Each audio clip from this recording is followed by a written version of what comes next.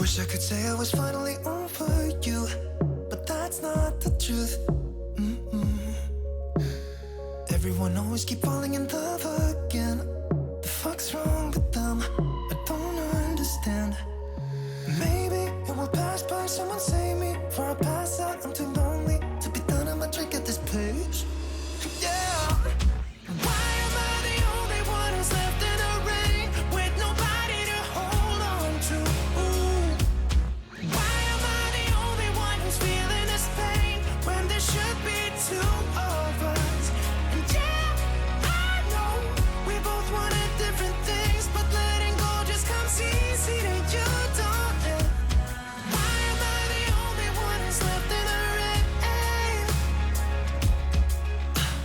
If I had an option to be someone else, I would, and let go of you. I know that I'm obvious, fuck it, I'm made this way. But why didn't I stay when I had the chance? Maybe it will pass by, someone save me. Before I pass out, I'm too lonely to be done. I'ma drink at this pace. Yeah. Why am I the only one who's left in the rain with nobody to hold on to? Why am I the only one who's feeling this pain when there should be two of us? And yeah, I know we both wanted different things, but letting go just comes easy to you, don't it? Why am I the only one who's left in the rain? The only one that's left in the rain.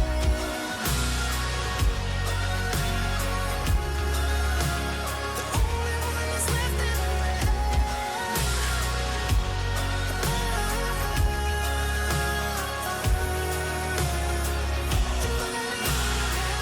Am I the only one? Am I the only one? Am I the only one? Am I the only one? Am I the only one? Am I the only one? Am I the only one? Wish I could say I was finally over you, but that's not the truth. Why am I the only one who's left in the rain with nobody to hold on to? Why am I the only one who's feeling this pain when there should be two of us? And yeah, I know we both wanted different things, but letting go just comes easy to you, don't it? Why am I the only one who's left in the rain?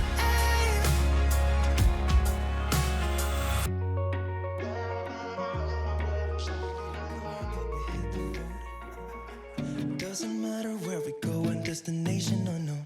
I don't care where the motor stops, cause when I want it, then I want it. Yeah, I want it, oh I want it, let's go. Look around, where's the people at?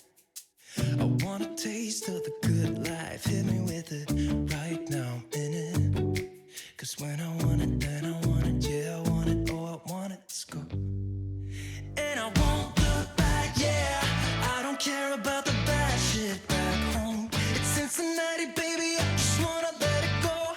Nothing matters when we're way out here. Oh, yeah. Maybe I don't have to know your real name. I'm just addicted to the way you take the pain away. Nothing matters when we're way out here. Yeah. Cincinnati, baby, Cincinnati, baby. Said, yeah, Cincinnati, baby, Cincinnati, baby. It's 2 a.m. when we close the bar, but we're in the get-go. Next place, give me someone I could dance with you beneath the stars. Cause when I want it, then I want it. Yeah, I want you. Everything stops when you move like that, and I wanna get in close to you. It's what I'm gonna do, cause right now I'm in it. I feel kinda dizzy when I'm staring at you. And I won't look back, yeah. I don't care about the bad shit back home. It's Cincinnati, baby, I just wanna let it go. Nothing matters when we're way out here. Oh, yeah. Maybe I don't have to know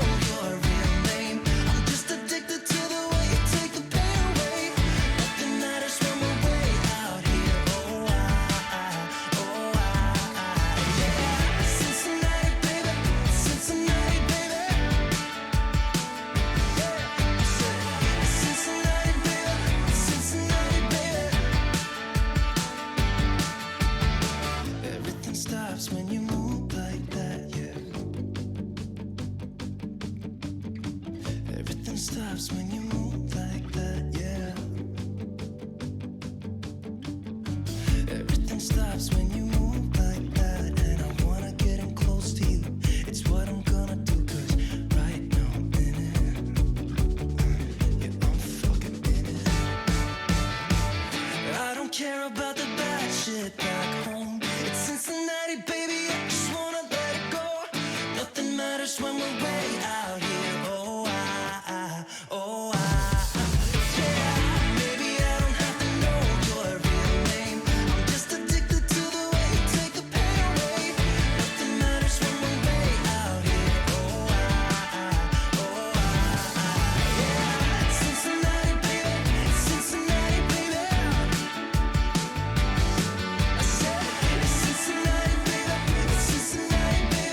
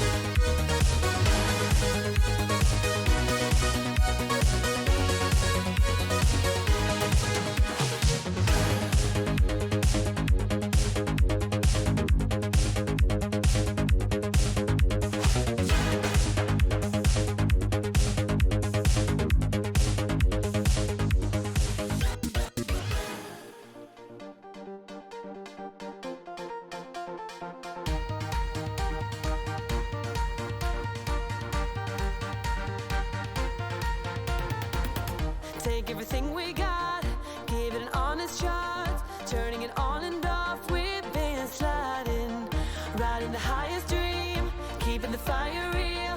I call for you. Hold your gun, cut the wire, aim for fun with a light to fire. I've been flying up the ceiling, taken by this feeling. Maybe we're invincible at last, fueling every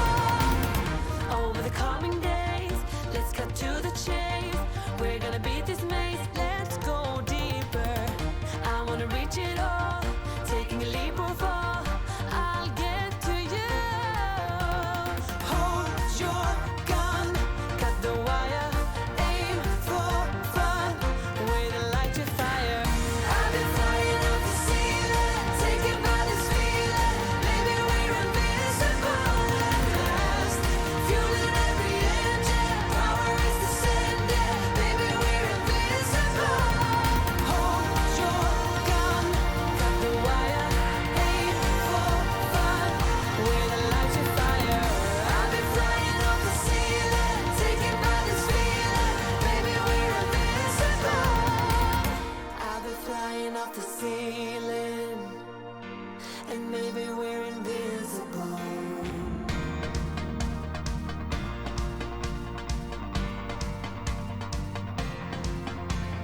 Hold your gun, caught the wire, aim for desire. Hold your gun, caught the wire, aim for desire. Hold your gun, caught the wire, aim for desire. Hold your gun, caught the wire, aim for desire.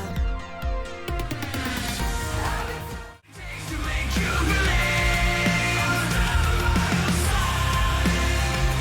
with my heart and hyperdrive, we do what we want, but when I'm free, with our hearts on hyperdrive.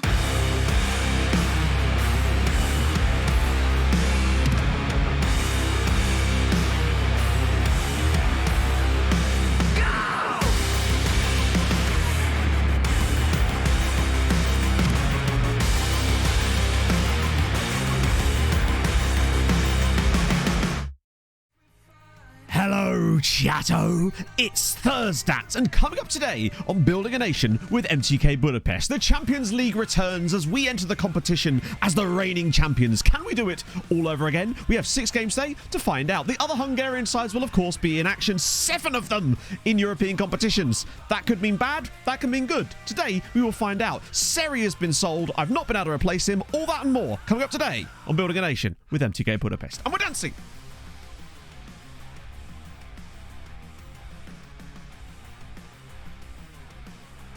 Too much pointing up.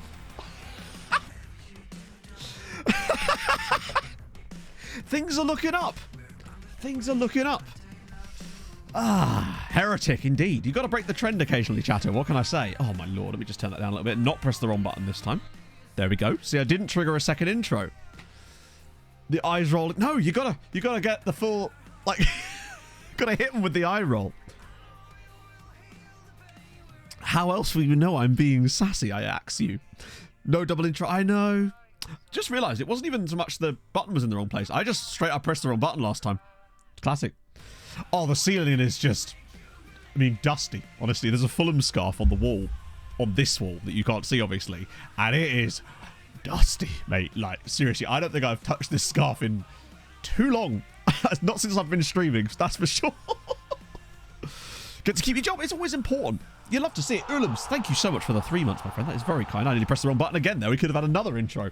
3 months of madness. Oh, it has been. It has been. Thank you, friend. That's very, very kind. Cleaning weekend. Shopping weekend. I've promised Pog we're going shopping on Saturday because I need to buy some new clothes. And she can buy stuff too, but I mainly need to go shopping, which is a rarity for me because I don't really do shopping very often. Oh, dear. Her caring privilege. Oh, no, Pog will never stop caring. She might stop caring about caring, but she'll never stop caring. I'm going to get off of this because we have, so the weekend has 2 days, yeah, and I work one of them. Like, I have 1 day off a week, and that's Saturday. Run is going well. Honestly, yes. Today, not so much, because, here's a fun one for you. So, yesterday I did like a 9k interval run. Well, it was 9k of interval training. But, I hurt my ankle. But did I hurt my ankle while running? Did I fuck? No. As I was walking back from the run, I tripped in a drain. Twisted it slightly, and it was getting a little teensy bit swollen. So today I only did 4k because I was a little bit concerned about it, but I wanted to still get a bit of a run in. So, yeah, classic, isn't it? Happy to run, like, 9k, totally fine doing intervals. Nah, fall over a fucking drain. I've talked about transfers. We've been live on this screen less than 30 seconds. So if I have, then that would be amazing. But no. And as for the transfers, there's really only been one. Well, 1 in, 1 out, which obviously you knew about. But before I say that, actually, so Seri I did sell. That was the plan anyway. Would you like to guess who I sold Abdoulaye Seri to? I'll wait.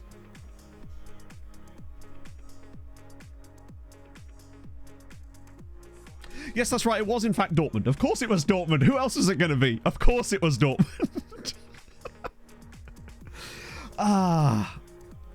Summarize more. Good point. Yes. So, yes, he has gone to Dortmund. And it wasn't like there weren't other bids either. It just so happened to be that Dortmund came in with the best one.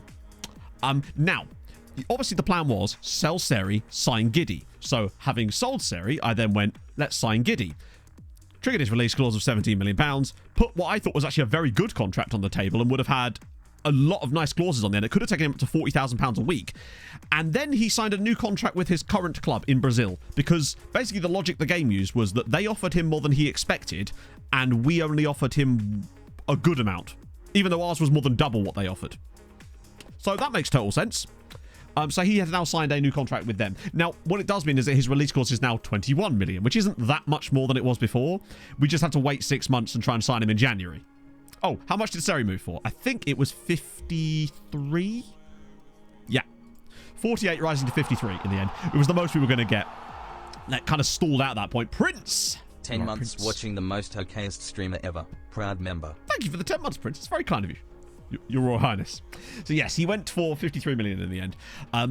Eventually, so basically originally when I put the bids in, or when we started getting the offers, I was obviously pumping up, doing the usual play them off against each other kind of crap. Weirdly, it was Dortmund and Bayern mostly, but also Benfica and Porto. But Porto and Benfica were only offering 34 million, whereas Bayern and Dortmund are obviously going back and forth. Bayern did technically offer us a deal that had more money in the long term. No, Brandon Silva has stayed, and I'll explain why in a second. Which is almost as good as the transfer. And no, Anna, if there really wasn't, I'll have to show you that in a second as well, because they were very, very calm in this window, concerningly. There's very few transfers at all from the other Hungarian sides, of note anyway, certainly for money-wise. So Bayern actually offered us 55 million. However, their one was like 30 million of it was up front, whereas Dortmund offered us 48 up front. And I just figured, what's 2 million when we could take the extra money now? So that seemed to be the plan. Well, we could find someone better than Giddy for less, but that player doesn't exist in our current knowledge realm. So if they do exist, then that's great. But if not, then, you know, Giddy's still an option. I did sign a replacement. It's just not him. I kind of just thought we needed someone to cover that role since we were going to be down to just Navarro, and obviously that wasn't great. So yeah, Brandon Silva stayed. Basically, what happened with Silva is we were getting the bids. It was going up and up and up and up and up. And then about the middle of August, like, say, 10th of August, in fact, sort of early August, the bids just stopped. I don't know what happened, but the bids just stopped. Liverpool's last bid that they put in was 147 million. And I was just expecting, you know, because obviously the longer you leave it, usually on the final day, there's a few more bids, and then no one else bid for him. And I was like, shit. Because normally, if they're after your players, they will keep bidding through the entire window. It's not like I bid them up at any point. I just kept rejecting them. And no one else other than Liverpool bid on him. And I went, fuck. Damn. Oh, welcome in, Mr. Callum. I recognise that name, I think, from the VOD comments, potentially. But thank you very much. Just welcome in, my friend. I was just explaining about the Brandon Silva situation. And so that was obviously a problem, because I went, shit. Now he either has to get a new contract, or he leaves. Or he leaves for free. So Brandon Silva is still here. But he's got a new contract. Brandon Silva has a new deal at MTK Budapest. A 5-year extension on £43,000 a week, admittedly, but he's staying. Brandon is staying. So what happened was, the moment the window shut, nothing really happened. He was still wanted by other clubs. And I just thought, fuck it. Window shut. Let's try and give him a new contract. And for some reason, the game let me enter contract talks with him. Boom. Competent DN out on loan. Even if we did, it wouldn't make any difference, because we can't recall them until the transfer window, and that's not going to be for another 3 months. So it's sort of irrelevant to us at this point. And honestly, I don't think we do, to be honest. That's one of the positions out on loan where, other than Christian Ruiz, who ironically could have been back on loan with us if we hadn't figured out that trick last stream. But there you go. So yeah, Brandon Silva, new contract, good stuff. Now I did sign one guy. That's literally it. One player was all I brought in, and this is him. João Firmino Alvim Antunes. 9.7 million. He's okay. Like, he's not spectacular, but I just felt that we needed a little bit of cover, considering we didn't get Giddy and we were down to just one player in that position. So I figured that João Firmino would do an okay job for us in the meantime. Like, he'll do. And I feel like, honestly, at 25, we'll probably be able to sell him on for around about the same price. Yeah, LMS, because the reason I liked him was he has great passing, vision's solid, good on both feet, he's reasonably okay physically, solid mentals. He just does the trick. Like, he's not spectacular, but he'll certainly slot in as a backup and can cover us in those league games where we need him, right? But yeah, exactly like that, Basil, LMS. That is kind of a good model for us. And perfectionist personality, true, yes. Lost my voice, and oh, mate. Honestly, I was just kind of happy to see that, really. Like, apparently Chelsea were especially poor in that game. I've seen some clips, and it looked particularly awful. Have Chelsea now lost every game under Lampard? Gavin Galvin. Yes, love that. Gavin Alvin. We'll have to get Inferno's take on it today. João does have all the names. I wonder if he's got any more under here. Nope. He's not hiding any more names under there. Just had to check, right? Can I actually speak English? basic, which is odd considering I suppose it's Portuguese. Yeah. 5 for 5. That's kind of mad. Get Stellini in. Exactly. I also sold one more player. I sold Capolino to Chelsea for £12 million, but we actually have a clause in this contract. And because look at his value at Chelsea. Since we've got a clause, we'll probably be able to get another 10 million out of Chelsea. So Capolino wasn't really getting game time here. I figured give him a bit of a break, right? Yeah, look at how much his value has increased when he went to Chelsea. It's hilarious, isn't it? Just classic. But yeah, so that's now, I think, us all wrapped up. So as for the breakdown of who's in what, we're in the Champions League. Ferencváros are in the Champions League. Újpest are in the Champions League. Debrecen were the one that got the playoff round. They got absolutely twatted by Lyon. I think it was 6-1 on aggregate in the end. So Debrecen are in the Europa League. Along with, who else? Molfehvar and Budapest Honvéd. And that, of course, leaves Haladáš in the Europa Conference League because they got probably the easiest set of draws I've ever seen, truth be told. Who was it? So there was Banach Ostrava, but there was another team before that they played that it was just an absolute walkover, if I remember correctly. They're in it somewhere. Fuck, where have they gone? I've lost them. Point being, they quite comfortably cruised through to the next round. I think it was a team from Bosnia, maybe? Needless to say, it might have been Nizhny Mostar, actually, now that I think about it. Let me check. It was an easy draw for them, basically. It was... Who was it? Who the fuck was it? Where are they? Ah. Oh, no. Banach Ostrava was the third qualifying round. My bad. Yeah, Banach Ostrava was the third qualifying round, and then it was Železničar in the final round where they beat them 2-0 away from home, and then 2-0 at home. Right. Isn't really game change, it's me being trying to be savvy. Oh, okay. So, what I misunderstood, the Groover Gamer, is I thought you'd figured out a way to display scouting knowledge for the scouts on the staff search page, which would have been sex on the beach, honestly. Because that's what we've been trying to find a way to do for ages. That's why I got so excited, honestly. Oh, 5 games. That's kind of insane. Particularly as it seems like they still create chances. They just miss them a lot. Because I look at their XG in every game and they're still creating, like, stuff. They just seem to have no ability to finish a chance, which is actually kind of mental. Right. We might as well play some Champions League football because we've got... Oh, I'll show you our fixtures. We've got to get through 6 games today in the Champions League. So we've got Arsenal at home, Benfica at home, Leverkusen away, Rangers away, Man City away, not going to be easy there, Inter away, so a repeat of the final, Cluj and Red Bull Salzburg at home. I think that's a very strong chance at top 8, just from our home games alone. I think we're capable of winning every home game in there without much difficulty, truth be told. And the fact that we've got like Leverkusen and Rangers away is probably going to be enough for another 2 wins. I think we can get at least... Oh, Lone Farms are still in the minus, yes.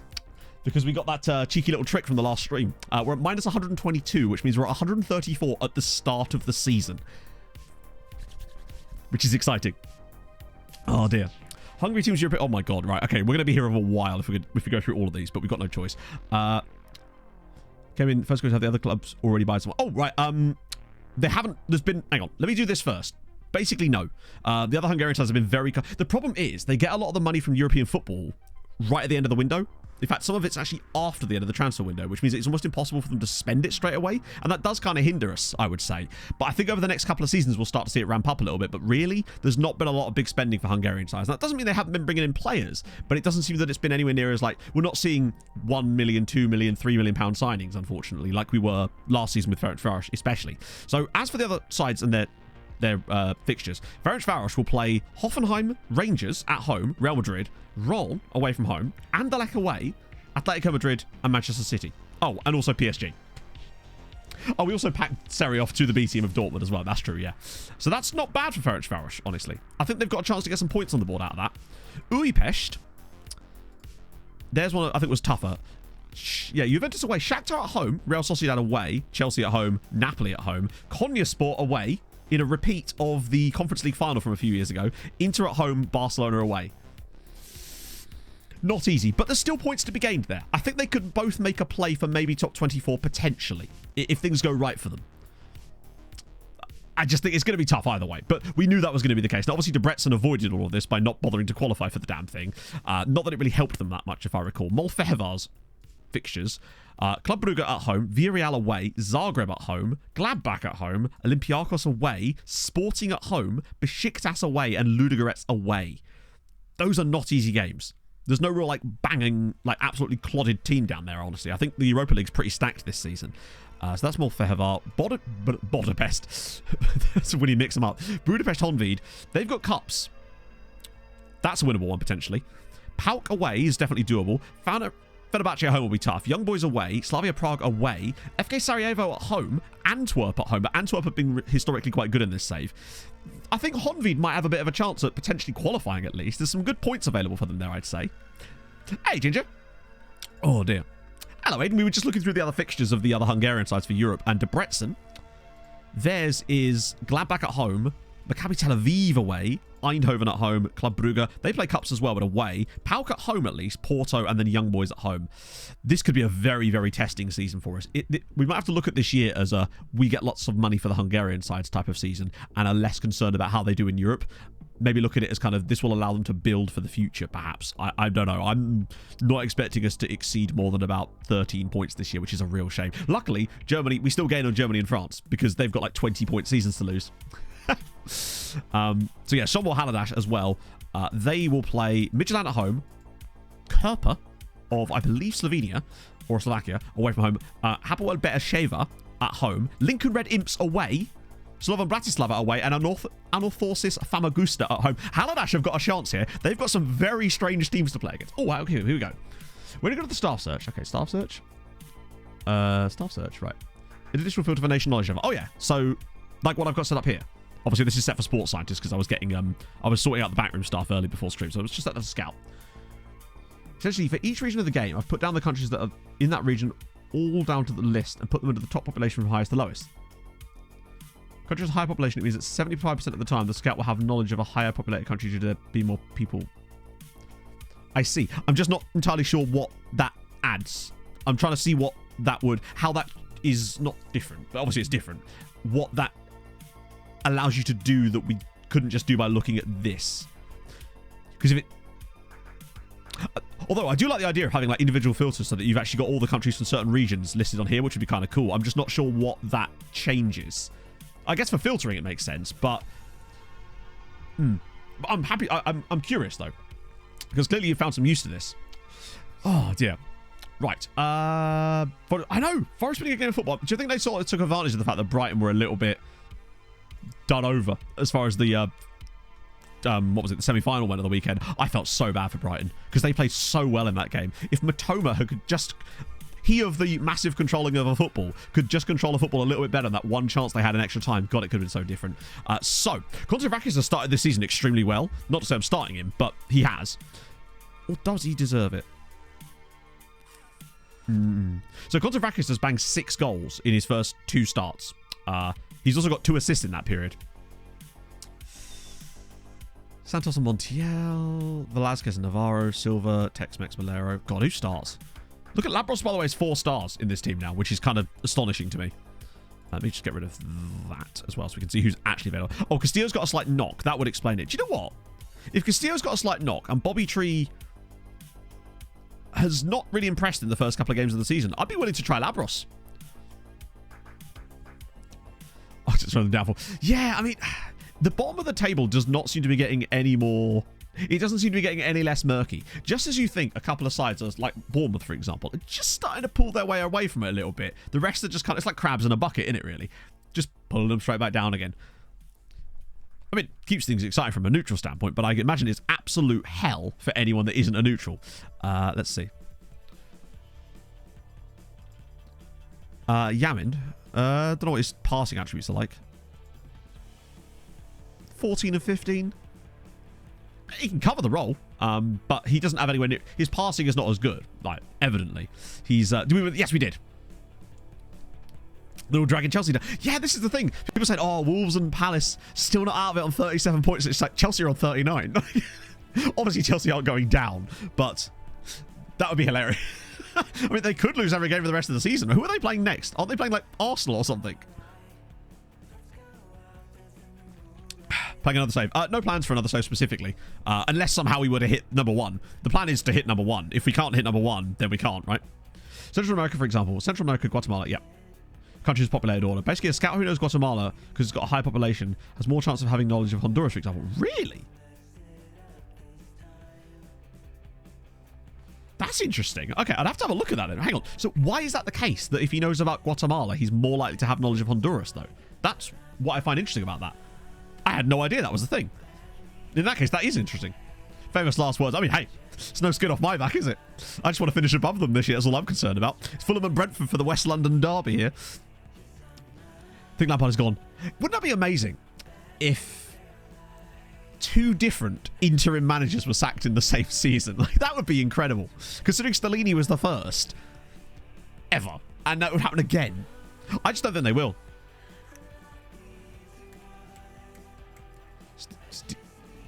Steve did Sidwell said Emirates acted the same as Gerrard. Yeah, no. I mean, obviously, oh god, the Fulham Villa game, by the way, easily one of the worst football matches I've ever seen in my life. We had 1 shot in the entire game, and it was after 17 seconds, and then nothing for the entire rest of the match. It was awful. And Pochettino now. I mean, yeah, indeed. I thought you were trying to say Sidwell, but I thought it might have been McManaman, because McManaman was doing the co-commentary for the game, because he kept calling Tosin Toisin. Found his language in high populated places. The scout is more likely to go there, and as more people perhaps means more players. Oh, fair enough. I don't know if it's really something that's going to matter to us at this stage in the save, given that we've kind of got most of the key places. Villa were... I mean, I think that's harsh on Villa, Butch. I don't think... One thing I will say about Villa is the first half, Villa dominated. They were so good and probably could have had a couple more in terms of the chances created. We just kind of got last-ditch tackles in. Second half, Villa were really weird. Like, it's kind of like they were just kind of happy with 1-0. And as a result of that, we were unable to do sod all about it because we were so toothless. But it did feel like, had we had some kind of tactical plan or any players that wanted to try, we could have probably got back into that game. It was odd from Villa. Oh, 39 points. Really? I swear, didn't West Ham get relegated with like 42 points? Or was that when it was a 42 game season? Didn't press us. Yeah, we were very languid. I don't think the early injuries helped for us by any means. Losing Willian in the warm-up and then Harry Wilson straight after that was not helpful, but it was very poor from us. Said the new record to me. That's a good point, yeah. What you meant, Benny, is no team's ever been relegated yet. Give it a chance. Right, we've actually got to keep an eye on these other scorelines, don't we? So Ferencváros are... never mind. We'll look... Oh, God. Never mind. Just focus on us for a bit, shall we? We've got no hope. We'll just now have the worst season ever after coming off the back of a Champions League win. But in theory, now that our reputation is as high as it is, do you reckon that we should now benefit from Reputation Manager? Just makes you wonder, doesn't it? Also, Tex-Mex's start to the season has been a little bit languid, to be fair. Like, he's not really offered much in the first few matches so far as he's already given us. Never mind. Shut up, Matt. No one cares. Man United wants to play. I mean, they can want whatever they want. Like, doesn't mean anything, does it? Also, they've been linking him with teams since he basically burst onto the scene, really. So I'll believe that when I actually see it. That's a lot. Was that on the outside of his right foot, by the way? Like, I swear he's just outside. Speaking of that, I have an amazing goal to show you that was, if you remind me after the match, that was scored in one of the off-stream games. I can't remember who it was. It might have been Labros. Cuts inside on his right foot and travellas it into the top corner. It is filth. Okay, so just to clarify, I am going to be releasing him after the match, correct? I feel like that's what's about to happen there. Who the fuck was that and why? Did our player just cross that? Brandon Silva has just provided a cross for Arsenal.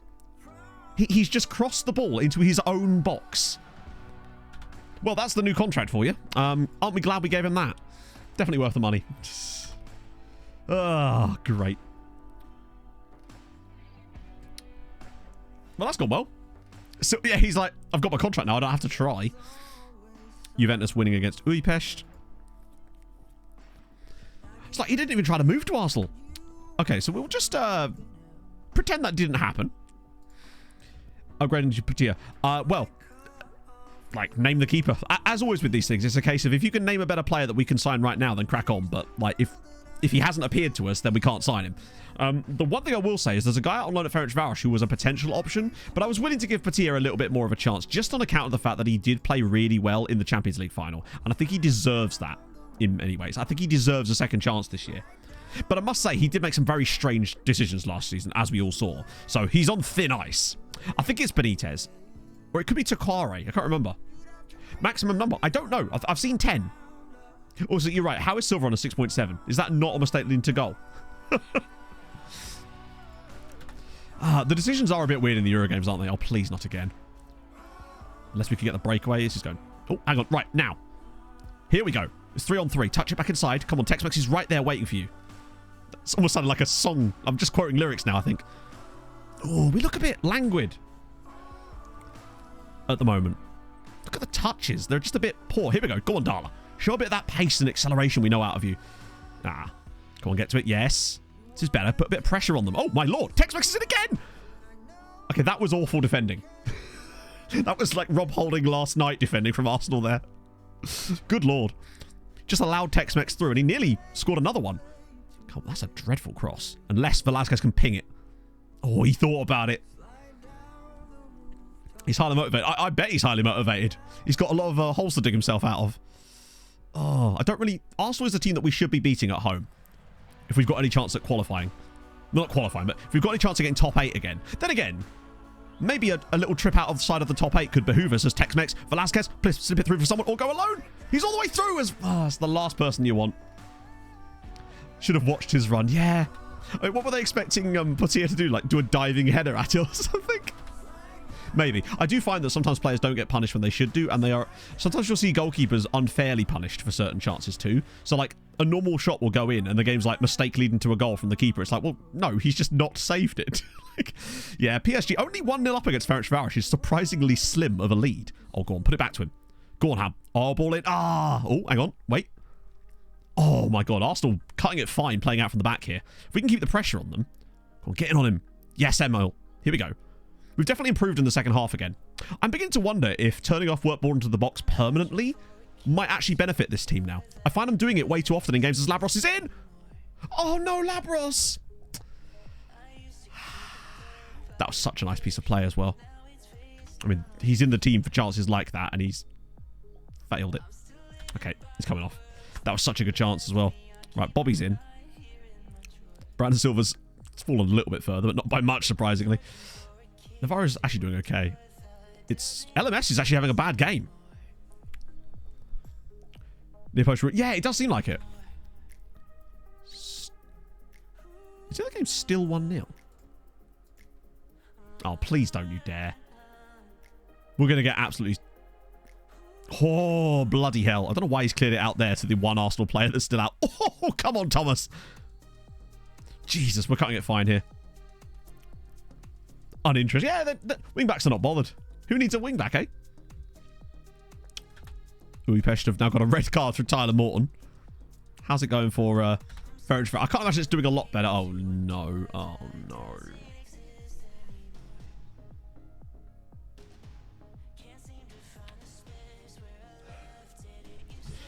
Oh, well. We had one season of things actually going our way.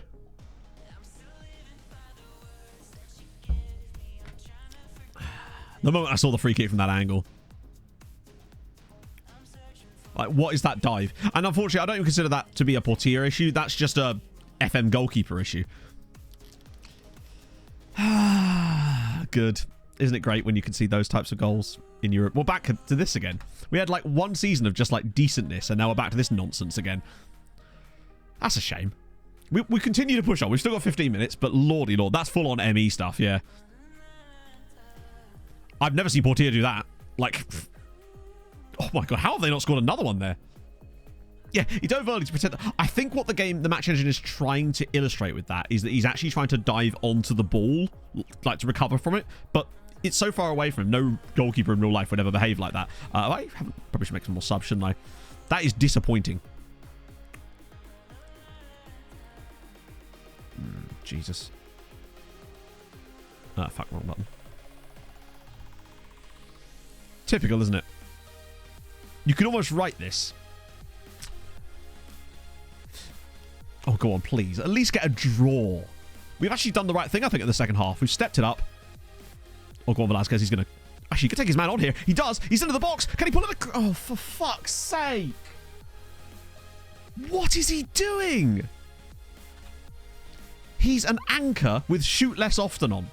But that, by all means, dribble into the box and then shoot from a ridiculous angle. My lord. That's unfortunate. Good. Start as you mean to go on.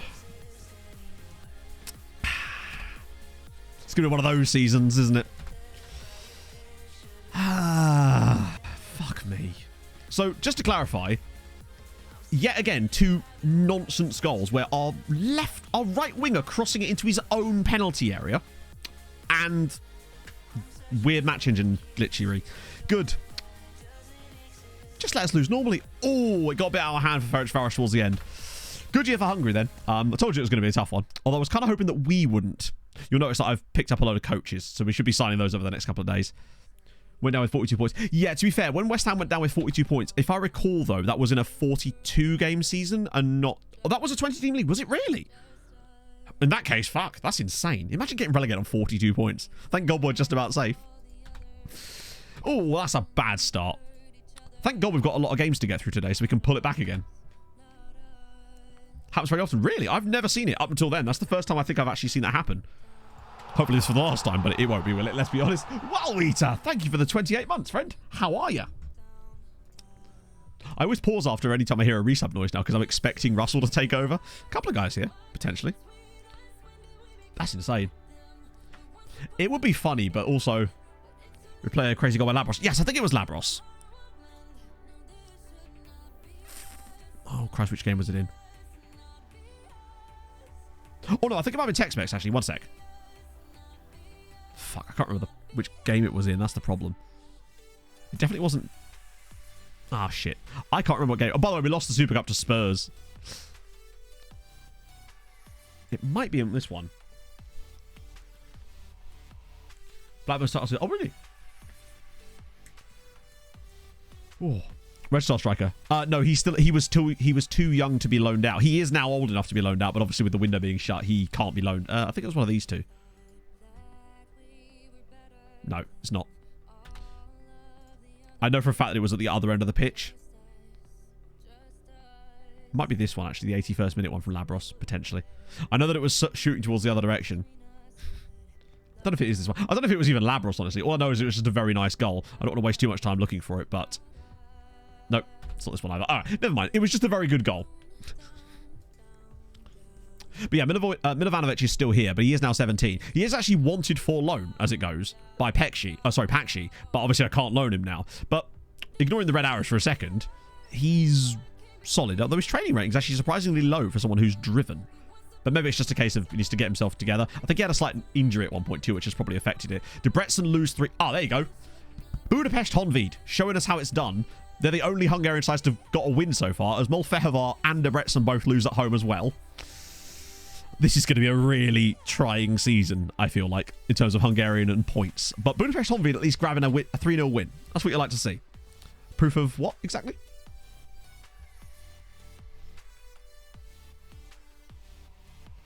18th place points total from the 20 team seasons. Fair one. Yeah, now we just need Haladash to do something. But obviously they don't play this week because obviously the Conference League starts a little bit later. Right. We move. Yeah, I think I remember that season with Peter because weren't there several other sides that were around that similar kind of points tally as well? Obviously, there would have to have been, I suppose. By the way, Patrice has now got Belgium caps, so he is stacked. I'm very excited to see what comes out of him. Yeah, they're not going down, obviously. It's just never going to happen. But just because there's simply no way that enough teams below are going to get that many points. Board still won't extend the training facilities. Right.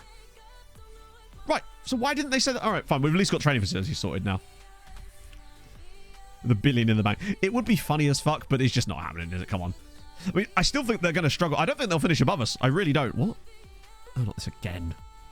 I've managed to keep everyone under control so far. Oh, wow. They actually agree with me for once. That's... Oh, it's because it's contract. Yeah.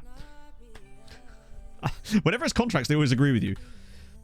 What? They were quibbling with me over £1.8 million when we literally have 154 million in the bank. It's trying to be fantastic what you do. I try, Rob. I try. How are you, man? Long time no speak. That was almost actually kind of nice for you.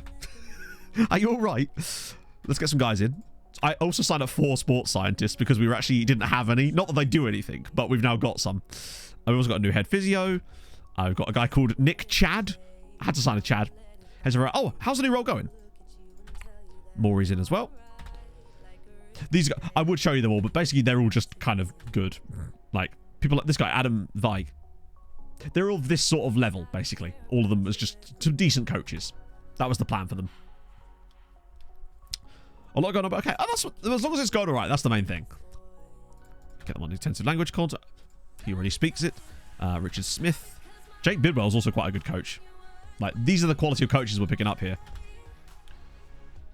I know, the championship playoff battle is mad. I looked at it yesterday, and I was really surprised to see... Who was it I was really surprised to see in there? Fuck. It was whoever's the last playoff spot at the moment. Oh, Coventry City. I was like, where the fuck did they come from? What do sports scientists do? They suck up wages for the most part. Like, legitimately. That's pretty much what they do. They're one of those roles that SI introduced that just, yeah. England won the World Cup. No, they genuinely did. They beat Portugal 1-0 in the final. Unfortunately, because we've gone past a certain point, it doesn't let you see the stuff straight off the bat off this screen, which is really annoying. I wish that it would keep the stats for this until the next one actually starts. But there you go. Yeah, so England won the World Cup. Head of Sports Science Unit. I don't know if you even need that, but yeah, basically, they're just... It's like a loan manager or a technical director role where it just seems... It's just there to take up. Yeah. I just don't understand what benefit you have from having one versus not. Her birthday says to press after burning money. In it. Right. We've got a little... Oh, no, we're doing Simmy Sims anyway, aren't we? So we can just kind of pick whoever for this. Whoever the game wants versus whoever. Yeah. Yamin's actually been put there. Interesting. Right. Any Finnish super talents? Maybe? I guess the best way to find out would be to look at the Finnish national team squad and see if there's any, like, someone playing for, like, Barca, right? National League North. Really? I saw there was a huge battle for the... I think it was the Isthmian League title, but Bishop Stortford have now won that. So, they've got a guy at Milan. Kasperi Jeske. Jeske? I always struggle with the Finnish names. I try to say it too Scandi, and I know it's wrong. Probably their best prospect is Kasperi here. I think, anyway. And then, obviously, UC Savalainen, too. And the fact that Philip Koku's the manager's kind of sick, too, yeah. Yeah, key player. The rest of them, you can see the clubs that they play for. It kind of tails off pretty fast after that. So, really, it kind of is just Kasperi at Milan. Milan? Milan. I don't know why I said it like that. I'm here for it, though. Okay, team selection. We've done that, haven't we? Jarju at left back. Is that something I want to do? Fuck it. Yeah, why not? Oh, let's have a look. Oh, didn't work. 1 sec. There we go. Got it. Holy shit. 4 points between 4th and 14th. Not looking good on the form standings for Darlington. And Kidderminster must have been flying up the table lately then. And particularly, with it being as close as this, I imagine Kidderminster have just come out of nowhere. Any teams I, like, want to root for out of that? I guess not really. But still. Bit of that. I forgot these guys have got Rogstad up front. Also, this is the cup match, isn't it? Not even a league game. So I wouldn't be surprised if Bobby goes absolutely batshit in this game. You're right. Wasn't Joey Barton the manager of Bristol Rovers through the entirety of the 32 seasons of Treaty? I probably could have done that microcrystallographical. I just forgot. But in the end, Brandon Silva with a hattie. Oh, even Antunes scored a goal. 3 assists for Moses Jarju. There's me questioning whether he should play left back. Man goes and gets 3 assists. Brandon Silva's had a cracking game, though. Tex-Mex with a goal. Can't complain about that. Yeah, I probably should have started Milovanovic, honestly. More players coming in. Silva's had a great game there, though. But that's good. Now that we can kind of keep hold of him, we've got him for another 5 years now, which is perfect.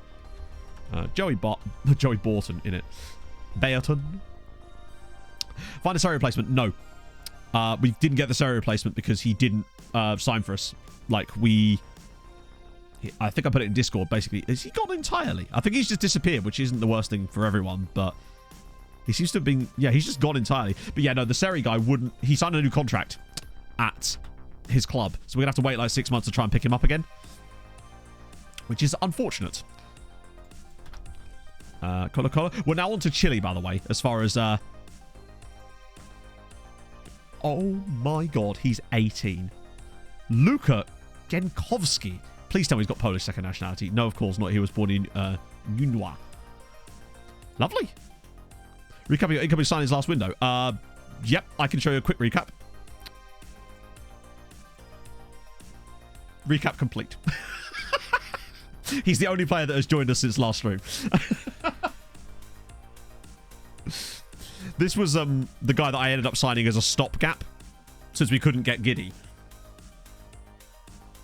He's really only here to give us a bit of cover more than anything else. But yeah, that other guy looks pretty solid. Like, genuinely. But yeah, didn't really do a lot of signings because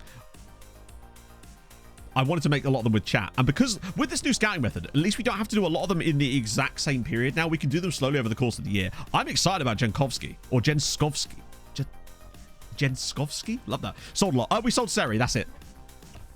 And Capolino. Seri we had to sell because we were expected to do that. And then Capolino was just like a kind of whim I did. Made a lot of money for the club. We've got 150 million in the bank at the moment, but our transfer budget is only 30 million currently. I really like this guy. Yeah, he'll turn 19 before we can sign him, but I've kind of stopped caring about that as much these days. Because we've got so many Hungarian players, it kind of doesn't matter too much. I wouldn't mind going after Aguilera here too, in case we get dirty. Anyway, in fact, he might be a striker or a forward player. Temperamental. Looks it, to be fair. Honestly. See, with the new scouting method. You know what, Rob? That's probably fair. But I'll tell you what, this one, if you haven't seen it, is killer. It's my favourite one so far. Better than the national team scouting, which I thought was never going to be top, personally. Jendi Tarkovsky. I do like him. I like him. But yeah, we're now on to Chile, which means that all we're going to be seeing today is South American scout reports, which is the best part. We've still got 110, I believe, in the bank, or was 110 at the start of stream. Jisung Park, sadly, doesn't look available. I think if he was, he would have shown up. Right, I'll refund your points for him. Actually, yeah, last stream, I would say, the thing with the loans was particularly interesting. Because we've had some discussions afterwards, and I've had various people get in touch about various things they think might cause that. But it seems that the best thing for us to do, actually, would be to propose the loan extensions a month before the loans finish. And apparently, that actually seems to fix the issue. Because what someone has posited to me, and I think they might be right about this, you know when it says improved terms? I think, and what he believes, is that they actually... they're referring to their loan terms. And the players that are complaining about it are usually complaining because they didn't get as much football, and that's why they're complaining. And usually by offering the proposed extension thing... Was that you, Prince? Right, yeah. I think you might be right. And it means that when you do the proposed extension thing through that screen, they get slightly different terms in some way, and it seems to appease the players. What's the advantage? The advantage is that you get to cover more players, basically. And... I'm trying to think, what is it? The biggest advantage of it for me is that you don't have to scour through 2,000 scout reports. You only really will get scout reports from good players, which sort of solves a lot of the monotony of the national team scouting when you're looking through 100 players in each scout report. Oh my god, they agreed to it. I just decided randomly to ask the board for a stadium extension because they always say no, and Big Joe LeBlue must be off his meds and has actually said yes. Admittedly, it's not a huge extension, but it will take us to 21.2k. So it would make us the biggest stadium in the league, which is honestly my thing that I really wanted out of it, because we've always been that little bit behind Ferencváros. Oh, no worries, Prince. I saw it and I was like, that makes a lot of sense. But yeah, that's what I would say is the biggest advantage about it. And I think it just lets you find... It also lets you find wonder kids sooner. And also lets you find older players that you might have missed. That might not be quite good enough for those squads, but yeah. It's kind of... Oh, God. Don't even. That would be insane. He's 19, which means we probably have looked at him before, but there's enough there to have a look. Although we might not have looked at him before, because it might have been that they didn't have any players in those squads, so I just ignored them. Right. Now, obviously, there's a few more players in these reports, because I've not been paying so much attention to them. I've just been letting them build up so we could take a look together today. So first things first, just send anyone round again who's not extensive, but most of them are now. So there's a few guys in here that are kind of interesting to me, as noted by the, well, the ratings. So, yeah. Actually, let's get rid of a few first, because clearly these guys are not up to much, and not the youngest either. So we'll get rid of these guys. Oh, some of them are actually. Take them off the list, put them back on the list. That narrows it down a little bit more. Any super old players that have snuck into this list, other than Alberto? So, let me talk about that. Actually, there's Diego Romero, fullback, left side, 15. 1.5 star current ability at 15.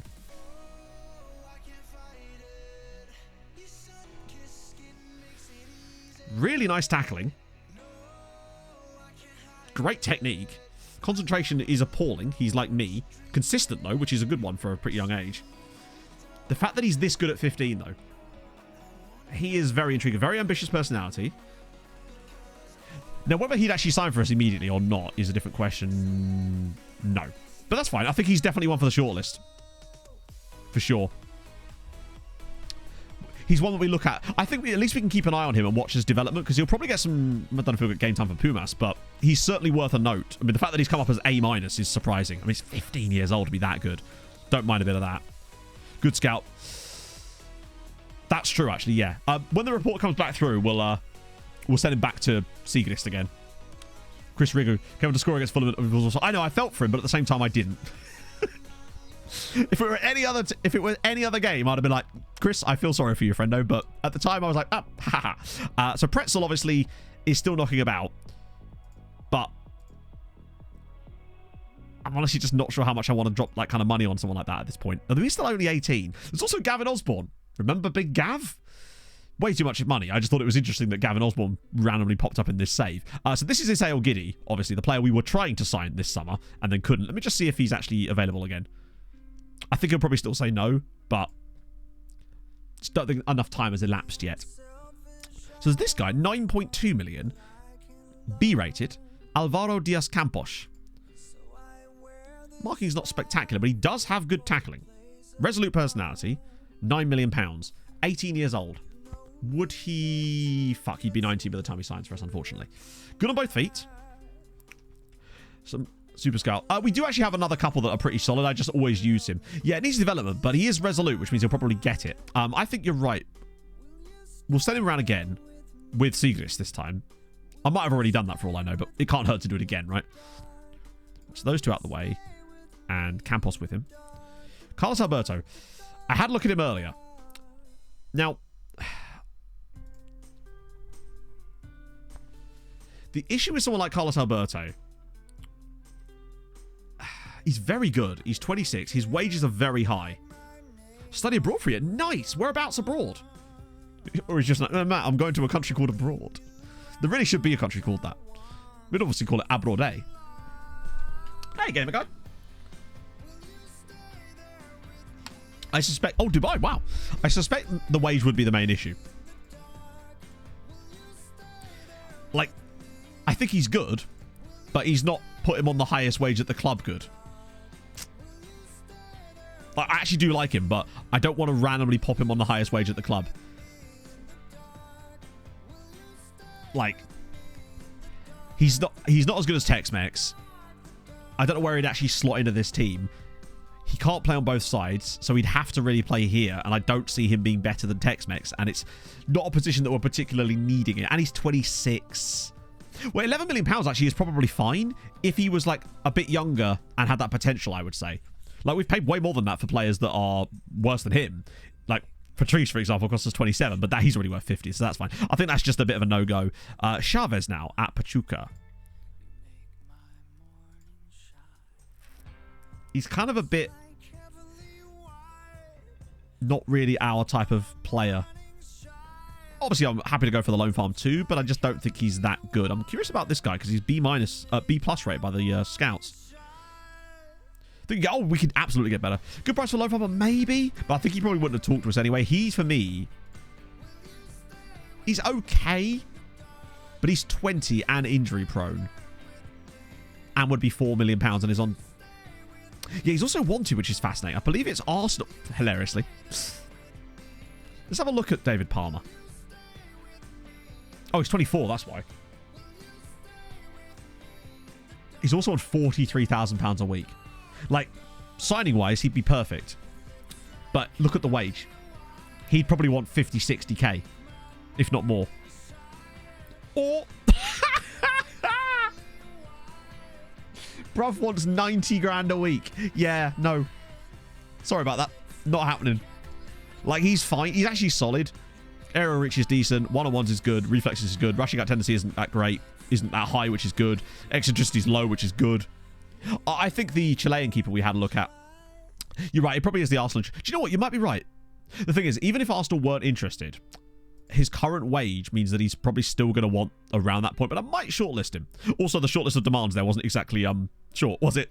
So another 15-year-old at Pumas. Wow, they must have had a really recent youth intake. Low determination. Lots of cons. Just overpriced for me.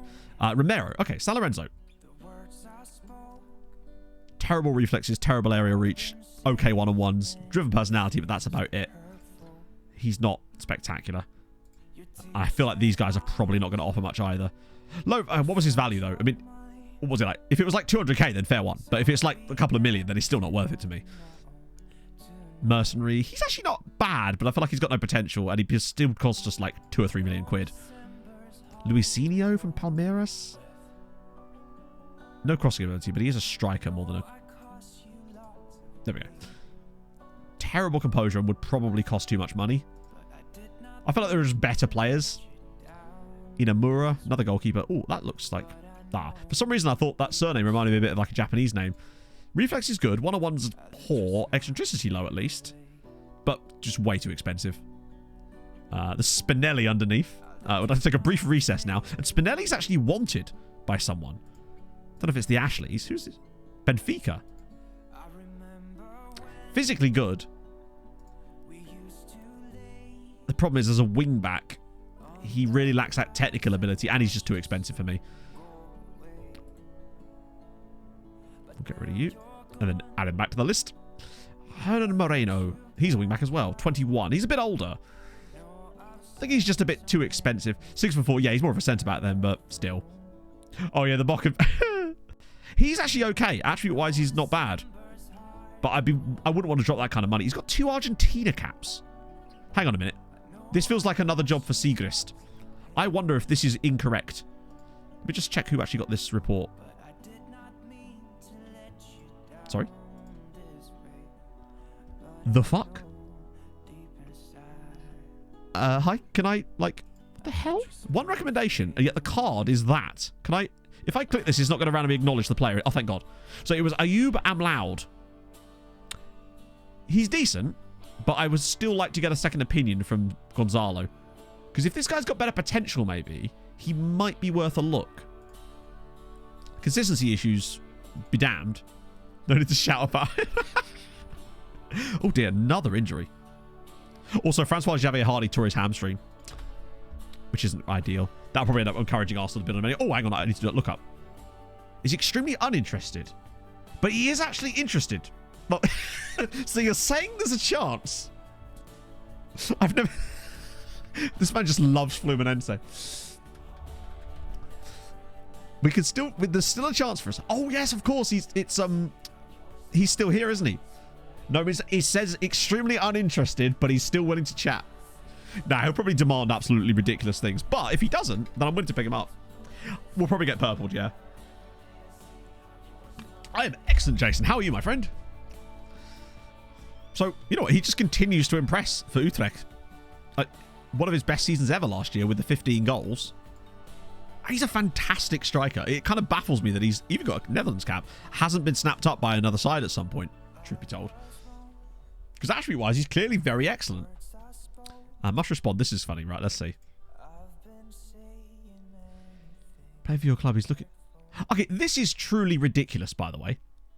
Hang on, sorry. Why is the bar full if he's extremely uninterested? You said it's not full, it's nearly full. But I reckon he's playing hard to get, chat. He's like, I just want them to approach me. I just want the guy to come up to me. I don't want to have to initiate a conversation every single time. Like, I think that's what we're up with. Right.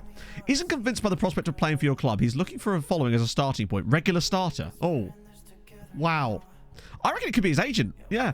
Also, what do you mean isn't convinced by the prospect of playing for your club? You mean the Champions League holders? If that isn't a draw, I don't know what... Wait, suggest promises. Oh. I literally can't suggest this. It will not let me suggest this. I'm forced to add stuff. I've never had that happen before. Oh, fuck no. I've never actually... Can I suggest that?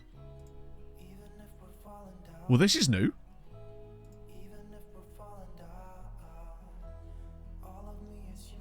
Big pay rise, I guess.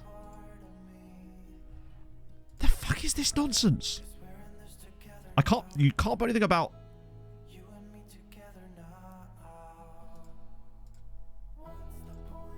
Important player? Oh.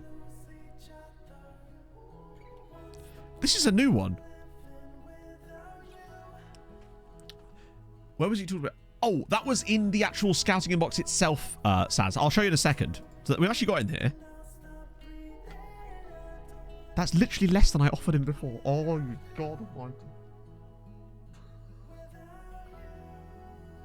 Bearing in mind, he turned down our original offer in order to sign for Fluminense, who he was currently with. The offer he's now come to here is less than the offer that I offered him before. What is he currently on? 17k a week. I offered him 35, rising to 40 last time. Does he think he's pulling one over me? Because I don't think this is how this works. Has he got? He's not got Brazil caps yet either, has he? Oh, he does, but we can hit with a 5 capper too. Friendo, you don't realise how bad this is going to get for you.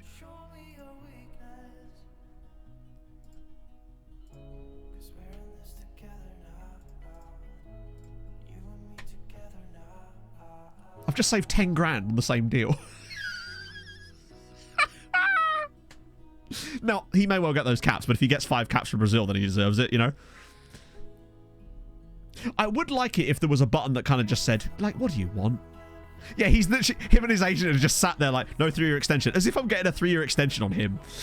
He wouldn't have gone for it. There's no way he would have gone for that. But him and his agent sat there like, we've got him right where we want him. What's the betting? What's the betting? He turns the contract down now. Because I genuinely, the offer that I gave him when he chose to stay at his current club was 35 rising to 40. Or like 33 or something rising to 40. And then he signs for them on half that money.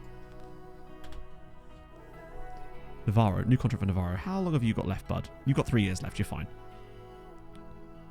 I should just be able to...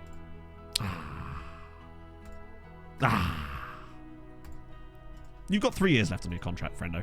Like, if you had 2 years left, I'd have been like, yeah, fine, let's talk. But at 3 years, where do you want to... It's the FM equivalent of where do you want to eat. It literally is. This is why, luckily with Pog and I ordering from the Dutty Pizza most weeks, there's never any questions of this. The only problem comes in, although that problem is massive, when we were at that hotel and Pog was doing that wedding thing, I was literally spending my entire, like, when I wasn't watching TikTok, I was just scrolling through all of the restaurants on Google Maps trying to find, like, something nearby. And when she got back, I had a list of about 15. Analysis paralysis is real, friends. Out for 4 weeks with a twisted ankle now. A broken toe. 8 weeks with a broken toe. Good lord. Did they amputate it? So I guess what we've learned today, chat, is that extremely uninterested is meaningless. And consent doesn't matter in the world of FM, apparently. So Haladash there. Mega. Hopefully it's a nice lower league side so that we can actually... Yes! Gavin Alvin Galvin's former stomping ground. Also, Pushkas finally top of the league. Oh, good lord. So Antuna's the guy I brought in. Made a spreadsheet. I literally did make a spreadsheet for a holiday once. When I was planning a holiday with my friends, I ended up making a spreadsheet that contained all the different possible properties and the pros and cons of each, different amenities in this giant like group spreadsheet that they could see. And the thing is, it worked out perfectly because they were able to see all the data on one big screen. And then we did like voting rounds to eliminate properties and eventually settled on the best place ever. So what I'm saying is spreadsheets work. Alice, how the devil are you, friendo? We were just finessing FM as per to get over the fact that Arsenal finessed us. You'll have to see it. Oh, and Alice with the 17 months as well. How's things going with the new save? What happened to Llantwit is my big question. From girlfriends, from girlfriends. Good old girlfriends. My favourite. Adding on the... There you go. Experienced with Excel or something. I don't fucking know. KJM FM, thank you very much for the prime. Wow. It's very kind of you, KJ. Was it the finessing? It wasn't. Thank you, friend, though. And... Right, good. So now we just have to wait and see if this actually works. I think he will sign for us, but also I've played this game before, and I just kind of wonder if it's going to go wrong again. No, Giddy's signing. After all that, Giddy's signing for us anyway. Typical, isn't it? Anyone at O'Higgins? Andres Cordova? Resolute, surprisingly, he's worth a scout, right? If nothing else. It does appear that he is going to sign for us. I'm baffled, if I'm honest, chat. But you know what? I like him a lot. And he's still half the price that we sold Seri for. And it means that we've now got plenty of stacked options there now if we've got Antunes behind as well. What a weird saga. So we ended up paying £4 million more for him than we originally intended. But we've also ended up saving 10 grand a week on the wages. So, you know, we're broken. Oh, that sucks. I hate the fact that that's a problem with these. It does feel like whenever you go from a really small league like that and that the game just doesn't seem to know how to handle it, and it just kind of sucks that it's kind of like with Treaty. Obviously, we didn't have that issue, but we had other issues that caused those kind of problems. That's awful. So you're doing... What are you doing now? Christ, I literally raided you on Tuesday, and I've forgotten what save you were doing. Is it... No, not Palermo. Palmer? No. I need you to explain what the save is, actually. As long as you're enjoying the new save, right? That's the main thing. Balancing issues, yes. FM and balancing issues. It is Palermo. Nice. So Benfica 7 days, so we'll do whoever wants to play here, basically. Bobby Truth in the middle, while Castillo's still recovering. That will do. Cool. Big feature this year. Yeah, well, unfortunately, they only count if they're fans of the top 6 sides, as we know. 160 million on 3 players at the same time. So you could have taken City for nearly £500 million. That's mad. Boffin. Thank you for the follow. What a great name that is. Okay, we move again. Hopefully Bobby can score a few goals in this game.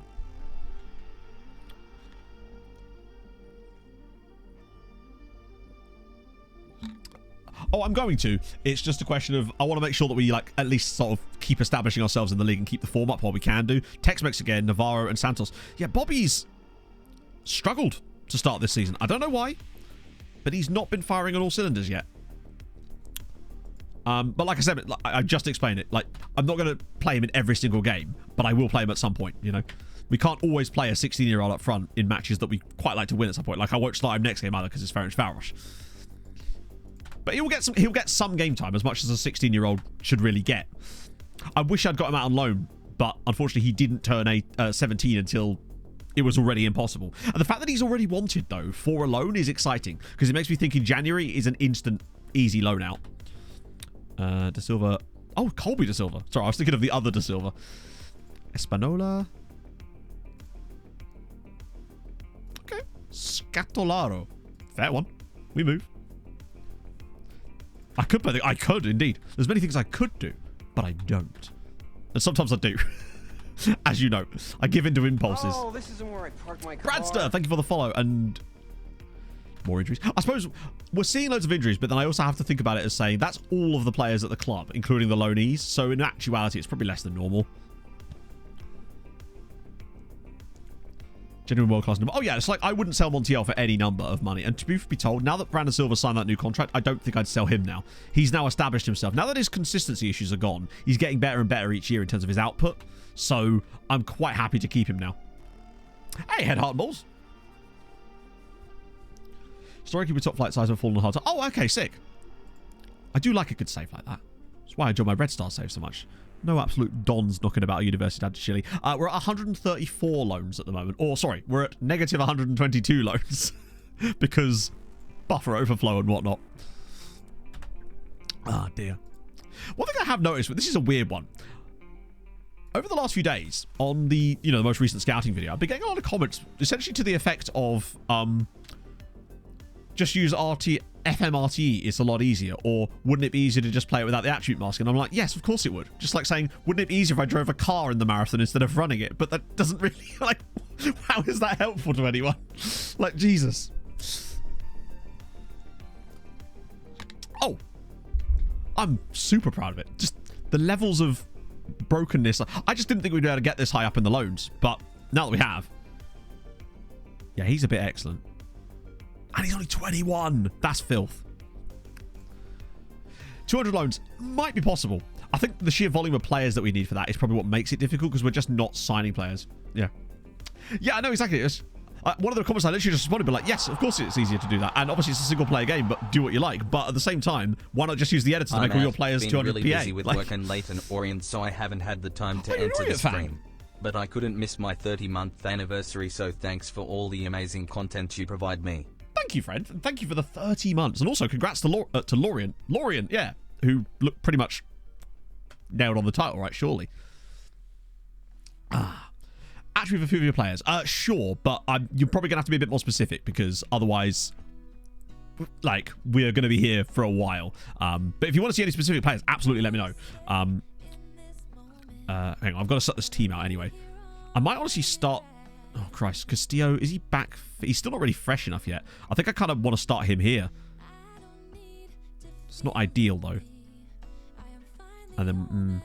personal favourite? I don't know. Honestly, Tex-Mex has become quite a favourite of mine as of late. We'll get Ojeda in there too. We'll go with Yamin there. We'll play... And oh, no, I can't play Antunes, can I? Fuck it. Jarge is in. Big Jarge. We'll go with... Oh, Dela Cruz might leave, which is a concern because I can't give him a new contract. I couldn't do the Brandon Silva thing to him, unfortunately, and he refuses. He basically constantly complains about a lack of football, which is annoying. It's like, just get better. Tex-Mex is definitely my flavour of the week lately, yeah. And Chats to a certain extent. Like, don't pretend you don't love him. At least let me show you Tex-Mex, because he is very fun. Yeah, he's got his own storyline, which I really like. Although this season, I still don't think he's been as impressive. Like, give him a chance, obviously. Let him cook. But he's not hit the ground running this year in the same way that he finished off last season. I think his run towards the end of last year was like 18 goal contributions in like 14 appearances. And this year he started with 4 in 7. And that's all goals. I do need to see a little bit more out of him. Patrice is bloody close to first 11. But he's not quite... LMS is just so consistent for the most part that he's not quite there yet. But it won't be too long, I wouldn't have thought. Let's put him out wide now. Oh... I do like players that just have good stories to them, right? That's part of the fun. Like Bobby Tree, just the fact that he was a loanee that came back because he just refused to go back out on loan and then ended up actually having a couple of fantastic seasons. And he's still insanely good. He just needs to get his shit together this year because he's been woeful. Like 1 goal off of an XG of nearly 3 is appalling. And Malero as well is another one who... The fact that we were nearly about to sell him at one point and then he just entered his... insane origin phase. Malera is another one that has a new contract, you'll note, till 2030. Sorry, he's on to £39,000 a week now, but it does tie him down for another 3 years. And I think he's one of those players that I think I might just keep because I just really enjoy him. You'll also notice, actually, before we get into this, that Pereira is no longer vice captain. I felt now was about time to start moving Montiel up into that role so that inevitably he can take over as club captain once Giorgio departs, because I feel like he's the natural successor for that role. Okay, so this is League again, so we'll sim this too. Where's Yakubu? Yakubu's there. On the left wing. If Giorgio departs. I mean, at some point he'll have to, right? Please tell me right. Grimarino. No, Grimarino. Thank you for the follow. I actually, it shows how much I play FM Black Arrow that I read that as inside forward Giorgio departs. And tell you what, that's where Yakubu is. Oh no, Castillo's hurt again. Slowly video. No way! That's kind of sick. If I cared about press conferences, I'd be really impressed with that. But I'm glad that it's in there, I suppose. Disappointed Owl. Thank you very much for the follow. I wonder if that's just you're just a disgruntled Sheffield Wednesday fan based on their recent form. Because I thought they were going to walk that towards the end of the season, and they seem to have fallen off massively. So 2 goals for Yeboah, which is great and all, but I'm more concerned about the injury to Castillo. Is Haladash at least pulling it out of the bag a little bit? Kishvala continuing to be dreadful. Standard. Spitfire, thank you for the follow. And it's a tight calf. It's fine. It's not the end of the world. Good for Yakubu, though. Forever captain. Yeah, he'll get, like, appointed it. Oh, Mr. Progger, thank you for the gifted sub to Anarif. That's super nice of you, man. Remind me... Actually, Mr. Progger, since you reminded me about it earlier. In the next league game, remind me, because I do want to start Milovanovic, because I want to see what he can actually do. Slightly speed up jumping to a team report. Hang on. Landing page, squad. Just open. That's a good shout. Very good shout. I used to have that stuff set up and I just forget. Can I do it from here? Yes. Team screen. Squad. Yes. Player screen. Nice. I always used to have... Oh, there's something else I used to set.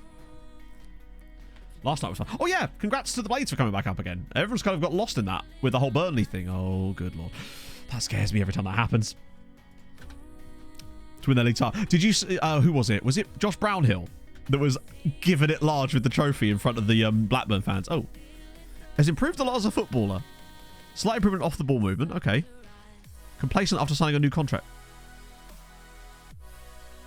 Huh? They're implying that him becoming professional when he turned 17, not that I offered him a new contract, he just signed his official contract, has made him complacent. That's silly. Fact is, he's a driven personality. There's going to be no shortage of opportunities to him. I'm just looking forward to him getting those opportunities. Bear in mind, that tactic is slightly out of date now, but it is still a working tactic. It's just not exactly the one we use at the moment.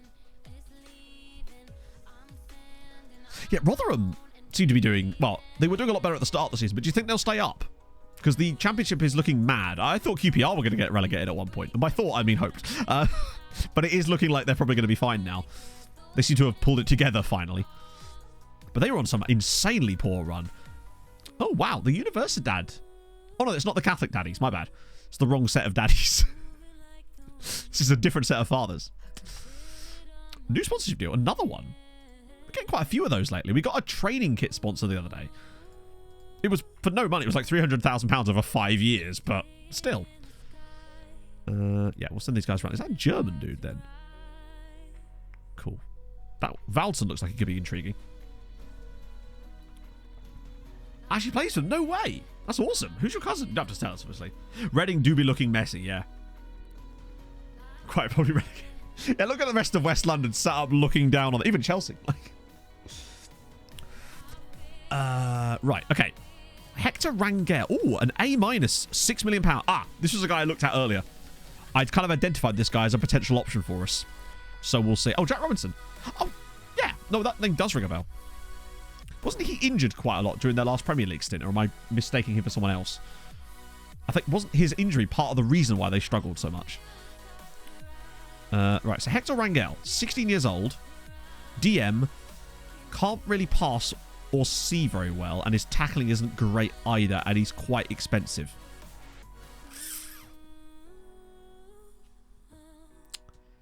Jack O'Connell. Yeah, right, I was thinking of Jack O'Connell. Yep. I knew there was a Jack in there.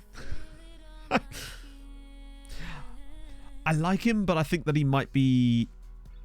He just lacks any technicality. I mean, he's still only 16, so there is that. I might say that he's worth a look with the Seagrist.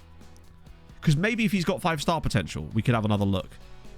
We'll see what Seagrist thinks. Carlos Rosales, I think I've seen him a lot, and I don't think I was stupidly impressed. Like, consistency is good. Tackling is decent.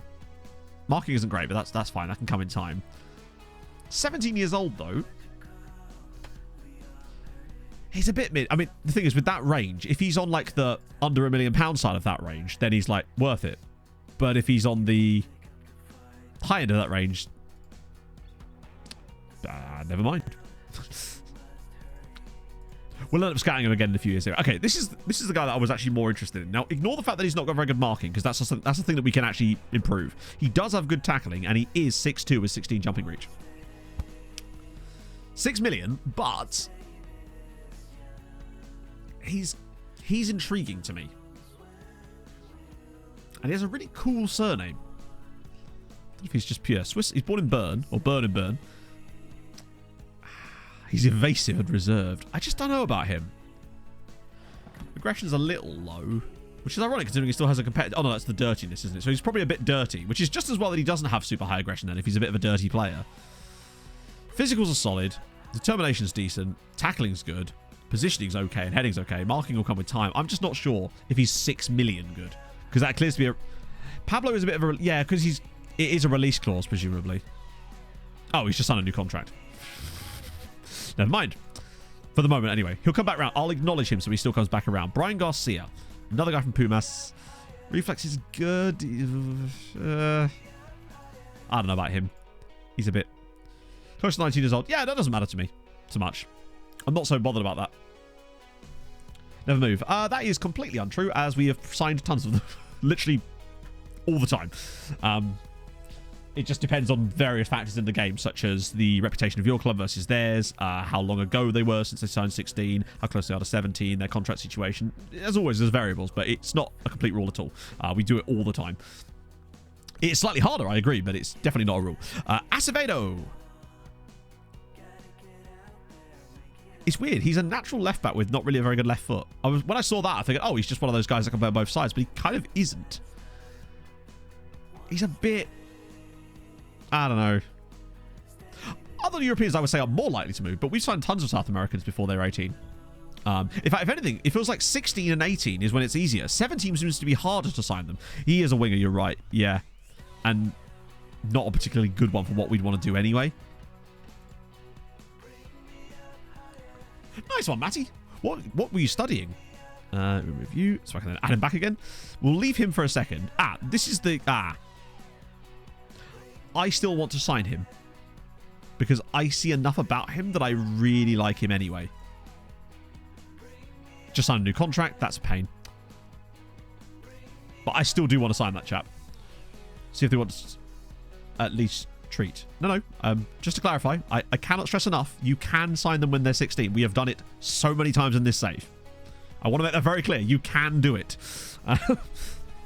Whether you believe it or not is irrelevant. That is the case. Yeah, low aggression and high competitive streak I'm okay with because it's like he's a dirty player, but he never gets close enough to actually put the tackle in, so it's okay. Him, I do want to sign. In fact, I'm going to do that thing where we shortlist him because once his contract expires, you can do it. Yes. Fuck it. Let's look at him. You could. Yeah, we signed a guy that was 15 at one point earlier in the save. I think he was actually South American. True. Rivadavia. The name is brilliant. Like, let's be clear. Like, obviously there are certain things that make it easier. For example, Brazil, it'll be hard to sign them out of because they can't move to that 18, and the excuse they use is that it would be too long before the move happens, but that's not the same. Decent right back. Do you know what? Yeah. Honestly. Or just a straight up anchor again.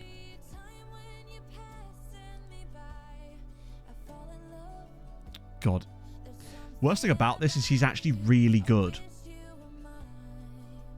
The problem is going to be... Fuck. What would we do with him? 24 years old. I'm the Pope. Then again, we are going to need another right back. I think it applies to Mexico as well, Kamal. I think. Because I've noticed that same thing on a few Mexican players. I think... Right, hear me out.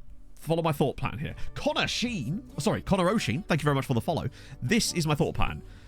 Donovan De La Cruz is probably going to leave at the end of this season, or we'll sell him in January because he will not sign a new contract. He's unhappy and has been for years, and we're going to have to cash in on him. That will leave us very light in the right back spot with just Hossam, who's always causing problems.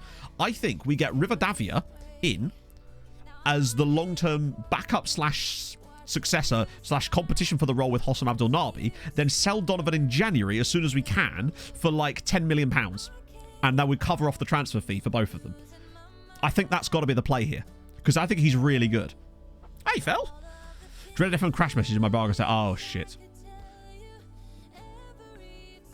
This it crashes. Oh Christ, I've never seen that before, so I have no. We can't sell Donovan. It's October. I mean, we are going to sell Donovan because that's my point. But we can't do that because we're not in a transfer window. So there's no going to be able to buy him. But that's literally what I just said. Donovan has to leave, so we'll sell Donovan and that will cover the cost. Because I think he's one of these players that upon joining us would just be worth so much money. His mentals and physicals are superb. He covers everything lovely. We'll get him retrained as a right wing back, which he will be super good at because he's already more of an advanced player. We'll get Donovan to Dortmund, exactly. We could actually start sowing the seeds of Donovan leaving before then. I don't want to sign too many like 24-year-old Brazilians because that does leave our squad less space for our youngsters coming through, but I like it.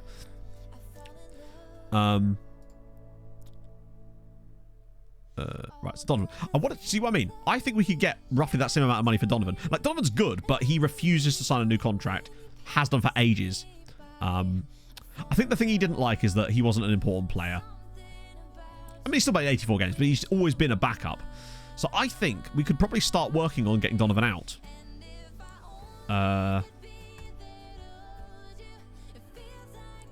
Because if we start sowing the seeds now, Basically, you don't want to leave it too long because otherwise he could sign for other clubs for free, and we don't want that. So we want to make sure that someone actually falls for the trap and pays for him. Signing now without the money. Oh, yeah, we can afford him. Just about. Oh, you're right. That would be quite... We could make that work. What was he? 13 million. What I'll do is I would keep things as they are right now, but then at the last second, I'd move it across to there, and that would probably cover it. Couldn't is it? Oh, well, thank you. I don't know if that... Honestly, whenever someone says something like unexpectedly complimentary, I always assume it's setting up for a joke about how bad it is. And I shouldn't have that opinion of myself, I realise, but it's tough. But thank you, that's very kind. What about is it? Like, what, the vocal quality? I'm curious now. Oh, sorry, Hexin. Basically, we've lost the game to Arsenal in terrible circumstances today. We signed Giddy after not being able to sign Giddy, and we've actually made a bit of sensible... We somehow got him on cheaper money than he turned down before, because, of course, we can make that work. I think, anyway. Eduardo? Oh, the Giddy lad. Yes, I can. He's good as well, but similar kind of issue. In fact, yeah, no, imagine putting him at wing back. He's got 3 tackling. Same price, too. That's Campos again, isn't it? Ah, shit. Maybe it is just the dulcet tones, Chatto. I feel like a lot of these guys are those sort of players that are fine. Ah, so he was the one we were looking at that was being secondary scouted, wasn't he? Raphael of these guys? Shit. That 8 reflexes is the bit that concerns me on a player like him, particularly with that kind of price. Well, thank you, Companavine. That's really nice of you. Any market priorities activated? I don't know what that means, unfortunately. Market priorities activated. Do you mean like the sell-on clauses? If so, we've already sold them all. Velvety nectar, I'll take it. I'll just do the whole stream in the Kalle Forsberg voice. Kalle wanted to sign a right back, so he sent Gonzalo Siegrist to take a closer look. And now I'm not entirely sure about him. I think he's just a bit too expensive, honestly. Scouted priorities. I guess, but I'm not sure what that relates to. As in, like, I was trying to work out... It was phrased in a way as if to say, but do you have this? And I'm trying to figure out, like, how that relates to what we were doing in terms of, like... That's like a... There's like a banana skin for us to fall over or something as a way of getting money, potentially. I don't know. I was just trying to sort of... I was trying to logic my way through. Recruitment focuses. Oh, no recruitment focuses. Is that every time? Why not? I mean, I would like to try a bit of hoofball at some point. That'd just be fun. We kind of did, actually, at the start of the sale. We had our Merchants of Chaos approach. Makoviak's fallen off a little bit. Just got no... He just doesn't have that ceiling.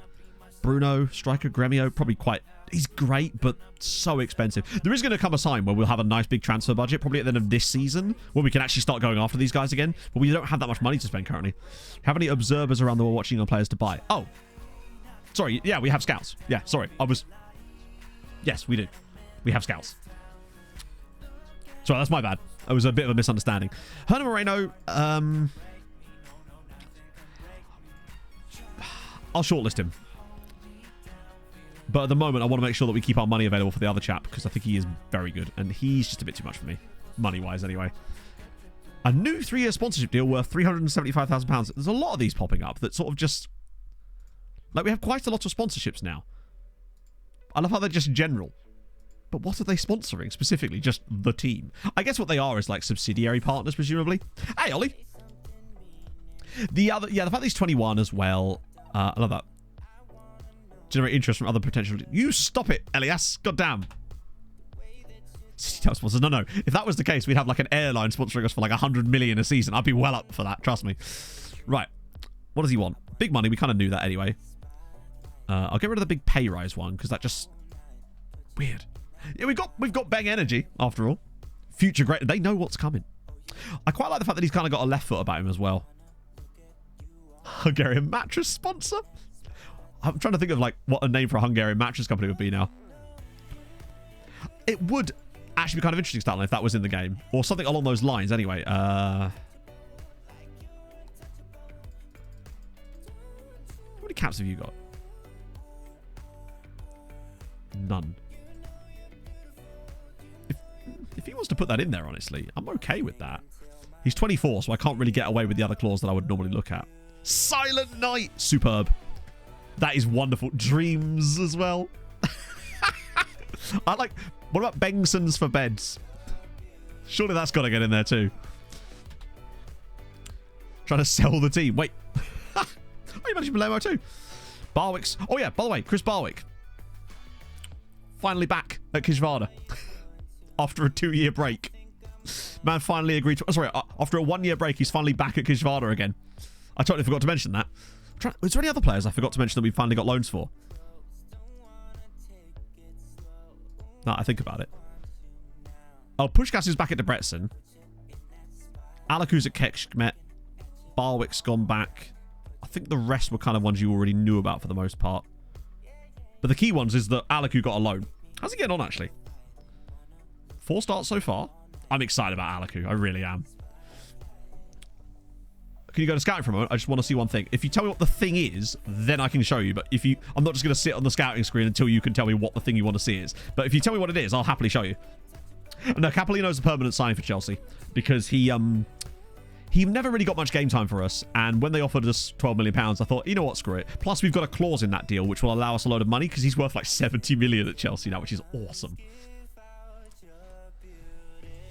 I guess with UCL, for example. Yeah, I would like to build a nation if I could build my... Imagine if the option was like an affiliate thing, stat line. So you could have affiliate clubs as like footballing. You could build your own footballing group. Think of how cool building a nation would be if I could build my own footballing group. But you could do it domestically. I'd take over the entire league. That would be my plan. Offers made for Delacruz.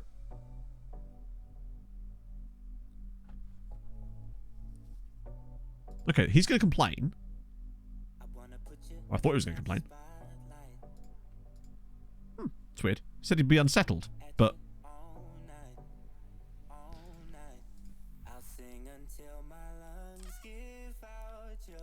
Now, I do nothing.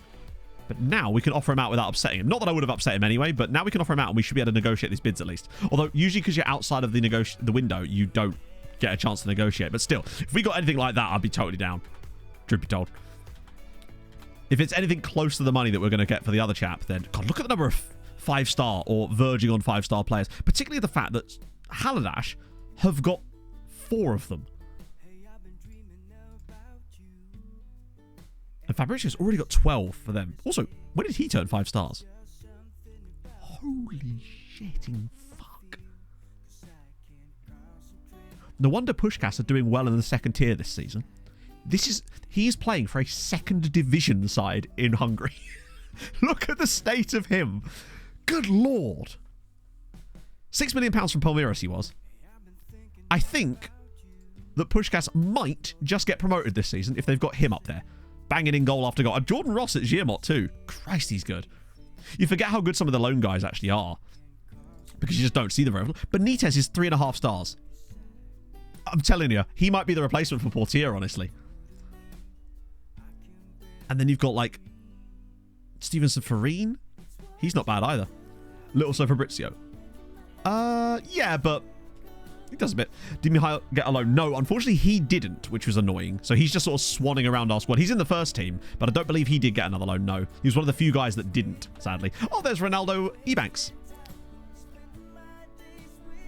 I think we take that, right? £13.2 million. I realize you can't see the actual amount, but it's 13.25 million West Ham have offered, which is coincidentally almost exactly the same price that we're paying for the other dude. With your Pushkas, he's gone back out to Debrecen again. You used to pay wages. Yeah, but remember, that's only that for the remainder of their contract at your current club. So that would mean we'd be paying £8,000 a week for 6 months, which is basically nothing, right? Oh, no worries, Immortalized. I'm glad. That's awesome. I'm glad people are finding it helpful. All right. Okay, here's the Catholic daddies. Yes. Yes. Show me what you got. At least, I think this guy here, Rocco Rosenthal. Can we just talk about what that name is as far as how awesome it is? Rocco Rosenthal. I want him for the name alone. What about Sepulveda as well? No 5-starsy guys in there, but still, 5-starsy. Probably shouldn't say that. No starsy guys in there. Snooping on you.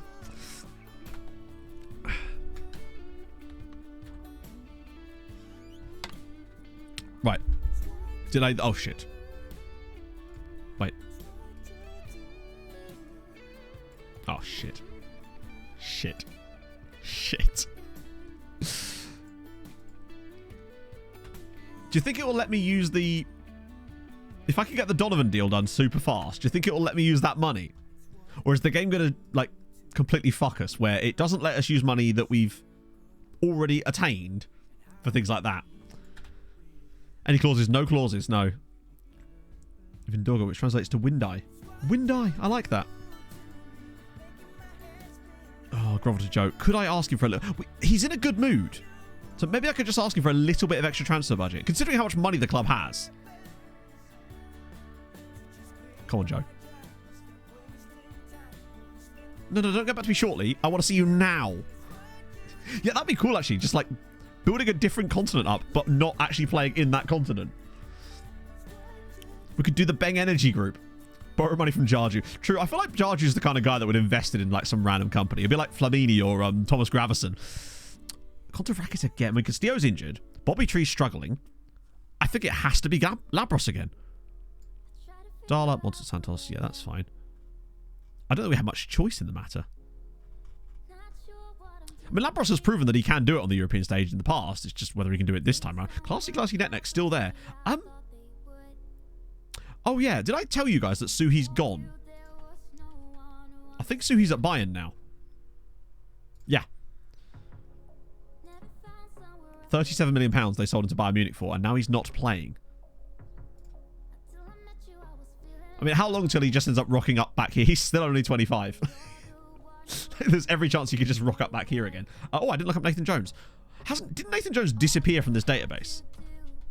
Or is he still loot manager in this save? Oh no, he's still loot manager in this save. Yeah, Hurley at Man United. Didn't take him long. He just couldn't get it done. It's almost like we knew what we were selling. Yes, and Nathan Jones still manager of Luton. Amazingly. They made a profit on him, in fact. To be fair, we didn't exactly give them a bad deal on him. 25 million was a massively cheap for someone like Suhi. Longest serving manager? I don't know, actually. Yeah, I'll refund your points for that, Oliver, just because you didn't actually tell me which player you wanted to see. And I didn't want to just, you know, 2,000 points is great, but I wanted to sort of keep things moving at some point. But if you can let me know a player you want to see, I'll happily show you. Or maybe you did and I just missed it. I do apologise for that. Oh. Wait. Hang on. Wait a second. Ovalar's still playing in Hungary.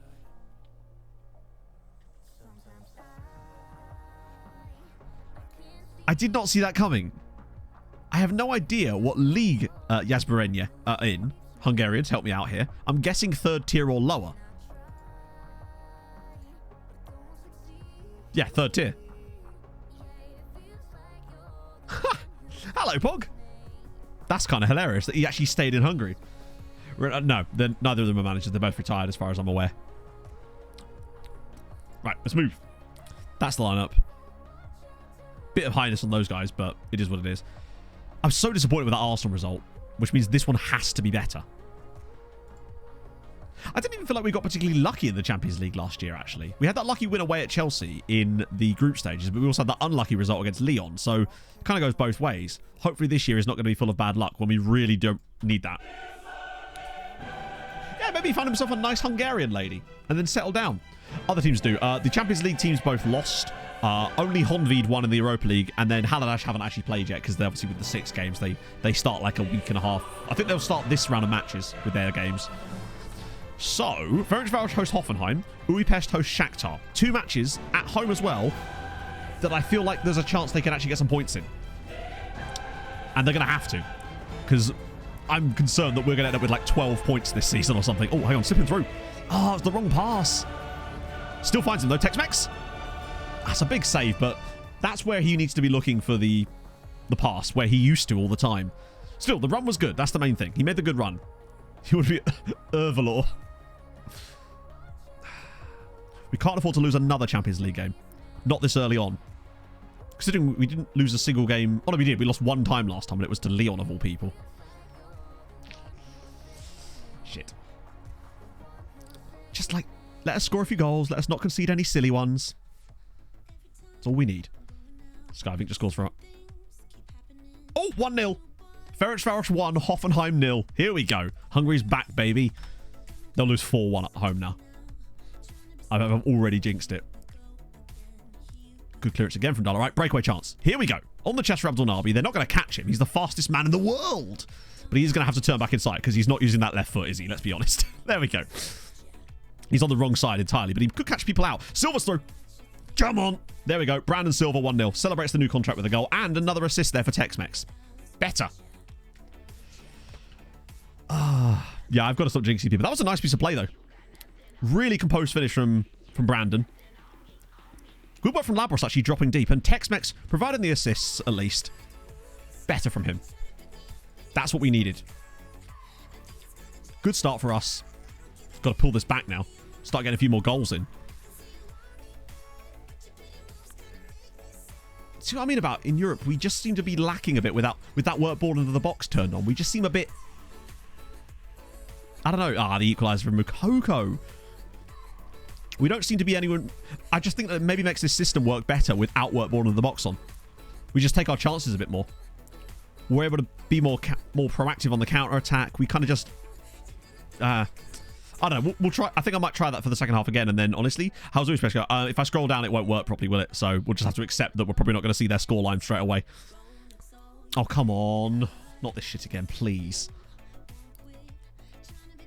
Oh, fucking hell.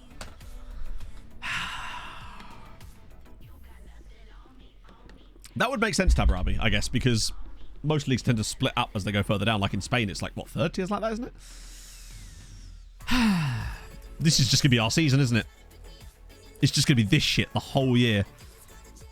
We won the Champions League! And now we can't even beat fucking Benfica, who are actually quite good, but still. Watch Inter hump us 5-1 or something when we come to play them again. Oh, dearie me. Right. Scroll a bit further down. See if we can get the Újpest score to come into our sightlines. I'm going to turn that off again. Silva with his second assist of the season. True, yeah. Have his first half. Yeah, I know, but it was the first half against Arsenal too. You didn't see the first game. Our player crossed the ball into his own box for an Arsenal goal. Like, that's what we've been dealing with today. Darla's going to shoot. Yeah. So it's not like there's two players in the box waiting for the cross or anything. 1-1 between Újpest and Shakhtar. Okay. So at least they're both drawing, as are we. And Labros has struggled. We need Castillo. Turn it off and on again in it. It's one of those days. Ah, shit. Wait, hang on. Why did he lack belief? That's my bad. I should have actually gone through and shouted at them again. I should have given them a rollicking. I can totally see us losing this 2-1 as well. I'm good, Tom. Thank you. We won the Champions League last season. I think the tactic's okay. And a penalty to us. Okay. That's better. Was that Navarro that won that? The question is, who takes our penalties now? Because Jarju's off the pitch. Castillo's the other penalty taker. Is it Labros? It might even be Tex-Mex. Try mentoring. Now that I can do with. Oh, there it is, Hanarith. You're right. It was going to come, wasn't it? It's Malero from the spot. Come on, put us back in front. Yes, more like it. There we go. Not how we wanted to go in front here, but it's a little bit better. But what I would say is second half, like, I just think that work ball in the box is not for us. We just seem to play better without it now. It might be the changes in personnel, like just a creeping situation for us, but for whatever reason, we just seem to be better. Oh, this reminds me a lot of the goal that we conceded in the first game, which is why we've now scored from it. 3-1. LMS. We take it. I don't know why he's doing this. Is he like doing armpit farts for the fans? I'm not joking. I suppose. It is just, you know, it's just too easy, isn't it? Right, okay. Still 1-1 there. We don't know what the scoreline's like there, but we've pulled ourselves back into this game now. We're in a much more comfortable position. Just keep extending things. And now we're creating chances again. Surely not another free kick. This is from way too far out to go in, surely. Unless it's that Bayern player that just scores free kicks for fun. That was not composed goalkeeping, I must say. Yeah, I used to like work ball in the box just because I found that without it sometimes you just end up taking stupid shots from bad places, but I'm coming around to the idea that it might be what we need here. It's going to have to be Yamin, isn't it? God, I can't wait till Giddy gets here. strikers have been a bit off the boil this season, is what I will say. But we know it works because, well, see the previous couple of seasons of success with it. As now, Ferencváros are losing again. They took the lead and are now losing, which means that Shakhtar are probably 2-1 up in their game too. But as long as we win, I'm giddy for Giddy. I am. He's my giddy on. You go to Scotland. Nice. Shoot us off. Yeah, maybe we got too much of that on if in many ways. Bobby Tree, come on, pull it back across. Go on, Bobby. Options in the box. Velasquez. Oh, well, okay. That's a bit of a weird one. Bobby gets the assist at least. Again, don't know why Velasquez was getting into the area for that. He is an anchor. But it is now 4-1. The changes definitely worked, and I think that has to be our plan going forward now. Like, why is our anchor there? Like, what is he doing? I'm glad he's there and he's done it well, but Jesus.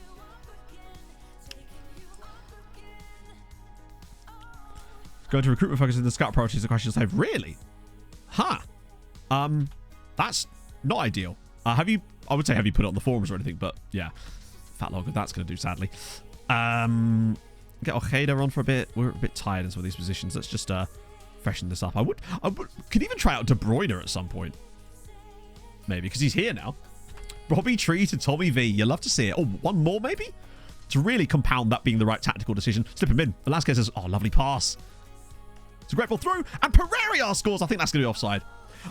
Ferencváros were 2-1 down last time we saw Mr. Progger, unfortunately. Unless they scored again.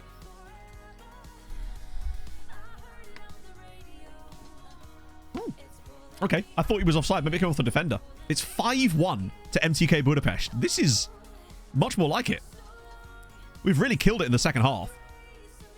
Oh, yeah, no, he's completely behind. I don't know why that was even a question of offside. Was it 3-2? Ah, shit.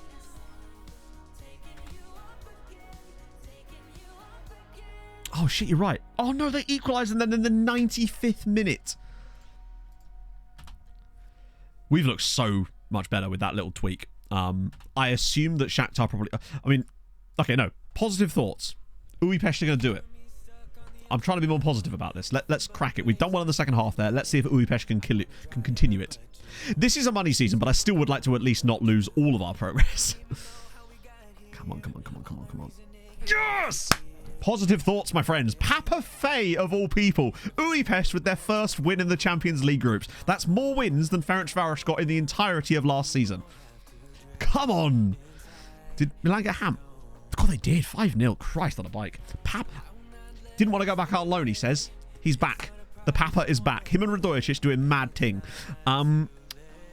As for this, I want to look at the stats for that game. That's minor, but we got some money there too, which is good. Can we put some of that money... Can't they just give me that money in the transfer budget immediately so I can sign my player, please? That's my request to Joe. Nando? Are they seriously not playing Nando again? They keep playing him off the wing. Like, please use this ridiculous striker as a striker, lads. I'm actually going to have a chat. Sort it out. Good. Sort that shit, pal. Or we'll no longer be pals. Right, let me check the game. I want to just see what the actual stats were like for that game. I suspect Hoffenheim probably played quite well, honestly. They're a decent-ish side. Oh, yeah, this is what I mean about Ferencváros, right? Striker. Yes, we'll do that for the next game. I just asked the ball for extra transfers, but he hasn't actually responded to me yet. Hopefully he will. Has appeared much more acceptable. It does seem to work then. You can... Right, so we... Right, so we did that. We'll do Lionel Messi. You don't have to request it again. I'm not going to do lookups in the middle of a match. I'll refund your points for the second one. Right, boom. So yeah, Messi retired at 37 with PSG. Like I said, they're not in the game anymore, so there's not really a lot I can show you about them, honestly, because, yeah, he retired like a couple of years into the save. I very rarely ever see Messi be a manager. It's... Ronaldo occasionally becomes a manager, but yeah. You get the loan managers to promise the right position, they do follow it. It does seem like it, yeah. But sometimes they don't always, because sometimes I've spoken to them and they've just gone like full on, no, I will do what's best for my team. I actually tried that earlier and they had the same problem. Hulk yoga, fuck it, let's do it. Bit of yoga. We do need to push through. because we've still got 4 more Champions League games to get through today. Yeah, wasn't Ronaldo a manager on... I think he managed Everton on one of my saves. And did really well with them. Oh yeah, it's always good to try. Agreed. I don't want to dick about with... There's another one where they're not playing enough. That for me is more a case of I'll just recall them if they don't play enough.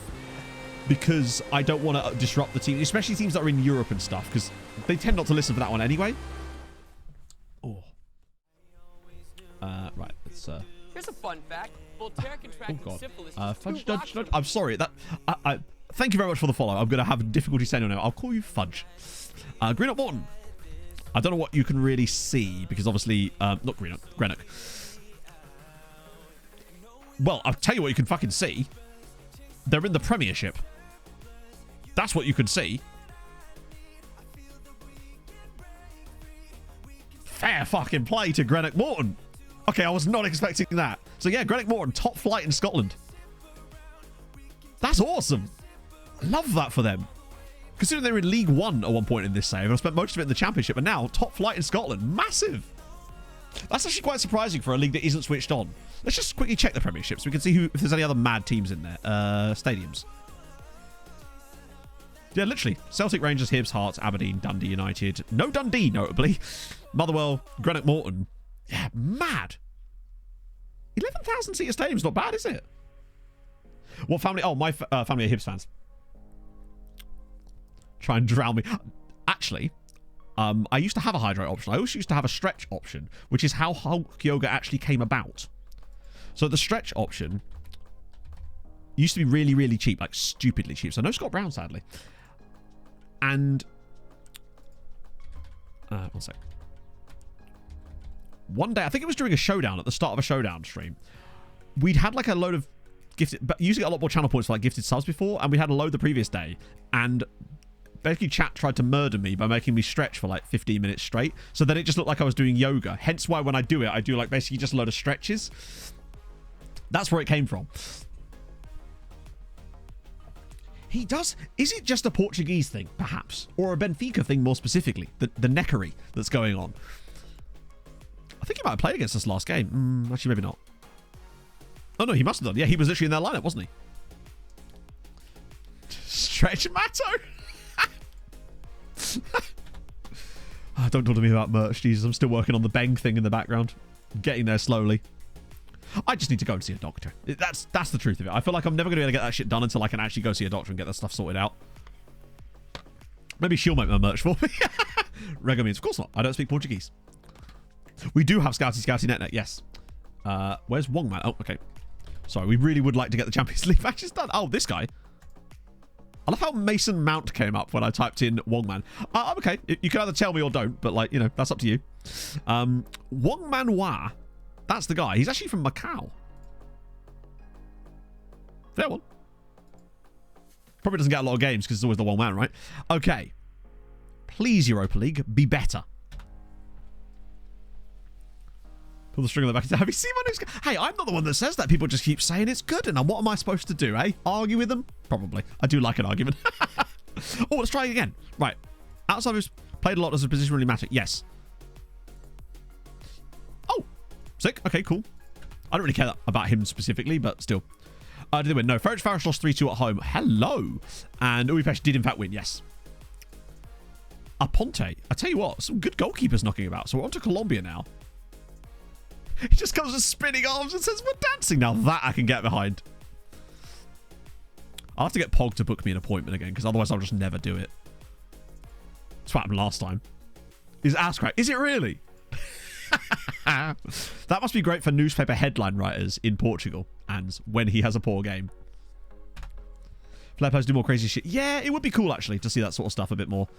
So Debrecen won in Israel. Puskás, Ars, and Pascal with the goals, beating Maccabi Tel Aviv away from home. That's not a bad result at all. And Budapest Honvéd beat PAOK. They're 2 for 2. Of course he's not, is he? Yeah. I keep thinking it's real, like... So that means that... And Molfehevar get a very respectable draw away at Villarreal. That is a good day for Hungarian football. 2 wins and a draw, and we get 2 wins in the year of Champions League matches as well. Building a nation. So basically what we're trying to do, Fishy, is we're trying to get Hungary to the top of the European coefficient charts, as in the league itself. That's basically what we're trying to do. So not just build ourselves, but the other teams in Hungary and the entire league up as a whole, essentially. And that's why it's fun, and that's why it's very difficult too. But the fact that it's difficult is why I like it so much. 4 points, not bad. I think there's still a Conference League game to go as well, and that would be Haladash. Where are you, lads? 2-0. Wow, that was one of the tougher games they had. Already coming in with 2 goals from Mr. Zivkovic. To be fair, he is one of the best prospects in world football at the moment, so it does make sense that he's doing okay there. He's already got 8 goals for them this season. He's startlingly good. Like, strikingly good. So that's a good day for us. 4 points on the board. Obviously, we're right down here because obviously you've got some of the lower nations that have the qualifiers done, and Liechtenstein apparently. But that's good.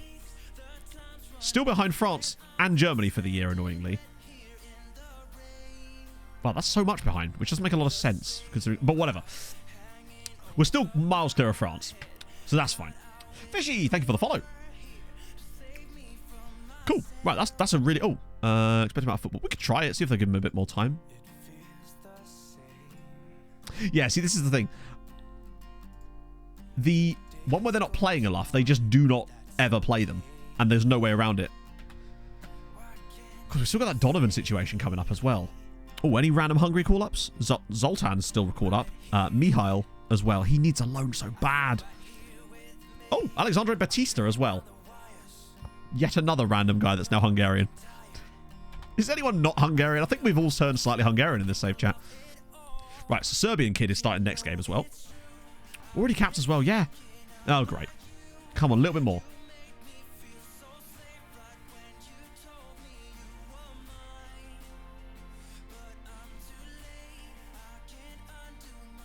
Come on, extra funds, chat. Watch him give me like 50 million when all I wanted was 2.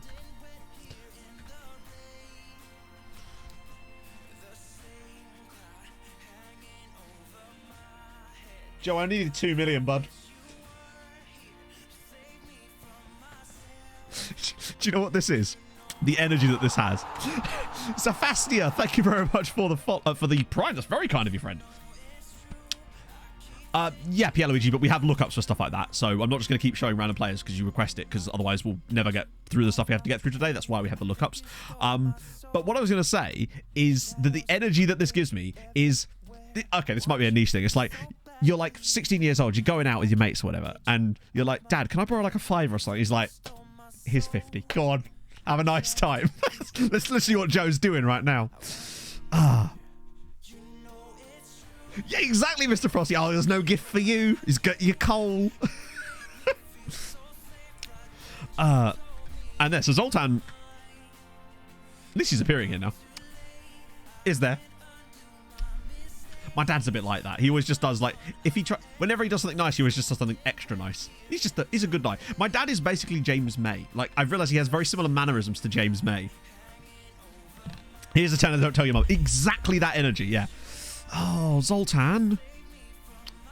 It's a shame, innit? Look up. Oh, sorry, my apologies. 1 sec, sorry. No, he's not. No, literally, he does have the same mannerisms. I promise you. I was watching Top Gear the other day and go, fuck, he's literally has the same mannerisms.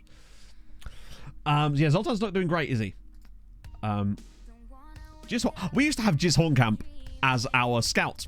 I think he was the scout on our previous save, although it doesn't appear that he's actually here, sadly. Oh, spelled his name wrong. Although I don't think he was showing up before. No, unfortunately, he doesn't appear to be in this save, sadly. Oh, I'm definitely Jeremy, for sure. I need a zesty drink, chat. Clearly so driver. Actually, yes. Genuinely. Also, how's it going, Sam? So we've got money now. That is no longer an issue. I wanted to borrow like £2 million and he's gone, here's 30. No, 35. Yeah, Zoltan's not here for a long time. He's here for a good time. Handed a large transfer budget. How do you know this? But also... Chairman's a proper G, isn't he? Pop's chauffeur. Oh, she's doing well. She drove to work again today, actually. Starts the second division club. Ah, I wonder why I had him on the last save then. Which is odd. Noob Styler! thank you very much for the Prime. Another Prime. Bloody hell. It's Prime Central today. Thank you, friend. That's very, very nice of you. Up the bloody Budapest indeed. Oh, that's what we were going to do. We were going to change the tactic, weren't we? That's gone. It is dead. It is deceased. A van ready for... Colombia is looking good. We found a couple of interesting Colombians already, but we've only just got to the Colombian reports, so things could get a little bit spicy. Look, we've got international break there too. Dogs are better than cats. Hey, it is definitely an opinion. Who did you just sell? Oh wait, hang on. Did the Donovan deal go through? We were selling Donovan de la Cruz, but I don't think it's actually gone through yet. Thankfully, I say thankfully. Don't even really need to now, but I kind of. We've been had, chat. I think we get this report next though, as it goes. Right, so Serbian striker starts next. Ask him to speed up. There we go. 69 players on international duty as well, which is nice. Oh yeah, it was a budget request. Basically, we couldn't fulfill the signing of that guy, and we didn't want to have to wait for it, so we just decided to ask the board. Oh, he's back to 5-star potential again, the Carp. I wish he'd get a loan, though. That being said, he's not far off of being able to actually do some jobs for us, potentially. Granit Xhaka starts a coaching course. Good stuff. Yeah, so I just asked the board to see if I could have a little bit of extra money to do the deal, hoping for like £2 million, which is what we needed, and he gave me 35. Which is fine, I guess. To be fair, it's more in line with what I feel like we should have as our budget, given where we're at right now. So. Wait, where is he? He's definitely in the first team.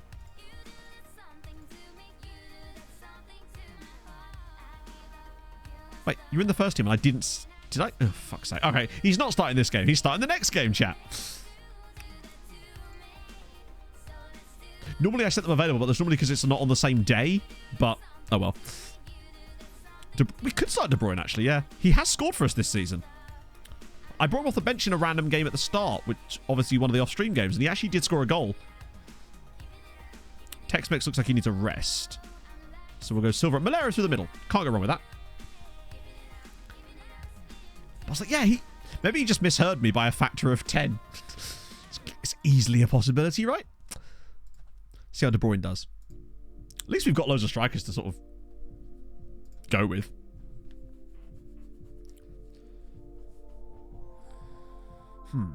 Yeah, I've been noticing a lot of people have been talking about crashes they've been getting on FM lately, and I must admit, I was doing a career resurrection sim overnight for my version with the actual test with the moves made. Wow, that was tight.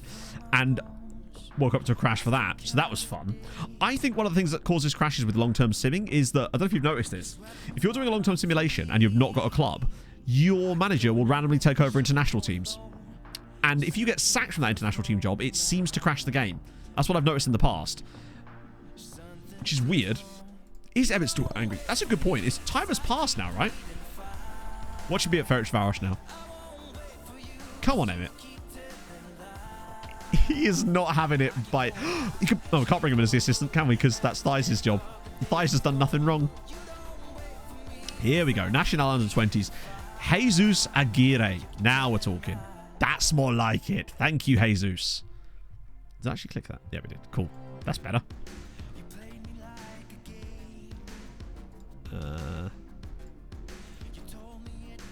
Send you guys around again.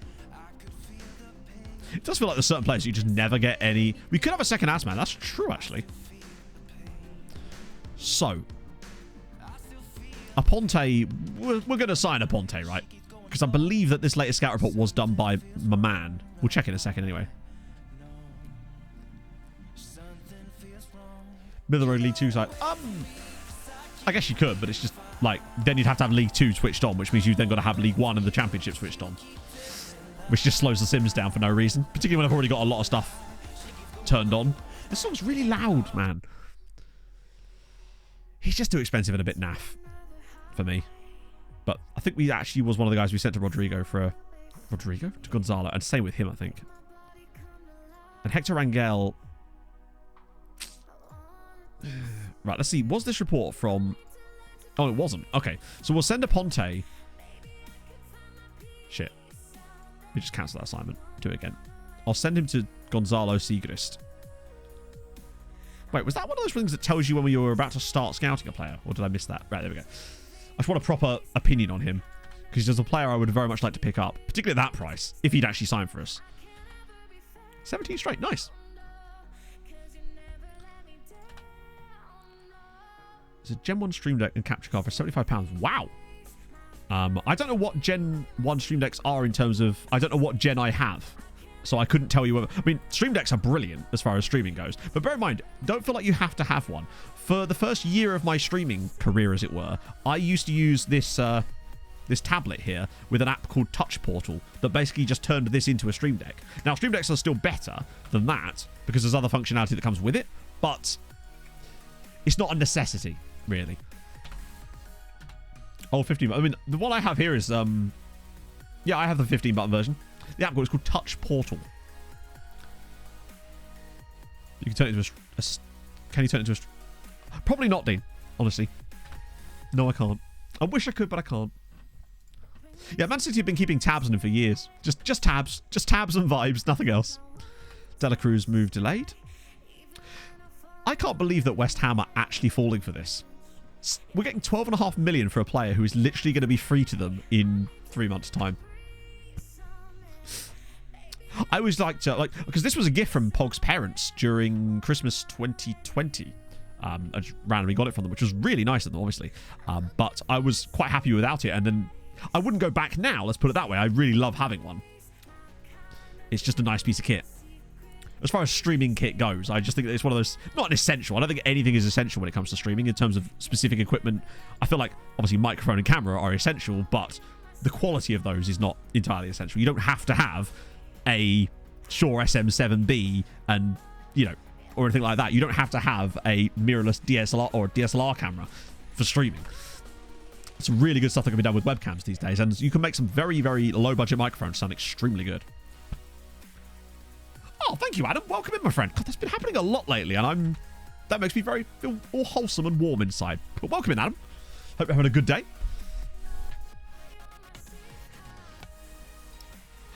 That's true. They're kind of paying £12 million for the privilege of not having to compete with other teams, I suppose. And he's not gone to Dortmund. True. What my mechanical keyboards? I did have a mechanical keyboard, but now I've got a nice membrane one, Dean.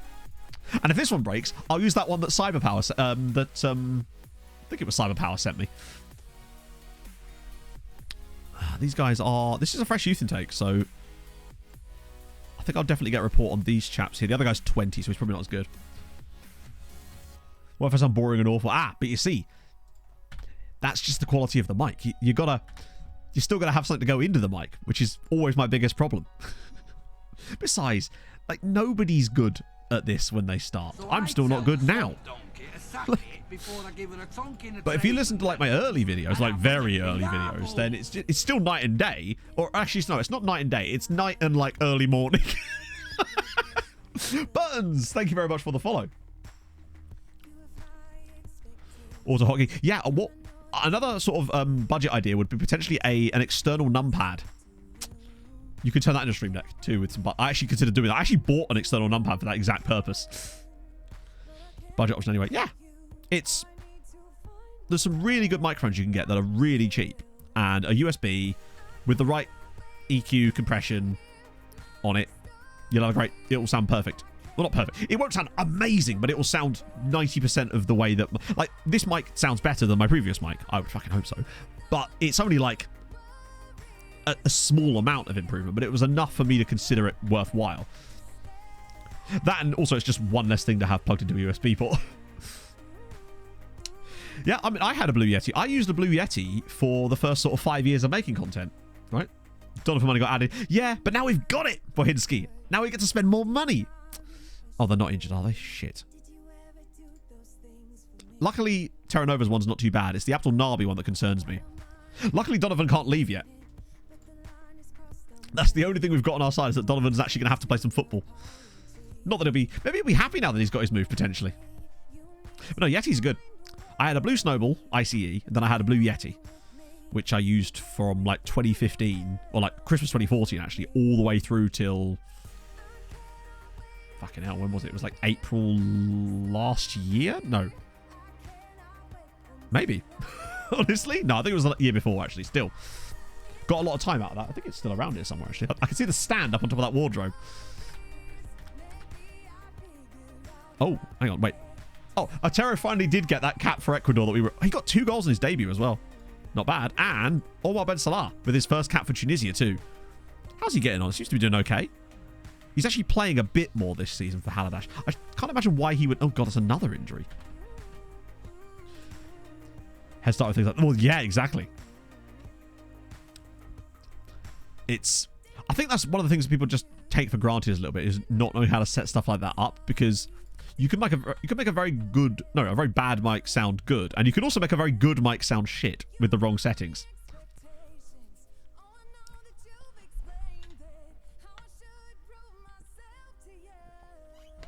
I mean, if anyone is on the fence about like doing streaming or something, I would just say... wait, did I not... Only player that was set available for the youth team there was Karp. So hopefully the Serbian guy should be available. Hopefully. If not, we'll have to take a closer look at that. Nathali. Okay, interesting first name. Like that. Just... I thought originally I read that as Nathanly. He's feeling Nathanly today, Chatto. Yeah, external numpads. You can get them really cheap on Amazon and then crack on. 2035. Nice. Which team are you managing? Right, so this is the one I want to avoid, because this is, I think, the one that Milovanovic sometimes... Oh, no, it's today, which means that those... Yeah, that's fine. I don't mind it when they're on the day. It's when they're the day before that the problems sometimes come in. Rode video mic. £130. I actually did buy it briefly, the Rode Podcaster one. It was a... But it didn't work properly. I got like a bum version of it, and as a result, I had to send it back, and I couldn't get a new version of it at the time because it was out of stock, so I just didn't for ages. Also, we should get an idea of Todd's first youth intake today, potentially. It's a friendly anyway. Like, I just realised this isn't actually a league game. So like a neat rolling chalkboard. Wonderful. Different profiles we use to stream. Yeah, exactly. Because I actually have an editing profile on my Stream Deck too. So when I load Adobe Premiere, it automatically senses that I'm on Premiere, and it goes over to a different settings, so I can use like shortcuts on my Stream Deck for editing stuff. I mostly use it for things like labeling, because I have most of my key editing shortcuts actually mapped to my mouse. Things like ripple deletes and undos, especially undos, and stuff like that, all mapped so I can use them on my right thumb. A lot of players on the team that you couldn't borrow. No, actually, genuinely, we don't. Compared to what it's been like in previous seasons, we've only got these guys. These are the only players that didn't get loans. And some of them, most likely Milovanovic, weren't even old enough for a loan at the time. We've had it like 30, 40. It's only like 13 players now. So it works very, very well what we've been doing lately. Windows on Mac. Yeah, sorry, I didn't realise that. Obviously, I'm using Windows, so... Ooh. Who's Gabella? It's a guy at Milan. Zivkovic comes second on under 21 player of the year as well. Yeah, I sort of understand why this guy... Shitting hell, where did they get... I feel like we missed one there. That was just before we started doing this. Yeah, he's quite good for 21.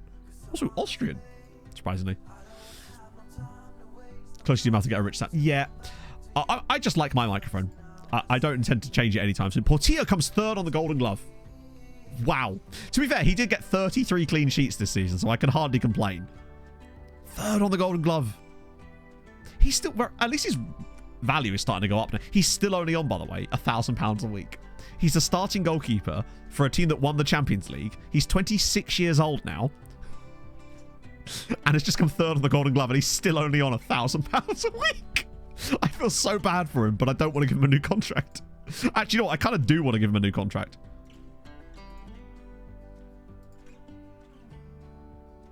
I feel like he just deserves it based on that alone.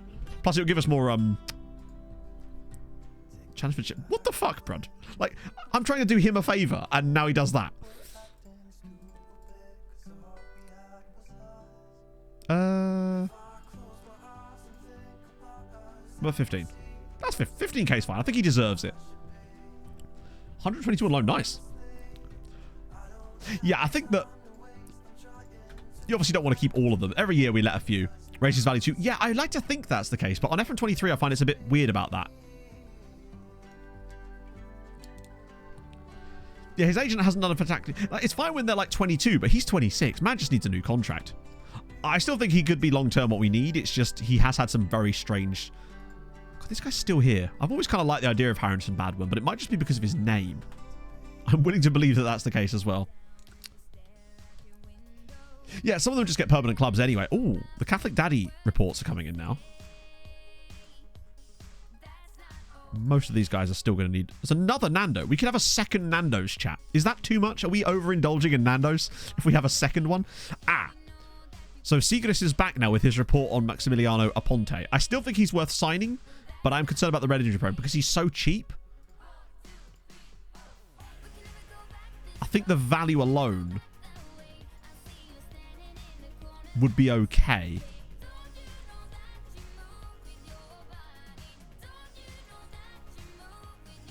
$950. Well, yeah, it's just under $1 million. I think that's fine for him. Getting set to high. Yeah, so I actually have a cloud lifter because this is obviously an SM7B, which is quite a quiet mic as well. So I have a cloud lifter. So SM7B, cloud lifter, and then into the Focusrite 2i2, I think it is, which isn't mine. Who jumped for the testimonials and why wasn't one of them ED7? Good question. Barely anyone turned up for Pereira's testimonial, and Jarju, it was people like Alvarado and such. I was going to put screenshots in the Discord, but I totally forgot. But Bailey, I think it was only one guy actually showed up for Pereira's testimonial. It wasn't great, if I'm honest. Plus, remember, Jarju's testimonial was against the B team, essentially. Can't go back and look. I think the only way you can go... Oh, yeah, you can. What am I talking about? Yeah, of course we can. I was more thinking of the news article where it actually tells you, but we can just look at the lineups, can't we? Boy. Christ, we have got to get moving, though. If we're going to get all 6 of these games done today, we've got to push. We've got to turn on gaining season and push. So, it was... Jarju testimonial here was the 10-0 against MTK under-19s. And it was... Christ, who was it there?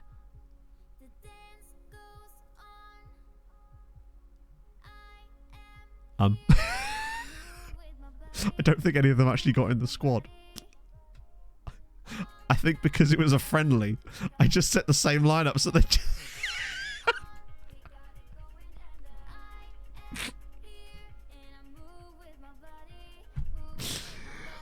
I think what's happened here, chat, I suspect. Why did that one have so many more substitutes and none of them were them? No respect. I genuinely... So what happened is obviously with friendlies, I tend not to like set lineups. I just let the game do it. And I think because I hadn't clicked the suggested lineup for it or something, it meant that they just played the same lineup, so they didn't get on the bench either. They came all the way back to Hungary to just not be in the team at all. Basically, they came to watch. And I rate that. Hey, Asher.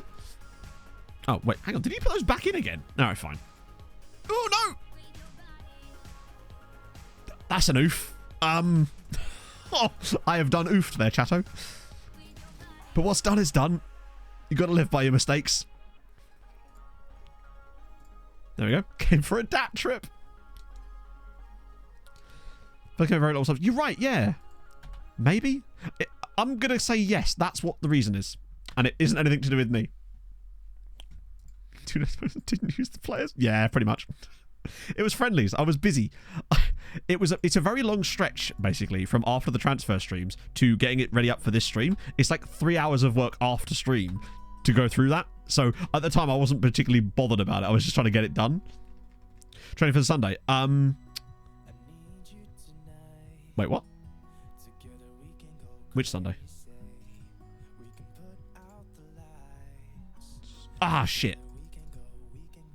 My bad. Oh, well, it's happened now. I can't change it. What? It's just one guy. Is it really a meeting if it's just you and I? Wait, what did I just agree to? He seemed way too happy with that. Oh, no, it's a contract one. They always agree with you on contracts. A meeting, yeah. Homegrown update. Good stuff. Delphin? I have found a few players from Delphin in the past. Yeah, we've known him about him before. The rest of them are a bit poor.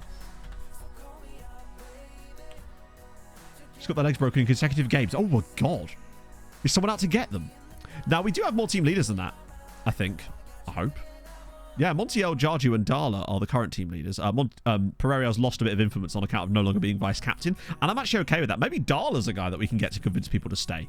So Aponte has lucked his way into a ridiculous contract there, honestly. Hopefully he'll never play for us. Well, Jarju ain't doing anything. No, exactly. Jarju doesn't even turn up to team meetings now. He's just like, put it on Zoom. Ooh. Here we go. Jonathan Corozo. He's a very aggressive man, and he attempts overhead kicks, presumably karate kicks, while he's trying to kick someone in the head. I'm not going to set players available for this one, because it's in 3 days. We want to start Milovanovic for the next game.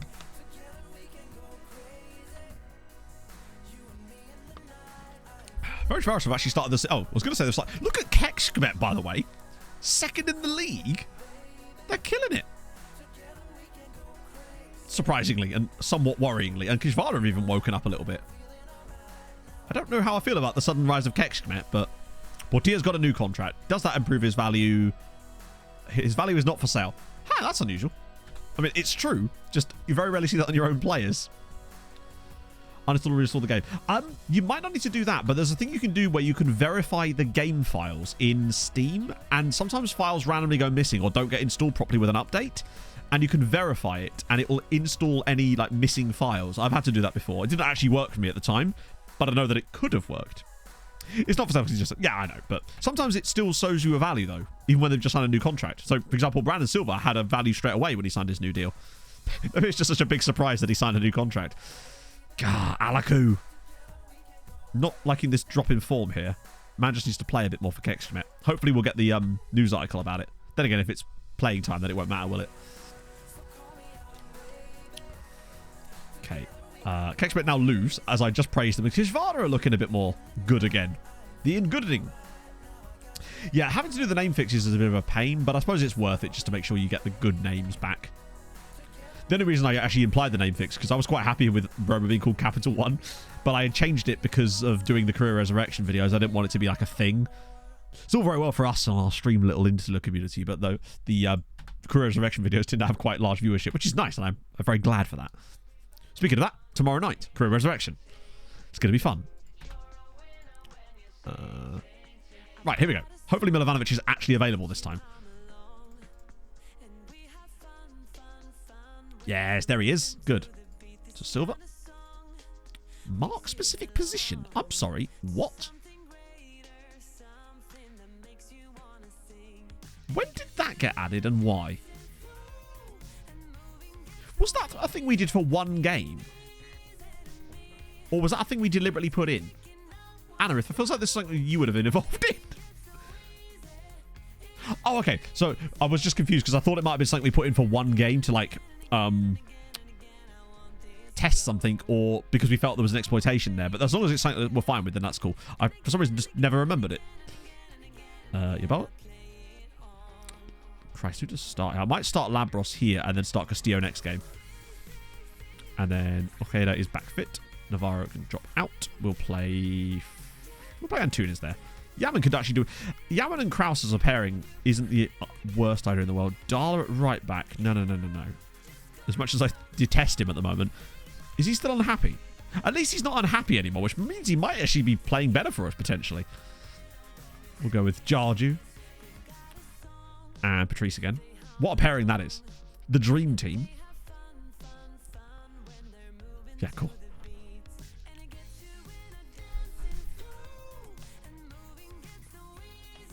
I am wondering if it might affect us, like, poorly in terms of his ability to drift around and find those passes, because he's constantly being penned back and it might prevent us on the counter-attack. I don't know. It might be something to have a look at as far as... wait. Yeah, I want to make sure we haven't got the wrong team there. 8 of his 9 matches. Wow. The ball for his style of football have grown stale.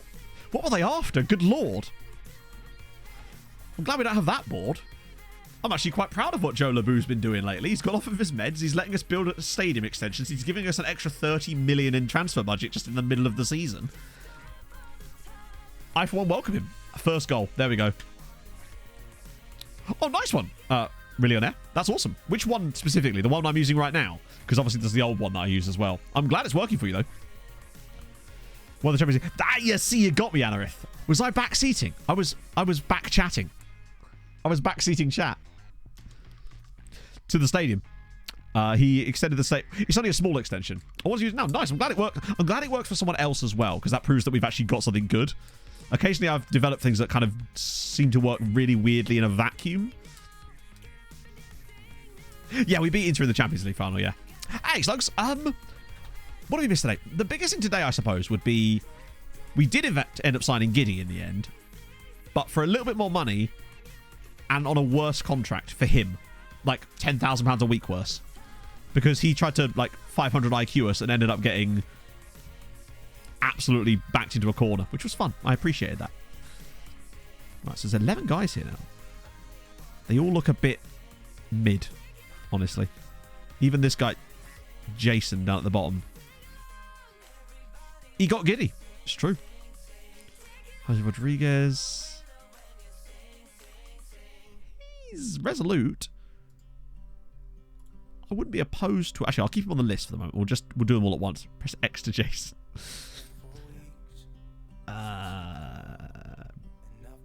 What a great name. Brachian. Not so sure about him. I just love seeing his big old neck at the top of the screen. Haina Royer is a fun-ass name, but... some great names this year. Just loving it. Speaking of great names, it's Yorman Agudelo, who is... okay? He's alright. I might give him another scout with the system. Ooh. Tentpole's not bad on whole Jason Losada here, potentially. DM material, was he not very tall? He's got 14 jumping reach. I don't think he even needs to be a DM. He could just be a centre-back. Probably not for us. Yeah, we probably changed Bobby's name. It just felt right that he'd done it. We need to score. Yeah, I think you might be right. When we don't care so much about how defensively stable we are, it might allow us a bit more attacking freedom, potentially. Because it would explain why we got so good attacking-wise when we first switched to that system. And maybe this has actually not stymied us, but made us a little bit less effective. Mendoza, he's okay. Nando. Even the second Nando ain't bad. What about Jason? He's not bad either, but don't know if I want that one. Pretty much, yeah. I think I'm going to get all of these guys Sigristed. Plus, it'll mean they'll come through a little bit slower. Good to see me on that.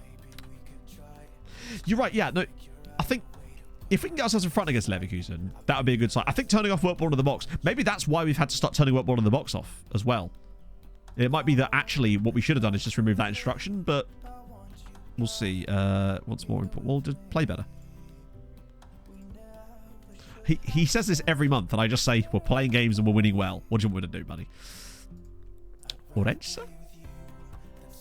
Oh, we're into Ecuador at the moment, so I don't expect we're going to find any magic. Occasionally you'll find like a decent Ecuadorian player, but they come few and far between usually. There's good. I think players will come up with this. Could I interest you in Jason Dixon, Dean? He's an Australian Croatian with a scary ass looks. His beard looks like it is made of bees. But he is...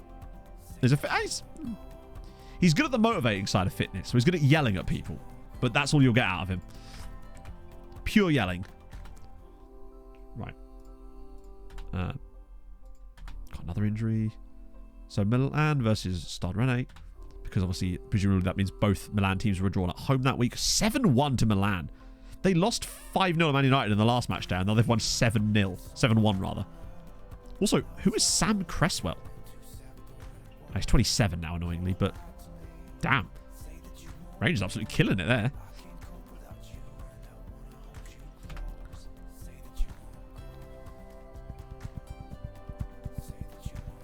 There's a guy called Fushen. Good stuff. Yeah, I think we have to wait till we get out of the... Oh no, Libertad. Ah, okay, now we're into Paraguay. That's their first team, admittedly, but more excited about what they've got to come for us. Did we win, actually? We did. We beat Bayer Leverkusen's second side.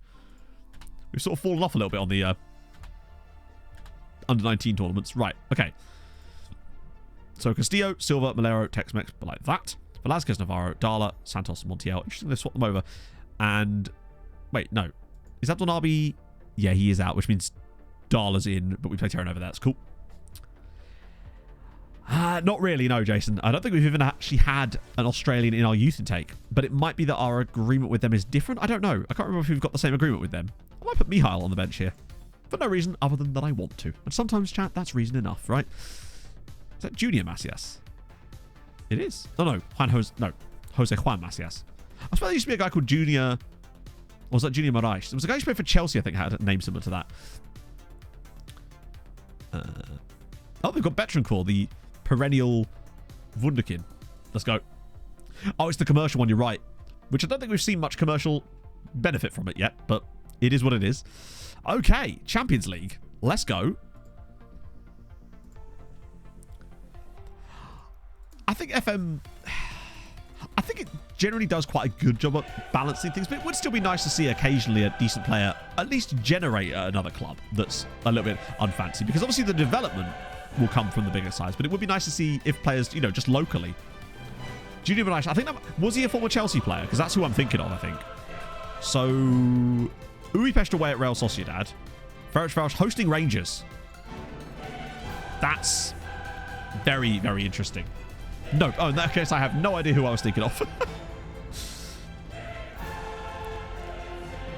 Okay. Come on. A goal before the music finishes would be the dream. We don't seem to be as effective from set pieces lately. How have we not scored there? It looked like it dropped straight to his feet. That was a golden opportunity for us. But at least we've looked a little bit more creative. Admittedly, that was more of a goal-mouth scramble than anything else. So I can't read too much into that. But as long as we keep playing well. Castillo does well. Here we go. Breakaway chance. Tex-Mex is absolutely bundled over from behind. But Castillo, how has he lost the ball there? I can warn it off them. There's so many bodies around. Nuno Moraes. That's the guy I was thinking of, yeah. And oh, Castillo's won it again. We're getting stuck in here. Silva now look for the return pass. Nope. Okay, try again. Second time's the charm. He's in. Oh, that's a foul. Huh? I mean, I'd love to know where he got the ball in that. But sure. We'll try again. I think this play's not done yet, though. That's massively offside. Or is it? Tex-Mex is through. It's a good save again. Game crash now verifying it's got all the files to validate. Ah, so there was some issues with the game files. Interesting. Now, admittedly, I think even if any of us did that right now, if you're using a name fix, it will still say there's something wrong with the game files, but it won't be 94 game files. Suppose, in theory. Vibu, thank you for the follow. You're right. That is... What a shout that is, Basil. Yeah, you're right. It is Fruchtel, the guy that was in goal for Wolfsburg that time. When he made that horrendous mistake and handed that shot to... Was it Josef Ehring? I assume it was. Ferencváros beating Rangers. Now, they've been in this position before, so let's not get ahead of ourselves yet. But so far, we've looked decent in this game. Defensively stable. We just keep missing our damn chances. Oh, system to the rescue again. Superpower. Well, we look decent. Oh, nice. Silva's in again. Oh, it's at the side netting again. Oh, it's a good... Actually, the keeper gets a touch on that, I think. Oh, no, it was Goetze. National Premier League starting like any year and you've got 3 guesses to get the team. That does sound extremely fun. Excuse me. Know what I'm playing after stream. Lovely. Okay, cool. That sounds awesome. First half, solid. Honestly. Just need to kind of keep doing it, really. Budapest winning? No way. Away at Real Sociedad. Ah, equaliser for Rangers and Martinez gets an injury. Budapest doing mad things for us. If they won again, tell you what, if they got another win, that would be 6 points. They'd only really need 3 more to actually have a chance of getting out of the group. I did not expect them to do so well this year. But to be fair, they've kind of always been decent. Like, they got to that final. They've done well in the Europa League since the last few seasons. And now with a bit of cash behind them, maybe they could start to overtake. Still crashing. Oh, that is not ideal. I'm sorry that that's happening. Castillo, here we go. Right, second goal. Because if we get a second goal, I might try that change to the Trek. See if it gives us a bit more expansion. Malero. So many bodies in the box. Oh, okay. Oh, it's in! I think he might have been returning from an offside position there, Castillo. Maybe. Didn't look offside. Team defending very poor. It's such a vague question, unfortunately, because I don't know the reason why they're defending poor. Because poor defending can come from literally anything. It's, yeah, I can't really analyze something if I can't see. How is that offside? Okay. Apparently that's offside.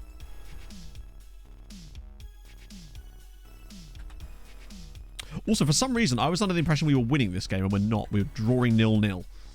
And I'm like, oh, if we get a second goal, I'm like, mate, we haven't even got a first goal yet. Which means, of course, Leverkusen will score their first shot of the match. That feels like we're about getting that sort of territory now. Or Castillo, can he win the knockdown? No, but we move. Ferencváros back in front again. Nice. It's only us letting the side down now. Right, knock it through. Nice, good stuff. I think we're playing well that if we just keep doing it. But yeah, as for the defensive issues, it just depends on what kind of defensive issues. When you say bad defending, give me an example of the types of goals you're conceding. It is the key. Because then there are things you can do, but unfortunately bad defending is very nebulous. We're in control. Oh, go on, Tex-Mex. He's made that run into the channel again. Pulls it back across. Oh, nice work again, but it's just lacking that final. Oh, Navarro! Yes! Hiroki, thank you for the follow as Guillermo Navarro, who is the roaming playmaker, remember, slots us in front in Germany. Legwinski. That's... When Sylvan Legwinski is appearing in things, you know it's a good time. That was terrible defending from Leverkusen. The fact that they let Castillo just get in there. That was a lovely finish, though, from Navarro. All over again. Oh, nice 6 glitch to get the Hungary third tier included. Oh, nice. Bear in mind, Slipknot in, those player values will come straight back up again the moment anyone's interested in your players. It's much more dynamic this year, which is really cool, personally. Lots of through balls and crosses. So if there's lots of through balls, then that means your defensive line might be too high and you're not preventing them from playing those passes. If there's lots of crosses, it might be that you should play a slightly wider defense to stop the crosses from coming in the first place, potentially, which you can adjust with the tactics. That's just what I would say from like the other end. So this is kind of like repairing the Channel Tunnel, like trying to like repair something in the Channel Tunnel in Calais from the English side, I guess. Oh, Silver pulls it back as it's somehow still not squeezed in. I don't know how we haven't got a second goal in this game, but I don't really want to make that tactical tweak here just in case, because it's still only 1-0. I don't know how it's only 1-0, but it is. Is anyone playing particularly poorly? Tex-Mex hasn't had the best day, but I've still seen him make those runs. I feel like he's always worth leaving on because he just does things. I stuck with the analogy. It was fumbled and horrible, but I stuck with it as Castillo's pushed through and he's gone round the goalkeeper.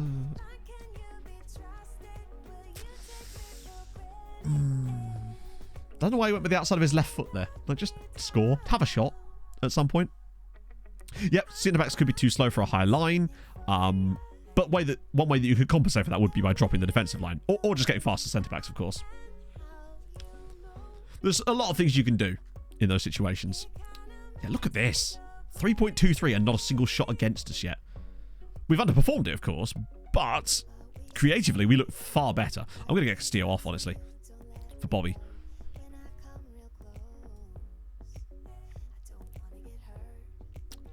I don't like doing that normally, but I think we're actually going to make that move and get Malero to the middle. It was broken like it was last year. Really? Valid at 25. Bidding on every single player in the height tower. That's really strange then. I don't know what to say because we've not actually included... we've not had that issue so far, but that doesn't mean it won't happen to us. Thank God for LMS. You say it's 2-0 to Újpest as LMS... Doesn't he scored twice in the Champions League this season? 2-0 here in Germany, which means I think now we're probably safe to have a crack. God.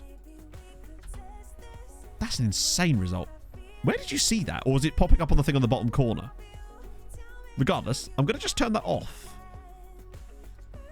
Yeah, in that case, I just don't know. We'll turn that off. Just see if we can free them up for the next 25 minutes and just... Yeah. The strikers are still sort of linking the play up, but you're right, they're simply not contributing goals at the moment. For whatever reason. But I find they seem to come in like patches often. But we've been excellent today. This is the kind of performance we need anyway. Oh, Christ. Right, let me guess. 2 late goals conceded. Okay, good. That's fine. Oh. Better jump, reach, positioning, and vision. Yeah, true. All of those things but the thing is, I can't see his centre-backs or any of the values on those players, so I'm just going with the basic things by being, you know, if you're conceding a lot of through balls and you're conceding a lot of crosses, then the thing would be to try and cut out the crosses in the first place and try to prevent the through balls. Because that's... without actually seeing any of the minutiae, that's the best advice I can give, really. No, you can't drop down at all from any of the new formats, unfortunately. It's one of the things that I think holds it back, as Rangers score through Cresswell in the 90... Fucking hell. Ferencváros, sort your shit out. That was another winnable game that they've pissed away. Now, they are just... They should be in the Europa League at this rate. Didn't really do a lot after we made that change, did we? Like, at all. Now, part of that could be complacency, but it's certainly worth noting that we were very, very bad after that point, potentially. Nicholas, thank you very much for the Prime. I really do appreciate that, mate. I'm sorry I can't be more help. Ooh. Yeah, another late goal. I mean, Cresswell's a good striker, clearly. That's like his 8th goal in the Champions League this season, but still... But on the plus side, if Újpest have actually won away at Real Sociedad, which they did, a late goal there, but Újpest have now won 2 games. They've won the same number of matches in the Champions League as we have. They've got 6 points on the board after 3 matches. That's amazing. They've already got more points this year than Ferencváros got last year. Speaking of Ferencváros, yes, 34th. They keep failing in the easy matches. That's their biggest issue. They failed to beat Boda or Partizan last season. They get what they deserve. But unfortunately, we don't. Through the water ball. Hey, sometimes that works too. Sometimes just restarting the game works. It probably doesn't, but to me it feels like it does. And that's something, right? Okay, Honvéd hosting Fenerbahce, Debrecen hosting PSV Eindhoven, and Molfehova hosting Dinamo Zagreb. I'll be amazed if we get any wins out of those group. And that'll be quite a tough one. I would be surprised if we get any wins out of these 4. Just, yeah, give them a big bonk. Bonkman and his propeller will come in very handy. Fenerbahce win. Debrecen draw. Molfehova win. That was expected, although the early red card maybe gave them a bit of hope there. Debrecen getting a draw against PSV is fantastic. And then Molfehova with a win against Dinamo Zagreb is great. Hang on, you could... I didn't realize you could do that. Can you do that with kicking a chair as well? Kick a chair straight at someone's head. Haladash? 1-1 draw. That's okay for Haladash, to be fair. We take that. It's not a tough game, but it's not an easy game either. They've got 4 points. They're not the problem. Honvéd on 6 points. Molfehova on 4 points. And Debrecen on 4 points. They're doing it. They are sticking with it. What are we up to now? 5.3. God, this is that dilution coming in. Although Germany's being diluted as well. And doesn't seem to be affecting them as much. But we're staying well clear of France, which is the key. In fact, France are being caught by Portugal a little bit at the moment. As a result of that season. That's why France are basically never going to catch us this year. Because look how much they're losing. 21-point season. And they've gone nowhere near close to that since then. 5 points at the stage is not ideal, though. But they're doing their part. Oh, right, go on. Yes, that's more like it. Oh, another Velázquez. Don't mind if I do. Arnaldo Coronel is a fantastic name as well. So now we've got a little break, I think, which is not what we really need because we've still got 3 more matches to somehow get through. But we will push. We will get them done. Olympia? Apparently no one there. Okay. Okay.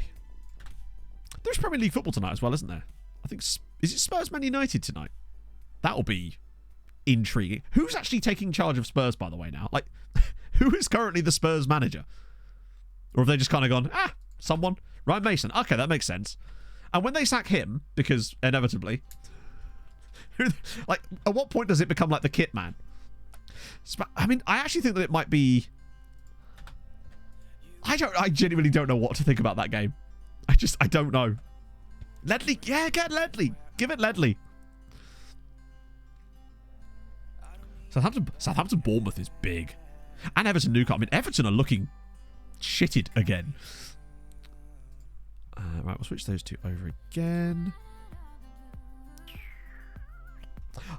I genuinely think that we looked much worse when we took that little destruction off, to be fair. I don't know why it made us worse attacking-wise, but maybe we're just losing the ball a bit more. What order? I just did it in order of... so I just did Europe. Then I think it was Asia... or Africa. What it normally comes down to is when I click this, I usually start with Europe, and then after that, because it defaults to Europe because that's the nation we're in, because our country's in Europe, and then I just do Africa, Asia, North America, Oceania, South America, like that. There's no reason to it other than just alphabetics. Get the full-time game. Yeah, but is that what you want? I mean, he seems like a nice chap, but Get Roy Hodgson. Yeah. Give it Roy. Why not? Doing a cracking job at Palace. Draw my lottery from the crowd. Yeah, you put all your tickets in a big pile and then just pull one out and like, this way, sir, or madam. Roy Keane. That'd be so strange. Like, what, the last time Roy Keane properly managed would have been Sunderland, surely. Oh shit. Well, there's the flawless season gone. Sure, that game was nice and yep, cool. Still unbeaten, but flawless season gone. Give chat GPT. I mean, maybe just ask it who they should pick. Keno was also part of the Ireland coaching staff at 1.1. Oh god, Scott Parker. I wonder where Scott will land next. The gem play there, no, because we're just trying to get through games at the moment. Bear in mind, it's not about playing together forever that makes them get the green links. It's about playing together well. So if they're playing like trash, then they're not going to get green links. So if you have two players that play together loads, but you lose all the time, they're going to get bad links, if anything. ChatGPT just quit. Scouting update. God. With some of these, I might just have to keep, like, sending them all round again. For the moment, just so we can make some progress. Mid-Journey Spurs squad. Another win for Hallidash. God, Paxi have lost every game so far. That's scary. I feel like Daniel Levy is the kind of guy that's just got enough hubris to the point where he thinks he could probably do a job there. Do you know what I mean? I get that vibe.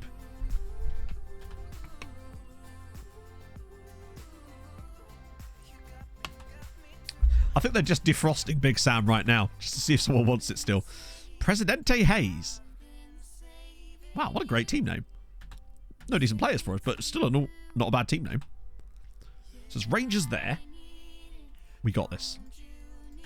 At least we've picked it up after the Arsenal game. We've actually looked pretty good. It seems like he's been phoning RDF all week. Oh, we've got a clause. Is it Capolino?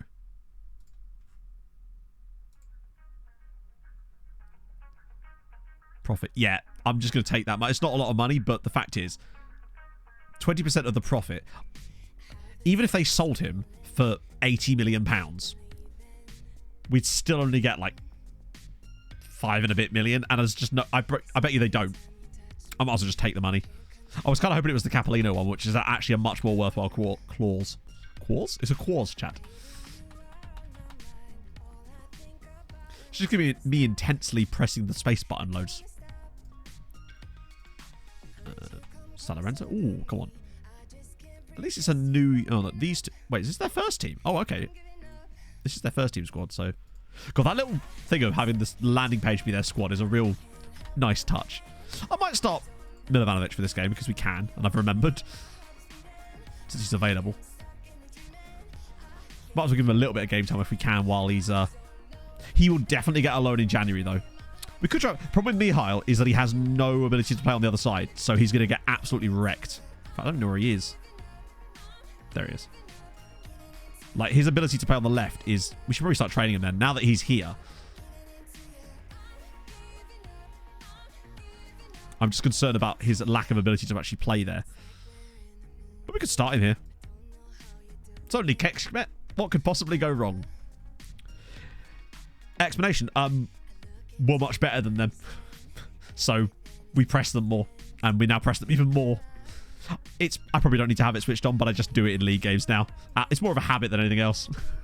I don't do it in, like, big games. We've actually got a lot of players now considered wonder kids. I've noticed that moniker has appeared on quite a lot of them. There's obviously Zivkovic gets it, but so many others have got it as well now. 2-0. Malera missed a penalty. Tex-Mex was sent off after 15 minutes. Good God. Took a page out of the Velazquez book of hard work there. Terrible performance from Milovanovic, but oh well, it happens. We won the match. Budapest win again. She's very congested in this area of the pitch. Calf strain for Heiko Genius. Tex-Mex banned for 1 game.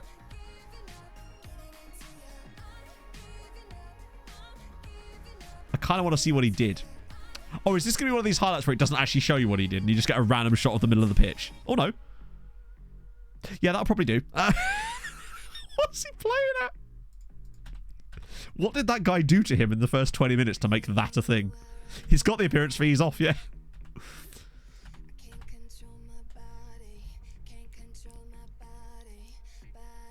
Did they really? Oh, fuck, wrong button. God, 4-0 to Pekshi. I think they probably will still get relegated as it goes, but of the two sides that are looking that came up, they certainly look like the more capable of the two, as is evidenced by the fact they've actually won a game.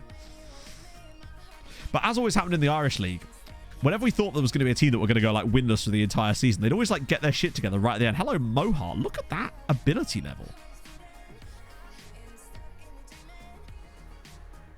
Can we talk about the fact that there's a Moroccan dude playing for a Paraguayan team? Moroccan, he was born in Fez. Moroccan Paraguayan. Love a bit of that. Is he free? Nah, he's not free, but he's not. Oh, actually, yes, he is. Oh no, compensation is like 200 grand. Fuck it. Now that we've entered this point, and it's also got more clauses, but oh well, we'll just do it for the lols. Just on a whim. He's 18. He'll be fine. But yeah, we probably should have just paid for him. Oh, that was quick. Oh no, that was the other one, wasn't it? For the combo, yeah. You've got to have a Moroccan Paraguayan.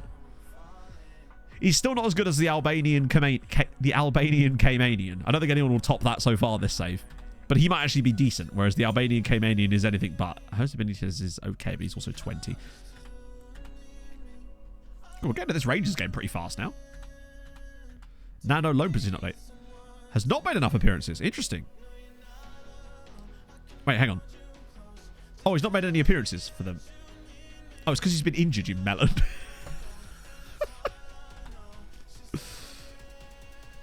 Okay, we don't care about, but any Vatican boys. Is the Vatican even available as a nationality in FM? Because I didn't... There's Capo Vaticano. Does that help? Is that them? I don't think that's even possible, mate. Let me know if it is and I'll have a proper look, but I don't think that's even possible. Wish it was, though. I want a goddamn cardinal. Weirdly, Milovic might actually have to play here. We do have that guy... Yeah, Ari Paper. I don't think he's even joined us yet as it goes. I'll do Kontravakis for this one. Bobby Tree. Actually, fuck it. Yeah, Bobby Tree. Why not? Off the left, because apparently that's a thing too. Yaboa. We'll start Ojeda again. Navarro. We'll start in Túnez. Second yellow card, not indeed. De La Cruz making one of his final appearances for the club. Yeah, we'll go with Kontravakis. Why not? Papafei back and starting for Budapest. I guess Radojic must be injured or something. Or they're just resting him. Because he has still banged 9 goals for him this season. He's clearly no mug. It's just nice to see Papafei back in their team and actually playing. Considering he kind of got phased out and then that's why he wanted to come back, I presume. But maybe they offered him improved terms. Late lunch. Oh, God. I think Pog and I are making some fajitas later, which is going to be poggy. Another draw. And a red card for Castillo. At least Kontravakis scored twice. Let me guess, another mugging. Yep. Jesus. Thank God for the gap. Paxi won a game. They beat Kekshmet of all people. So we're back to this again. Despite that mugging, we actually are on par for that, so I can't complain too much. Fajitas with text message. Yes. Now you're talking. Milo. Boy. Nope, that's not right. Milivojevic. There we go. Nope. Nope. Yes, there is. There's 3. You got... Oh, 4 apparently. There's a director as well. You got Luka Milivojevic, obviously. He of the Palace fame. There's also Dražen Milivojevic, who is... I love how they've... Like, surely there's enough room for that word. Who's just a physio that doesn't really do much physiolics. And then Miodrag Milivojevic, who is at Drezhga.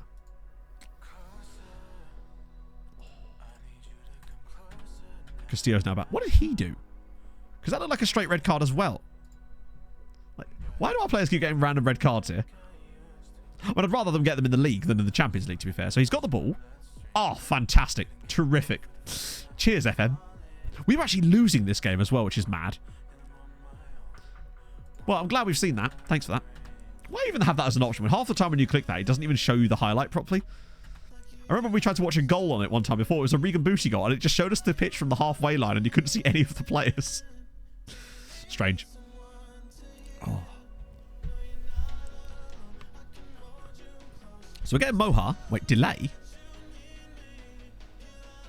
Oh, right. For some reason, I thought that was like move money around. I think we could just about afford him somehow. So we got Moha. We will have Moha. He's actually okay. Like, he'd be good for the loan farm. It might well have been Matty, honestly. It just shows how little attention I was actually paying there. Just as well, because that would have lost us our unbeaten season. I mean, it was a weakened side, in fairness, as Debretson now pull up another win. Yeah, this whole midfield pack here is getting a bit messy. As a Pekshi, but another win without... He's still on loan from us, isn't he? Yep. He's been there now for 5 years. And young enough for homegrown. Not that I think it's ever going to matter to us, but it might matter to someone else if we get him out on loan fast enough. Yeah, with these, I'm just going to, like, trim the bottom off. It seems that a lot of these guys aren't actually that good. And then just keep scouting the rest of them for the moment. We'll have more time. For the nation, it definitely helps. But it will certainly help for other Hungarian sides, because you'll be a lone farmer. And just being able to join in time, he scored another 2 goals. He's got 15 already this year. Damn. Man's on a goal a game. And they're still not winning the league. Imagine if they still didn't go up, even with Fabrizio in their team. Polden's now unhappy. Unhappy with the playing time. I don't know if I can do much about that. Oh, no. Okay. Don't know how much difference it's going to make. Yeah, Rocco Rosenthal being bad is a shame. Oh, God. Now they're all at it.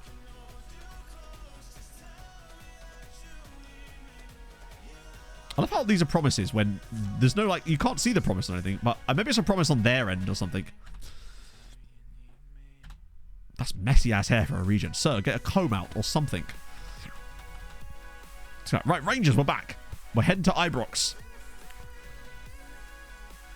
I mean, if Ferencváros can't be, then what chance have we got?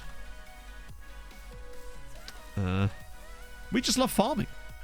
So, must be that both Celtic and Rangers... Sorry, Celtic, Rangers, Milan, and Inter were all drawn at home on the same day. Is that another win, though? Oh, God, now him as well. Some of these players I could care less about, honestly, but... I don't want to click that, just in case it, like... The reason I never want to click that is just in case it actually, like, affects their ability to get loans from us in the future, which would be the last thing we want. So, 2 Fabrizio. Yeah, but literally, they'll want another one. It's like, if I've given you a Fabrizio, what more do you need? At that point, right? Castillo, Silva, Malero, Tex-Mex move them across. Terranova, because Hobson Abdelnabi is still injured, which isn't ideal. Montiel Santos, good stuff. We'll have Mihail on the bench, just because... I love that. I don't know if you can see this. Let me put it back. Lucas, games missed, 103. He's sat out the side for a little while. I will give him that. I've never seen that number so high. 103. That's like 3 seasons worth of games that he's missed. Which I guess does show you how consistent Portia's been as far as playing. Like, he's not been injured in that period. That means he must have played like every game for us for like 2 years now. Whoa, what am I doing? That was a bad decision. I nearly like highlighted the whole damn lot of them. They've got 2 Cresswells on the same side. Oh, that's a real player. I was going to say. Oh, I was hoping. That also stack overflows. So all we have to do is keep him out the team for the rest of the season and we'll see negative numbers on that as well. You love to see it. Right, I'm going to have a pee because it's time for that. But don't worry, whiz quiz. I've got 2 for you today, but you'll only get 1 of them here, obviously, because that would be silly. You know what to do. Back in a second, friends.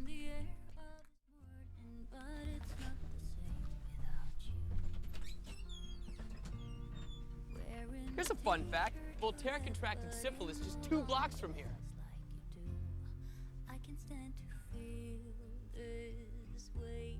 My body's screaming out your name. I didn't want to say goodbye to you, but you're gone.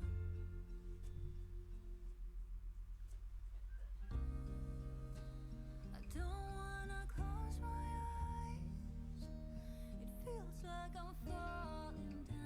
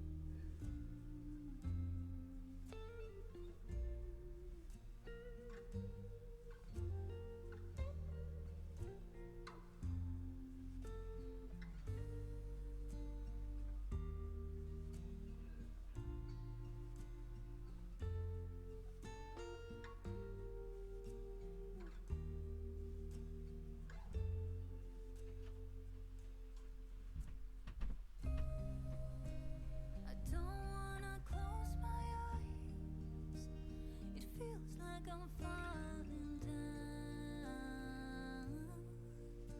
falling down.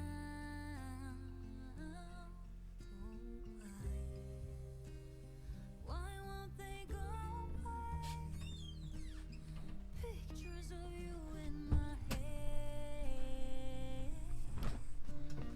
Way you left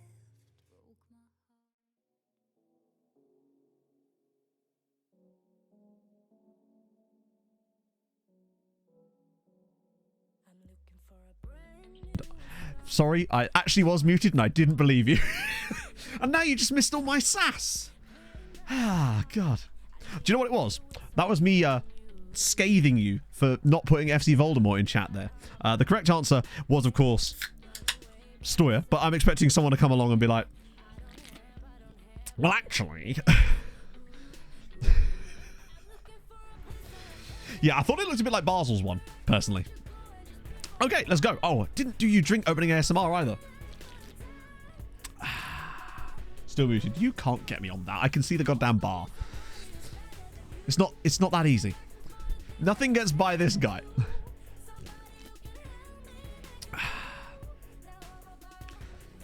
Talis will... Ah, I didn't actually see that. Well, actually, you're wrong. I like it. Simple. You got to keep it simple, right? Champions League, then.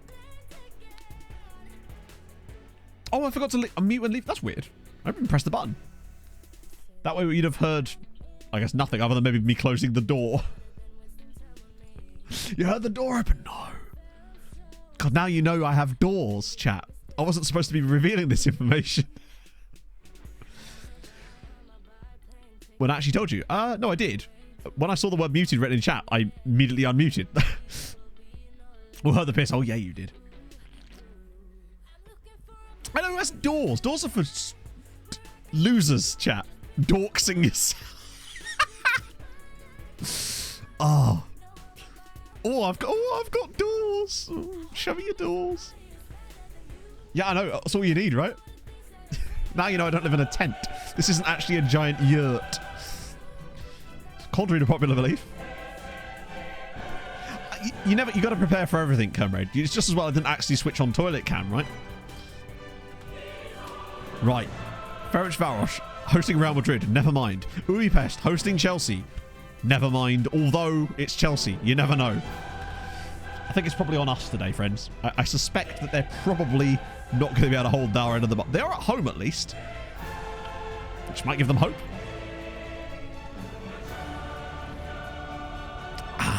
Well, go on, Navarro. Pulls it across, and it's straight at the goalkeeper after a little deflection, in fairness.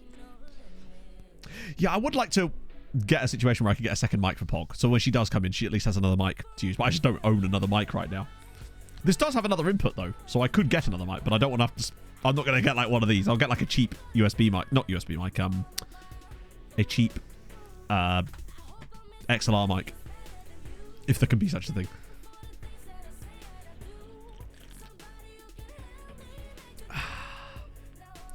Been the best start for us, but then we thought that against Leverkusen too, and it kind of just eventually grinded into being a really good performance in the end. That's true, Jason. Doors, they form extremely important things. I mean, like, besides, if there were no doors, what would the police break down? I mean, just silly. They can't break down air. That's a bit better. Right. I'm hoping that we don't get another random red card today like we've had in those league games lately. Maybe the lack of working the ball into the box is causing them to get... Oh, good. Just stop running, why don't you?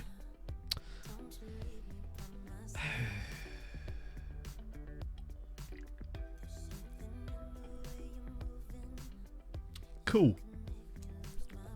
Like, I don't understand this. When this ball is played, he is clearly favourite, and then he just sort of randomly stops running. Just to make sure he has just enough time to get the cross in. Hits Portier in the face. I guess it would be argued that he's losing the flight of the ball or something. The ball that he can clearly see. But it is what it is. Not an ideal start, though. As we've actually looked okay so far. Lack of shots on target, perhaps. Real Madrid score through Matthijs Tel. Not a big surprise there. Wow, we've actually not looked that great. Don't know why. Castillo struggled. Brandon Silva's really struggled. Defensively, they've struggled, clearly. I might even turn it back on. Or, alternatively, we go the other way and go more expressive. Try and build them up a little bit. Oh, okay. It's the highlight from the kickoff, but it is their kickoff, which doesn't bode well. Unless we can win the ball off them straight away with this new high energy that we've got in the team. Quick equaliser would be lovely. A City go behind to Ajax. Like, losing that game against Arsenal was... We have to go and win these games away at teams like Rangers now in order to keep ourselves in the hunt for the top 8. Well, this is better. Right, slip him through. Go on, Brandon. Great pass. Tex-Mex is in. Good first touch. Fucking hell. That was better. That definitely was a step in the right direction. Just the ball didn't go in the right direction.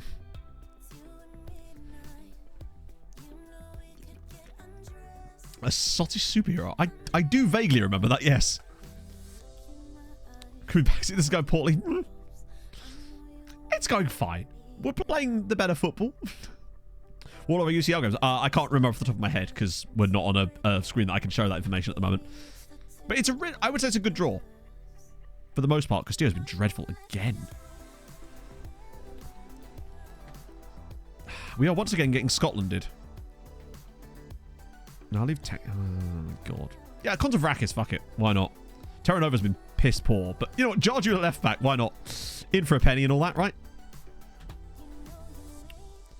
This has been suboptimal from us. Go on. Set piece goal. Georgiou's ball in. Oh, go on. Hammer it, Thomas. Are you kidding me? He's offside anyway, but at least put it in. Like, at least get it on target.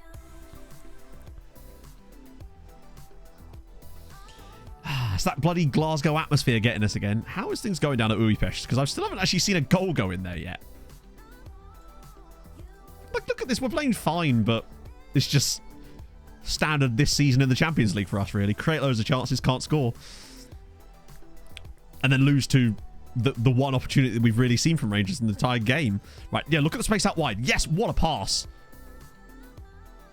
So I think that was supposed to be a pass for the wide player. But for some reason, he left it and then forced Tex-Mex to have to run after it. It was a great pick out, but I'm just not sure what the idea was there. The actual pass was lovely. Right, try again. Please try again. I'll give you a third attempt at this. I feel like eventually we might be able to play a successful pass at the end of this move. Right, come on, get in there. Yes, go on, Darla. Right, now turn and fire it. Lovely. Bobby Tree's in. There we go. Bobby Tree doing what Bobby Tree do.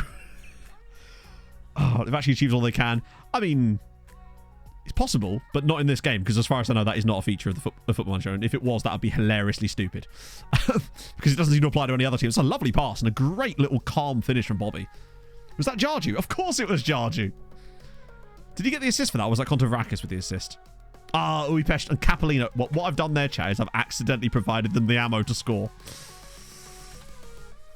Oh, that was nice. A draw is not good enough, really. But that was at least nice.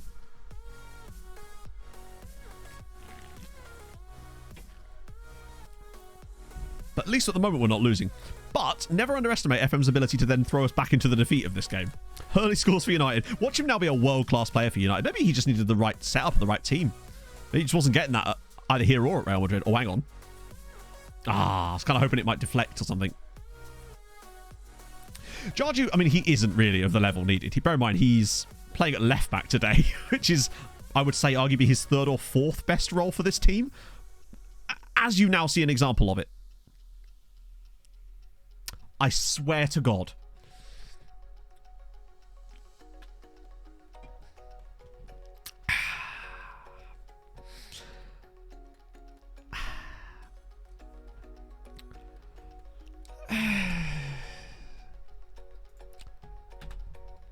I have no complaints about the goal. It's just the fact that why can we never score our chances like that?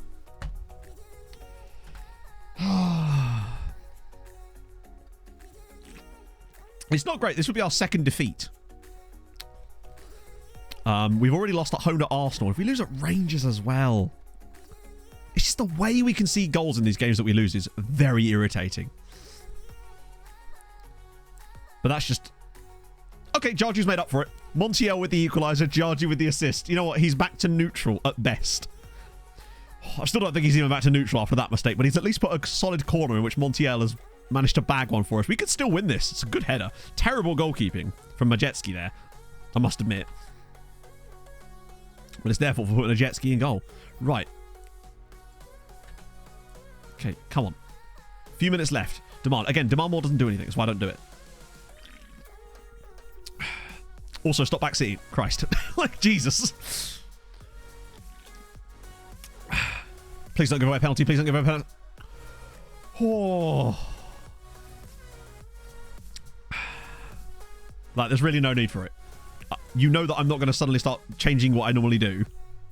Demand more was not going to make us win that match. Also, what's with the 9 minutes of stoppage time? It's unfortunate. They did have some better chances towards the end of that game. It's frustrating, but it is what it is. We had a little respite there.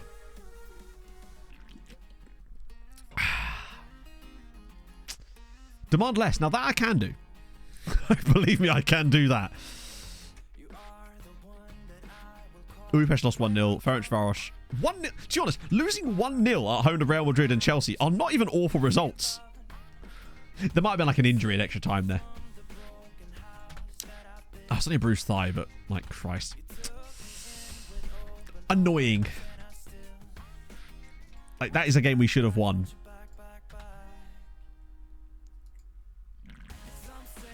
Have you considered playing an inverted winger in every position? Even in goal. Oh, right. Who we got? Molfever. At home against Gladbach. That's no chance. That's no chance. Maybe a draw? Maybe a draw in that game, if they're lucky. Haladash here are at home against Apoel Beersheva. They should be able to win that, potentially. Maybe. This is not looking like it's going to be a good week for Hungary here, I'll be honest. Debrecen lose. Molfever draw, which is a surprising result, to be fair. That's well done them. Hovvid, despite an early red card for Larkin, do at least get a draw, but it's still not great. And Haladash, draw with an early red card for Omar Ben Salah. That was a terrible match day. 5.9. Even the Dutch have got more points than us. Even the Danes have got more points than us this season. Jesus Christ. Ugh. Never change the tactics while we have options. Yeah, options. Options doesn't mean you have to do it. Jesus. We have a tactic that won us the Champions League. It's probably fine. You just get a bit bad luck sometimes. An inverted goalie. To be fair, at times it's felt like we have an inverted goalie. Been fast. It's true, yeah.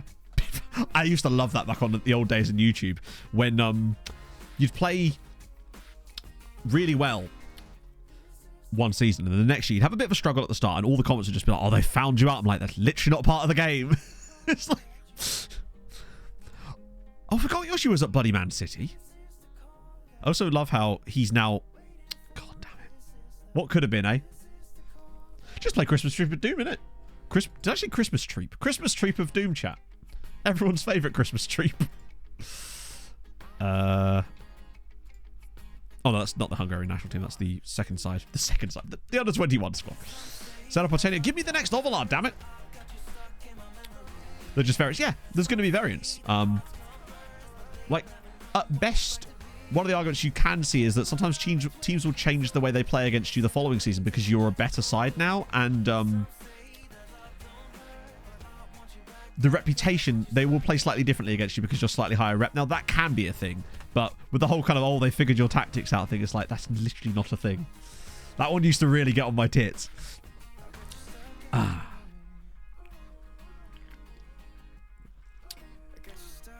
No, exactly, Jess. I just like to, like, you know what I'm like when it comes to tactics. I'm not interested in, I just like make players sit in right position, make big number get bigger. That is literally my approach to tactics. Might start Milovanovic here, actually. Oh, no, I'm going to let Kontravakis start just because we need to win a game. Like, we didn't win our last league game either, did we? Sometimes maybe good, sometimes maybe shit. Yeah. What was it, Yoga? That'll calm us all down. I know what you mean, though. I think it's just in FM, it does seem to attract that type. I feel like I've done a good job at, like, just not letting that be a thing for the most part. It used to be much worse. I think when it's just because it comes to streaming, if someone was to be like that incessantly, I just wouldn't stand for it. So they'd probably either get bored or I'd just get rid of them because it's just not. I'm not interested in that. But whereas with YouTube comments, it was a lot more difficult back in the day. Form was most important. Well, to me, yeah, but like you can't get form if you don't win. So form is important, but you have to get it first. So, but form does seem to matter massively. As does, you're on like this massive winning streak and you come up against that bottom of the table team that's never not won a game that season. You're like, this is a defeat. This is a defeat. We do tactics testing stuff because it's fun, right?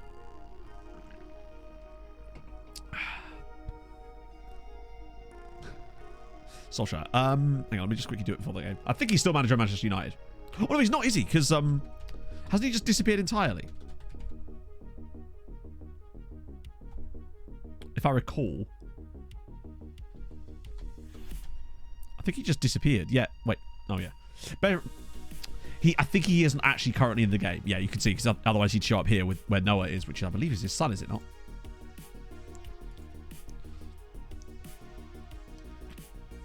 We're here with it.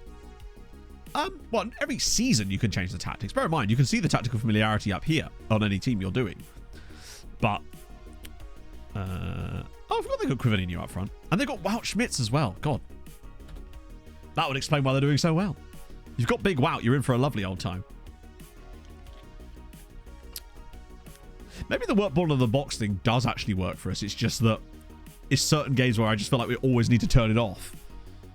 3-0 there. Malero scores a couple. But again, the strikers just non-existent in our current system for some reason. Just this season. Great for Malero again. Bear in mind, our strikers last year combined for 59 goals between them. So Bobby and Castillo combined for 59 goals, which is an insane amount. And this year, admittedly, Labros has mostly played as a striker, in fairness. So he has actually, I think, still our top scorer. He's got 9. Castillo has, yeah, he's underperformed. And Bobby Tree has underperformed as well. God, Labros has, look at Tex-Mex, already has an XG of 6. That's very, very high. That's actually the highest XG on the team is from an attacking midfielder. Though he has played the most matches out of those guys. So I suppose that probably factors into it. Right now we've got 14 games till Paxi. Maybe they're just confused about who's actually supposed to be the number 1 striker, I guess. Let's get a friendly, actually. That would be a good way to build a bit of the old... Pardon me. A bit of form back. Not that we're not in good form. Well, we're sort of in okay form. More than one. We have 3 tactics, but they're basically just variations on the previous one. I always just like to leave them in there so that it's just easier to change things later. But we could actually... I think part of the reason the familiarity is bad, is not completely perfect, is because some of the players are training roles that they're not always starting in. So because I often train them as a trequartista, if I have to start them on the right, it reduces the tactical familiarity, even though they're going to play half the game in that role. Swapping out with our centre-back. Now you're talking. That's the if we get knocked out of the Champions League next stream. Oh, no, not next stream. Stream after. Kind of vibes. Wow, Vashas are just not the same without Adam Armstrong. Nothing there. Scouting update. Get rid of anyone who's looking a bit naff.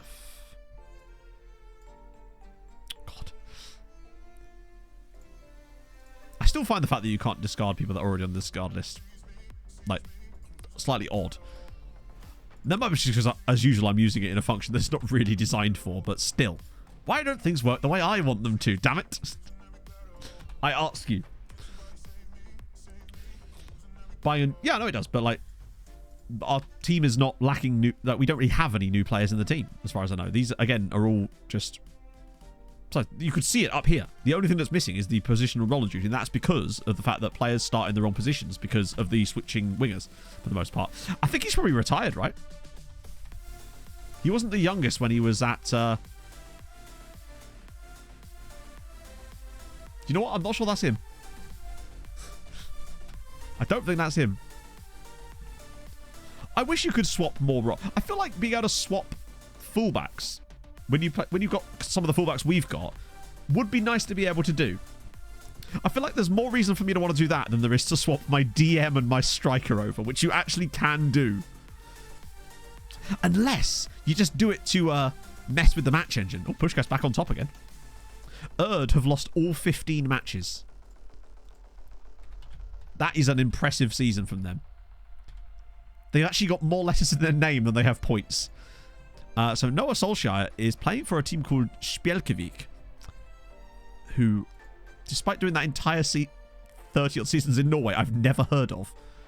And he's one of only 2 players that actually play for the club. The other one is Storm Brudvik, which just sounds like something that's going to blow my gazebo over, honestly.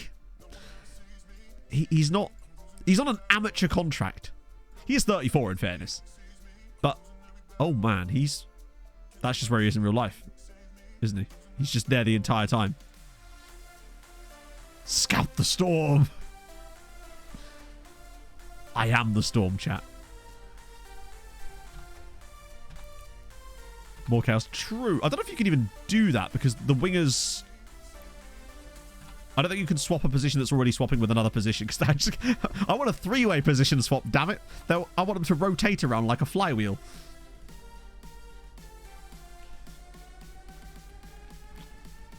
Jadon Sancho's retiring. Alonso Mogolon. Okay, cool. Cool. Oh, okay. Alonso looks a bit alright. I don't think we've seen a single 5-star potential player in these lookups. Not lookups, in these reports for a while now. I guess it's almost like we've got a ridiculously good side. And that a 5-star player in this team would be... Show me where did I stutter, Asher? I think the maximum amount of swaps you could really do would be 2. Because I think there's only 5 positions that can be swapped. And obviously within that, you could only really swap 2 sets of players within that. So I think the maximum you could actually do would be 2. Which isn't as much. Tom Vermeulen Patrice. Hang on. How do you mean? Tom Vermeulen is a player. Oh, sorry, Tom Vermeulen, rather. Patrice is a different player. That's why you can't see my hands. Usual suspect. Little 16-0 there. That'll get him a bit of confidence back again. I think we should have another Champions League game right after the Paxi match. If I remember correctly. Yeah, Man City, and then it's Inter. Better amount of football, that's fine. You can take it or leave it, friendo.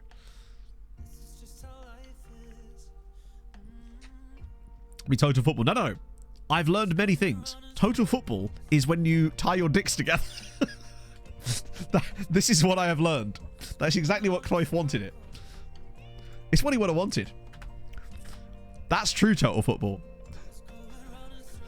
So good. It's from Ted Lasso yesterday. It wasn't actually that... I didn't really find that episode that good, honestly, but that bit was fucking hilarious. It didn't feel like an episode of Ted Lasso a lot of the time. I don't know what it was. I couldn't really pinpoint it. It was still good, but it wasn't one of the stronger ones for me. The one before, though... I won't say anything about it, no. The episode from the previous week was amazing, though. Easily up there with one of my favourites ever. Yeah, we'll take that. Oh, God, Roy. I just love... Whistle. The episode before was more like... Yeah, they're so long and I love it. But no, the episode before was great. It was up there for me with like the karaoke bar episode from the first series.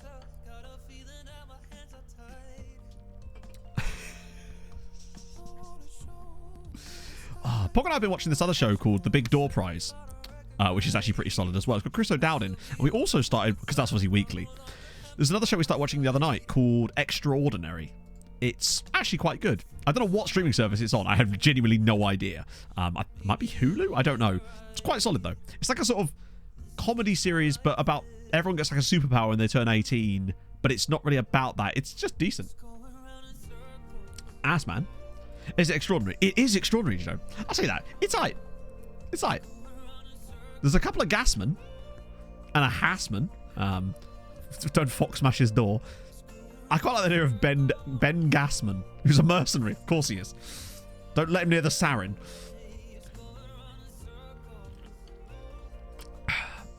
100 years in. That's insane. 23 languages fluently. My God. Man should work for the UN when he's retired. Is it Disney Plus? Okay, yeah. It's alright, yeah. I don't think it's amazing, but I do kind of like it.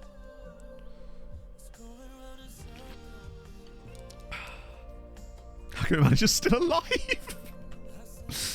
Ah, dear. But that's kind of mad. So you're 100 years in.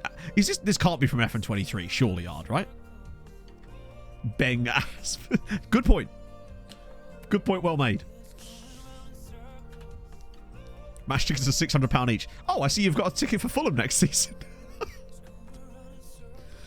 Oh, Lord. It's 2020. Good Lord, Ard. That's an insane amount. What? Good Jesus Christ. I don't even know what some of these languages are. Like, I wouldn't be able to tell you what some of these languages actually relate to. That's insane. I guess you must have done a lot in, like, Southeast Asia, I'm guessing, if you've got, like, Khmer. So that... And Lao. So you've obviously done, like, Cambodia, Laos, Nepal. That's awesome.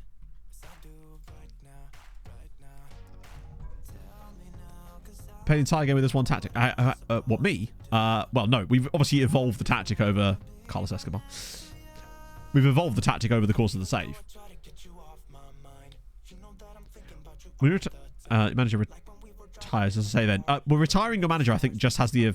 effectively just ends the save, I guess, right? I've never really tried to do it, honestly.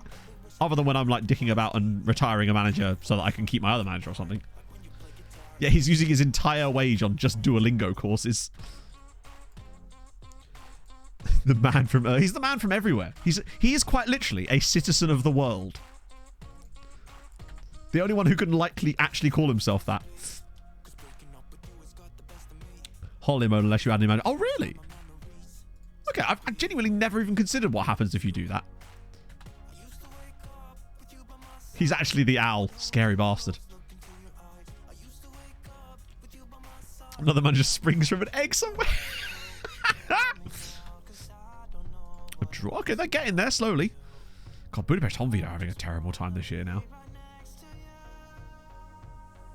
Oh, well. Not our problem. That they've not had a youth intake lately, I don't think. Or have they?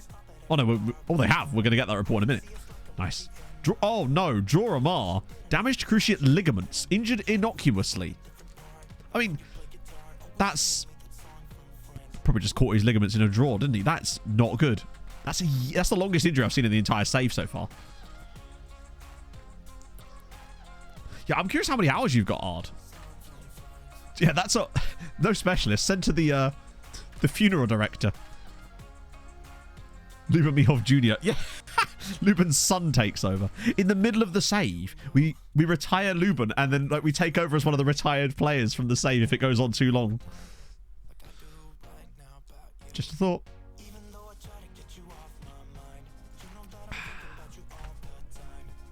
Like what we could have done with Emmett last time around. You just retire your manager in the middle of the save and then appoint the new one. Ah, here we go. Ah. I might still give them a Ghana because this is a brand new intake, I think. Well, some of them are anyway. Right, Paxi, then Manchester City. We're doing it. We're making the progress we need. We're going to get this done by just after 3. No, I've never had a son. It's stupidly rare. If you go back in the annals of Football Manager YouTube, you'll find a video of Jack and... well, it's Jack's video, I think.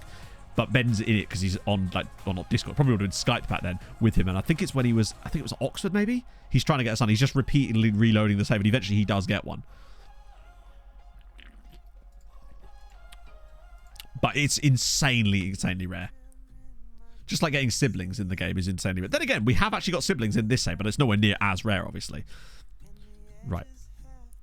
Rotation. I like how many partnerships he's got. Man's got more partnerships than Manchester City. Right, okay. Fuck it, we'll do Milo again. Why not?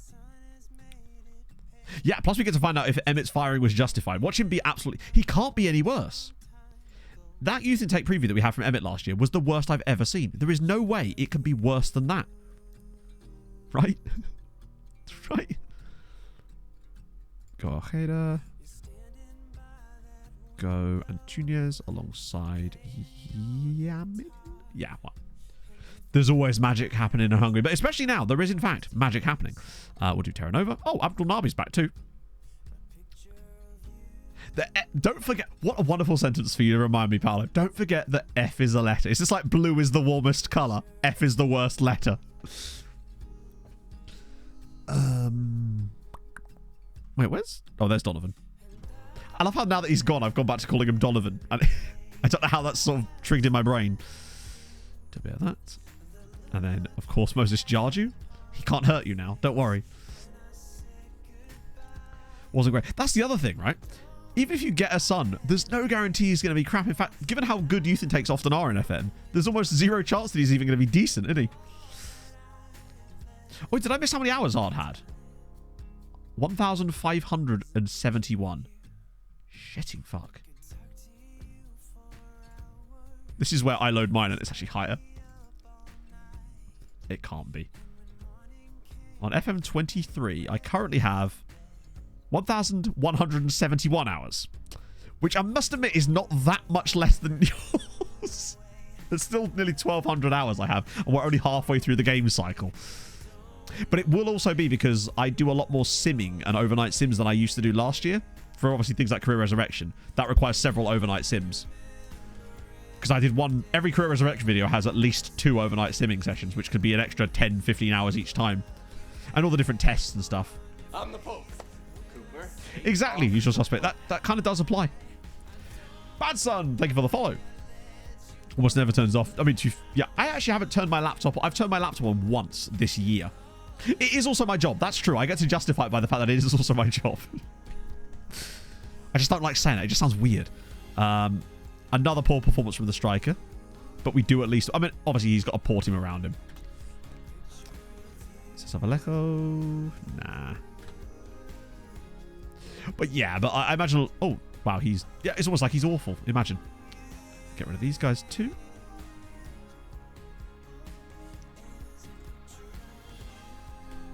God, Mohar's not great either. I could also discard him. We don't need to keep scouting him. It's not looking good, bruv.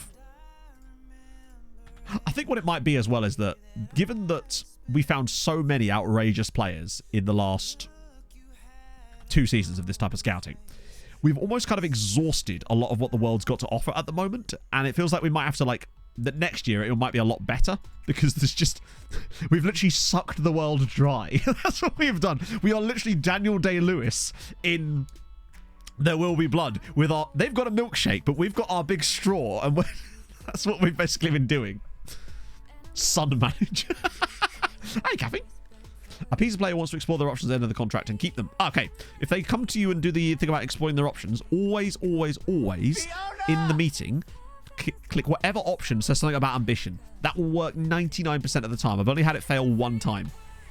Kelvin, thank you very much for the follow. The other thing I would say about keeping players, this is less to do with options though, is if you have a player that you know that you can always talk out of a move every year, get them upset the moment the window opens and then talk them out of the move so they're happy to stay. Then it will allow you, for every time another player comes to you and wants to move, to use the, well, X player didn't complain about this. That one seems to work really, really well this year. 16-0. I was a friendly, to be fair, I think. Wait, what was 16-0? Oh, I think that was our friendly midweek. Just off as well. Thank you for the follow. Fill up other clubs. True.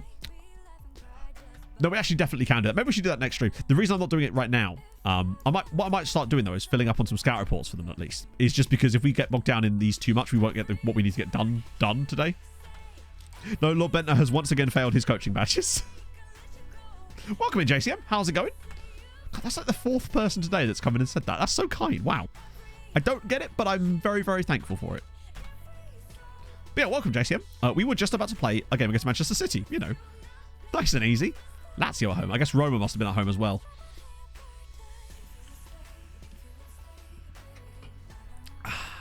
Boom.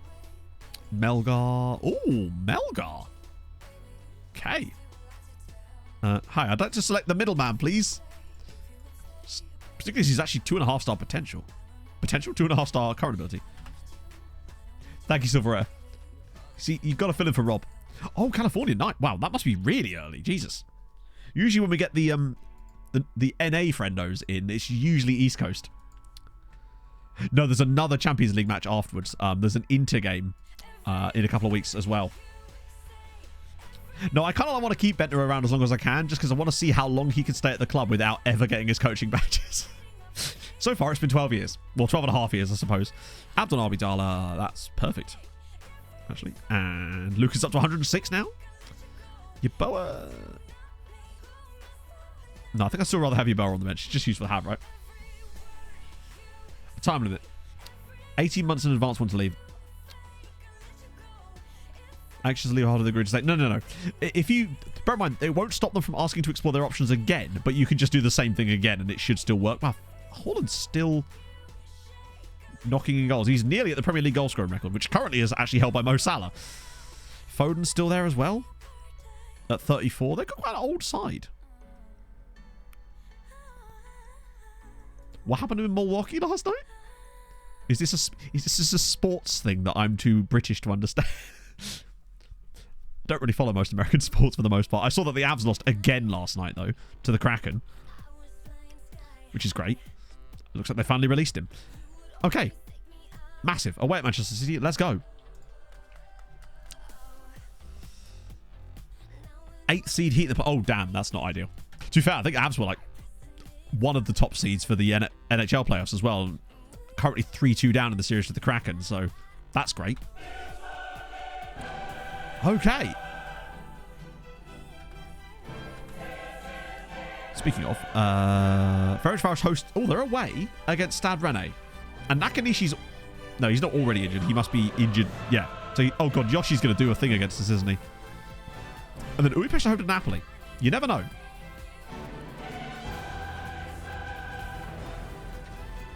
I am fully expecting us to just get swept off the face of the earth in this game. Given the way we've played in the Champions League this season, I'm not confident. Although that was better. We're pressing them nice. Getting in on them. Yes, come on, yes, come on, Texie. He's still got it. Oh, lovely football. Can you put it back to him, maybe? Oh, what a save. It's literally hit the keeper as he's flapping his arms about. That was nice. Man City losing the FA Cup to someone like Norwich. Oh, really? Oh, shit. There we go. LMS. That's his 3rd Champions League goal of the season. That's insane. He has actually scored a lot of our goals in the Champions League this year, and important ones too. He got one against Benfica. I don't know what the keeper's doing there. Just nothing. Oh, thank you, JCM. Now we can say hi to you in the VODs as well. Where are they? Oh, they're right next to each other. That shouldn't be difficult to keep a hold of then. That was not bad from us. That would actually push us back up. Despite how bad we've been so far, that would keep us right in contention for it, at least. Budapest beating Napoli. Budapest 1, Napoli 0. Maybe we were just rooting for the wrong Hungarian team this entire time. As Stade Rennais take the lead against Ferencváros, who are just emphatically useless. Maybe it's just because it's their first season in the Champions League. They've got their tails up, like what Ferencváros did. Because if they win that game, that's basically them as good as qualified. They'd have 9 points then. They'd only have 1 less than us. Which is insane. 2034. Well, that's the exact same season we did it. Oh, the first final. Right, yeah. I think we were very lucky to reach that final when we did. But we managed to win it in 12 years, which is not a bad run for us, I'd say. Tex-Mex, go and find the pass. Yes, ball. Ah. So far, I'm actually pretty pleased with this performance. Nobody's looking particularly out of sorts in this game, which is a surprise. Considering we're away at Manchester City, but we look up for it. That's a really nice pass. The defenders got caught out there. Oh, what a ball. Tex-Mex! Close. He's looking up for it for once. Ah, Napoli with the equaliser. Chukwuemeka. Is that Carney Chukwuemeka? Maybe we spoke too soon on them. Half time, though. Really, really good. This would make up for those slightly poorer results. Slightly poorer, he says. Very poorer. Let's keep scrolling. I mean, even if Budapest got a draw against Napoli, that would be a bloody good result. Considering it'd be another point towards their success. Wow, we sure do like making games dull, don't we? Now Castillo's fallen off the pace a little bit. Maybe Kontorakis now, actually. As good as Dala's been, he is looking a bit light. Struggling a little. And Velázquez, maybe? Oh, he's so good, though. But he is on a booking, and I don't really want to risk him getting a red card. Jared Butler's been beaten up dear. I'm glad we're on the same page, Silveretta. I just know nothing about it at all, so I can't possibly comment. Oh, that was a tight one. And now they're doing it. They've given the ball away again. It's Malero. He's cutting through, and he's drilled it wide. We're going to regret not taking these chances today. I could feel it. We've been excellent. And it's 3-1. 3-1 to Budapest against Napoli. And I think Ferencváros might have equalised. I swear I saw something pop up on the screen there. We did manage to get Giddy in the end, yes. We had to go the long way about it, as I actually lost out on him initially, but we managed to get him in the end. Tex-Mex slips it through. Brandon Silva's in. Can he finish? Yes, he can. 2-0. Man City 0. MTK Budapest 2. Great work from Tex-Mex and Silva. City, the problem with City is they always try to walk the ball into the net. And today, they came a cropper from that. It was a really bad pass from Bitshiabu here. Easily cut out. This is just a lovely pass from Tex-Mex. Gets it away quickly. Silva very nearly hits this over the bar as well. He's put it where the scissors live. Exactly. It wasn't an equaliser for Ferencváros. But as long as Budapest don't concede 2 goals in the next 10 minutes, they're going to be on for their 3rd win of the Champions League group. Which is mad. Lavinio, thank you for the 50 bits. The worst thing about kissing a perfect 10 is what, Matt? How cold the mirror feels on my lips. Oh shit, Haaland's throat. He's missed it. I actually thought I was going to go a different way, Lavinio. So in fact, you kind of redeemed yourself at the end there. I mean, that is just a stunning performance. 2-0 at the Etihad. They had 1 shot on target in the entire game. We've just played them off the park. Come on. This is more like it, yet we couldn't beat Rangers. Typical of us. No, unfortunately... Oh, by the way, Budapest also got taken over and were also floated on the stocks, but didn't really see any real financial improvement from it, sadly. Manchester City are 29th. I didn't realise how bad City were in this save. Wow. But on the other side of things, Budapest 4, Napoli 1. Napoli lost 4-1. Budapest go 18th now. They've already got 9 points. And are currently 4 points clear. God damn. That's remarkable. I think Budapest have most likely already got enough points to qualify for the next round. That's insane. But I would like to come back to the whole Ferencváros trying to win a game in the Championship Challenge impossible, because I can't remember the last time they won a game in the Champions League. Right, what we got? Debrecen away at Cups. That's a good sign. They should. You'd like to think they should win that. Molfehever away at Olympiacos is going to be tough, and Honvéd away at Slavia Prague is going to be tough as well. Haladash away at Lincoln Red Imps. You cannot not beat the Gibraltarian side. For the love of all that is holy.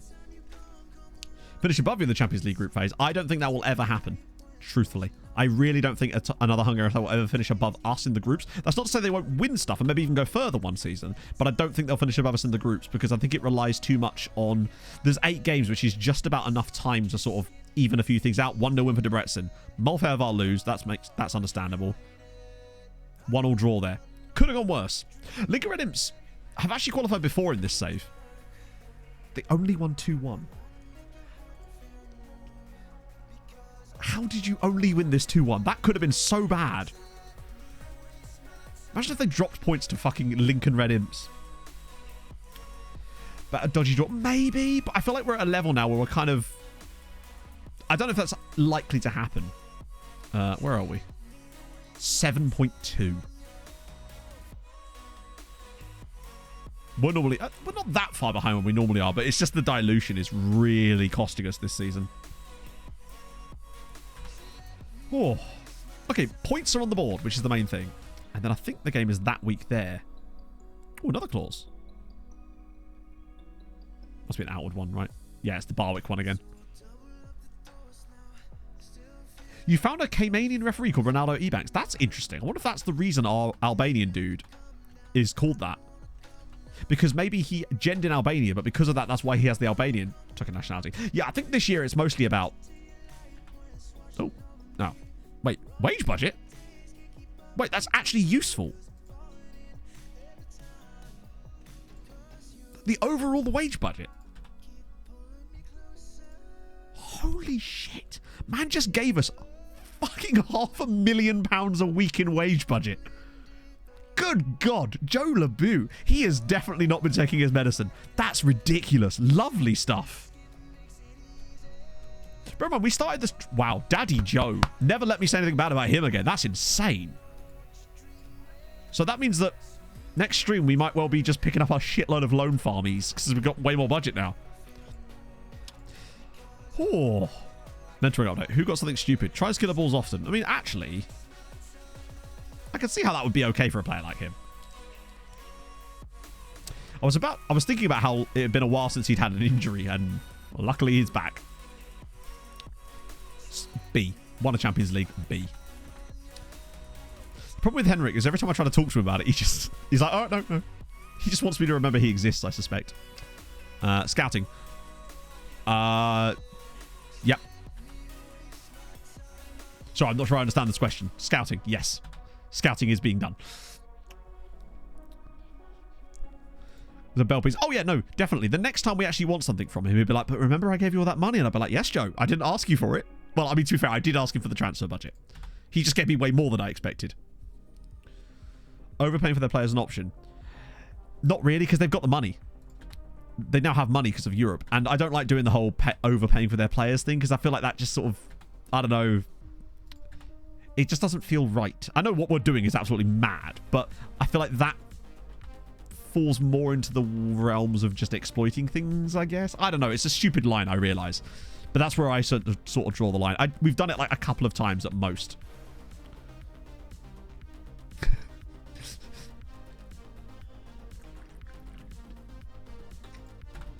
Okay. So there's these 3 games, and I think it's there. Which means we might actually be able to... Breaking the game isn't a bad thing, surely. This is what I mean about how it's a weird line to draw, right? That's the other thing. That's the reason we don't tend to give them money, because often, in previous examples of this, they tend to do nothing with the money that's sensible. So that's why we tend not to. But I feel like actually Hungarian sides might be fairly good of judgment with it, but I don't know.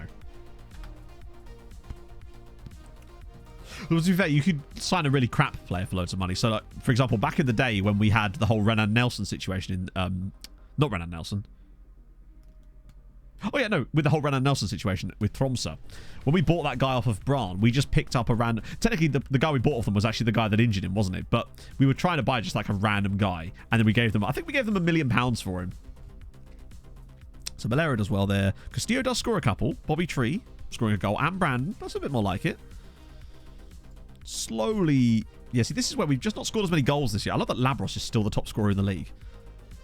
Did I look at that one yet? I don't think I did. Okay, he's alright.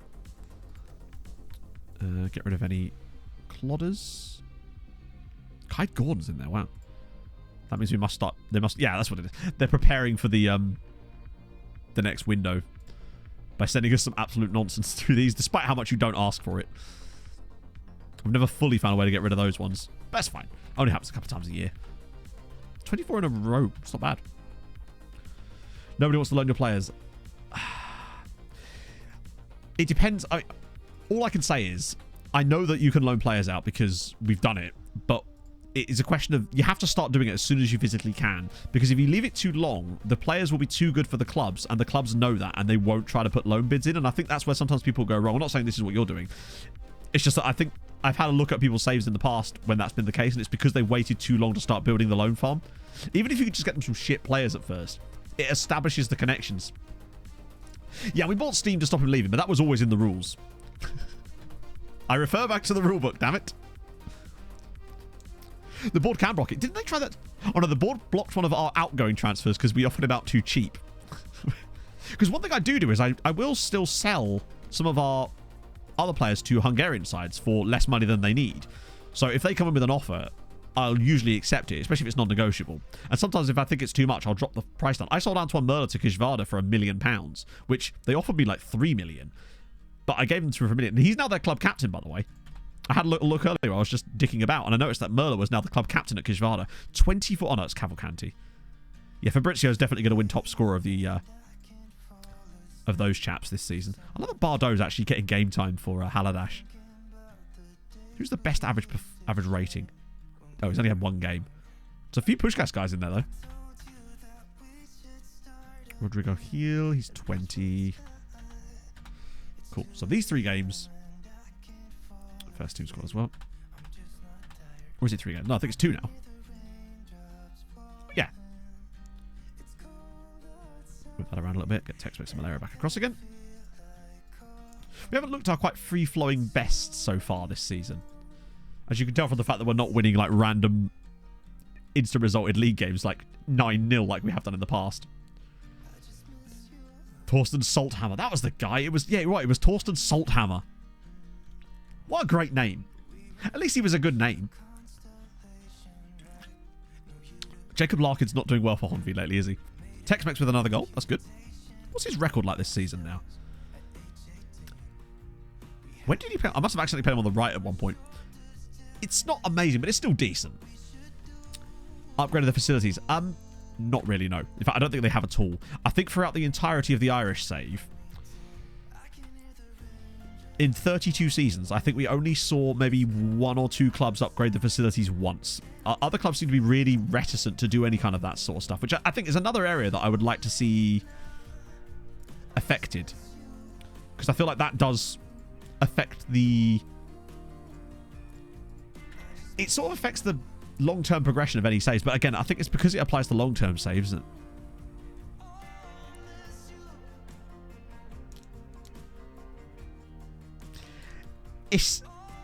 It's not great, but it is better. It is better than Emmett was providing. And at least we have a B-rated striker.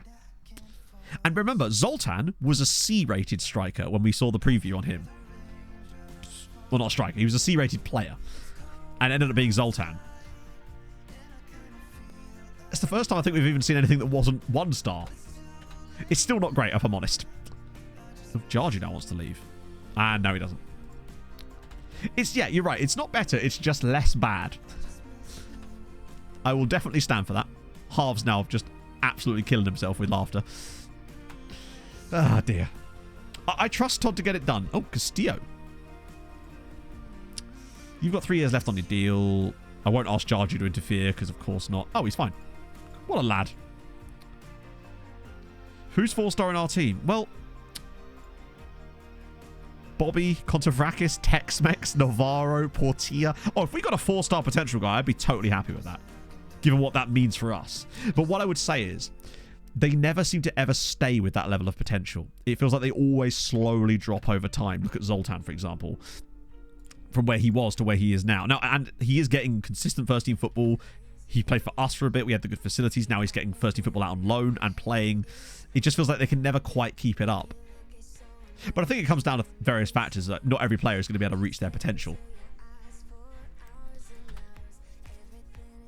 Right, so we rotate for Kishvada, back in for Inter. Uipesh beat Ferencváros. They are really making a big statement as to why they should actually be the second side in Hungary at the moment. And that statement is very much based, given on the European stuff they've been doing.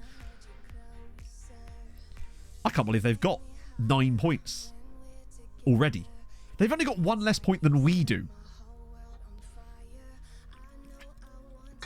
I know how earlier someone asked, well, it wasn't even that long ago, about what if another Hungarian side finishes above you in the Champions League? I mean, it could happen this season for all we know. I just realised they're not that far behind us. How are the finances looking as well? Yeah, I think we'll be alright. We've made a profit of nearly 50 million this season. Which would explain why Joe was willing to give us that extra cash. Right. So this is a rotation. We'll go with Bobby through the middle today, since Joshua De Bruyne's injured again. We'll play Ojeda there. I might even start Karp. Because why the hell not? Man needs some game time. He's clearly ready to actually start playing some football for us. Yamin and Jarju, that's fine. We'll do Dela Cruz and I guess... Oh, God, I don't want Dala at centre-back. I mean, I like him at centre-back, but I don't want him at centre-back. I like him. I just don't love him at centre-back. Who else we got? Actually, we'll do Jarju. We'll do that. Swap those 2 over. I feel like I trust Jarju more as a centre-back today. Also, this is the system Kishvada play. Have they changed their manager? I feel like they've... No, it's the same guy. I swear they weren't playing like that before, because that's quite a good little system. They've got Bohats and Barwick through the middle. Supposedly the Czech Haaland. So I'm told. Okay.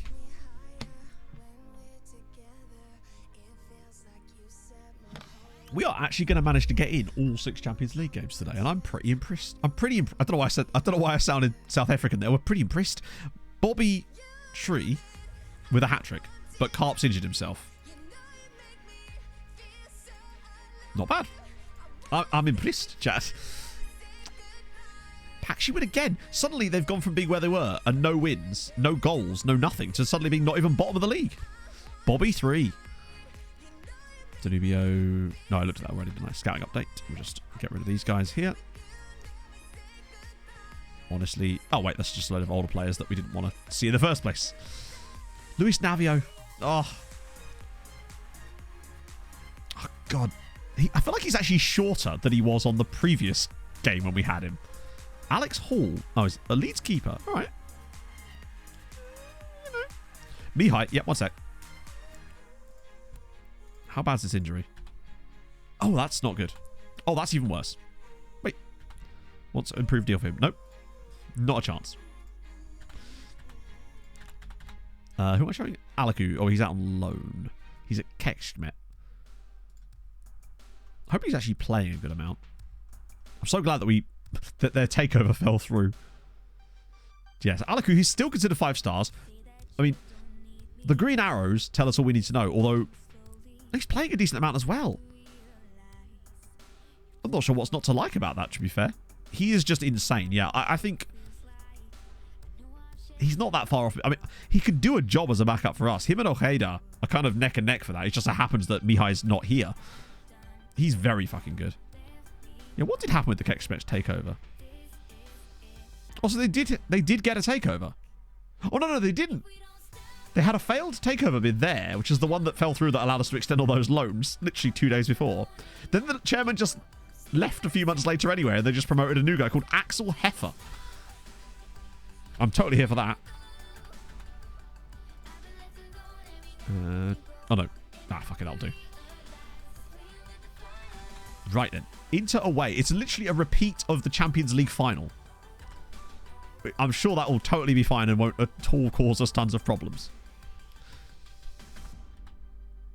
Paul Johnston... No, wait, was he not? Oh, he's the guy that was Kitty and Novician. I think some players just sort of... It's probably because he's not been playing seemingly amazingly for Kekstmet. I think if he was in better form for them, that might... Not right now, bud. Come on. Yeah, good. Thank God for that. That was... Really? Never been good enough. Buddy, you're the top scorer in the league. What are you actually jabbering about? But if you want to go out on loan, I'll be totally fine with that. Yeah, I'm feeling like they'll... That's true. They do have the pre-match revenge option. That's us done. Also, weird one. You know, Bayern and this save have Kane Fullerlove. In my career resurrection save, they also have Kane Fullerlove, who's a regen. Obviously, he's a face in the game regen, but it's just weird that he's an insane striker for Bayern in both saves. Like, he's their starting striker in that save, too. Stars get affected by... I don't think they do. It's more about form. I think if he was playing better for Kekstmet, he'd be more like a 3-star player for them. But because he's sort of just being a bit average, it's mostly using that. Ooh, Alanis. Ah, we lost them again. Where even are we on this? Oh, okay, good. Yep, good to see. Down in 30th. Uipesh, though, up in 22nd on this list. And Ferencváros are doing better than us. They're both doing better than us. Right, Inter, here we go. Uipesh are away at... Oh my God, that's kind of great. On the same match day, it's a repeat of both finals. So Uipesh are playing the team that beat them in their Europa League Conference League final. And we're playing the team that we beat in our Champions League final. Castillo, Silva, Terra Nova?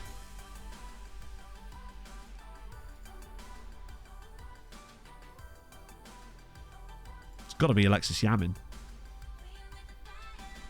And then Mihail. Sick. Facing the game to get a team preference. I believe you do. Yeah, you must do. Because I feel like as a party... Then again, actually not sure. I think you must get a team preference. This is actually quite a good side. Hang on. They certainly didn't have Shesko. Have they changed them? That's an entirely different system as well. Oh, no, it's not, is it? They have definitely got a lot of different players the last time, though. Like, Salvatore Esposito wasn't in that team. Unless these are all the guys. They've got Florian Wirtz and Benjamin Shesko in this team, too. No wonder they lost the final. Like, where were all these guys when we beat them in the final last year? Hohenhall. I don't know if he's actually in the save.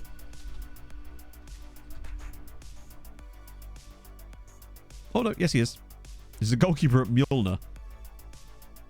Started at Bodder, briefly. And now went on a free transfer not long after that to Mjolnir. But, yeah. I'll refund you points for that, even though he's there. Right, let's go. Last Champions League game, let's do it. I say last. There's still 2 more for next stream, but still.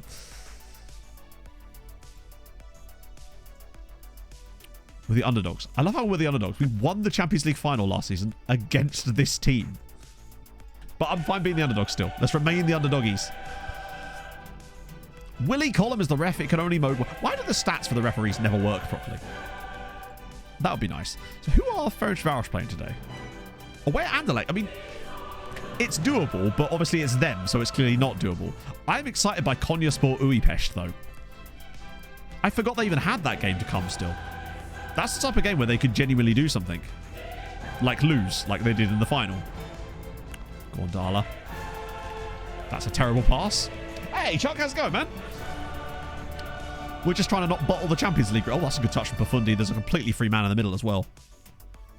Can't get back to him. There's enough bodies in the way to hopefully stop this. Oh. Poor Edgar. I mean, here's hoping. As Ferencváros already fall behind. Újpest won all in their game. Konyaspor Újpest. Something nice to... Yeah. 1-1. We've started a bit poorly. Sod's Law. Yeah, I mean, you're right. They had the revenge option on us, and they're probably going to activate that to full effect today, it would feel like. I mean, are we down? I mean, Castillo's already on a 6.4 after 26 minutes. And now we're losing. He's still in the game. Good Lord. Yeah, it's kind of crazy that it's happened twice in one season, Chuck, that they've had to... Josh Berry's going to end up completing a full schedule this year, just filling in for every single Hendrick driver, right? That was just a really nice goal, unfortunately. I get the feeling this might be a Bobby Tree second half, potentially, for us. Because Castillo struggled in the Champions League final against these guys as well. Oh, hang on. Silva's through. Please square it. Oh, as fucking if. Are you serious, FM? Just shoot from there. Újpest lead.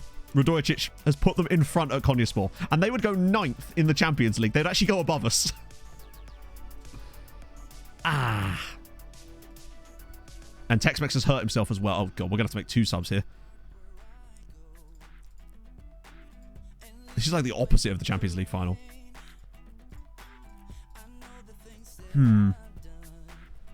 Is it 3-1 now? Good Lord. Love to see it. Oh, right. No, I think the plan is Yeboah, then Malero like that, then Castillo. I'm bringing him off. We know what Bobby did last time. I don't know why he didn't pass that there, but that's just the side netting-ery of FM that we've got used to over the years, I suppose. Shoot less often on as well. I think shoot less often doesn't seem to take into account the angle of the shot. It only takes into account a lot of the time the position. So, like, how far away from goal they actually are. And because he's so close, it's like, well, this is a shooting opportunity. But, of course, it isn't. 2 first-half subs is not ideal. But we can't be any worse. Right? I mean, Inter are clearly right up there again. It's interesting that Atletico and Inter are the two that 4-1 to Újpest away at... Wow. They have absolutely killed it this season. They won 4-1 against Napoli, and now they're 4-1 up in Turkey against Konyaspor. Radojicic has a hat-trick. That's phenomenal work from them. 12 points in the Champions League for Újpest. They're above us. Turn one of the blocks. Well, I'm trying to think about what we did in the Champions League final. What we did was turn that off as it goes. God almighty. And we also bought Bobby on, and it worked. So I'm not going to change that. Particularly as I don't know what effect we're looking for out of it at that point. Leverkusen beating Rangers. See, Leverkusen could beat Rangers. Just not us. Possession's not on... We're still looking like okay. I feel like if I turn that... I might just put maybe more expressive on, actually. It's my go-to now. It's my go-to. Do something. Oh, wait, no. I thought that was going to be a set piece. Oh, yeah. No, it is. Oh, here we go. Bobby, right now. Go. Go, go, go, Bobby. Get on your bike.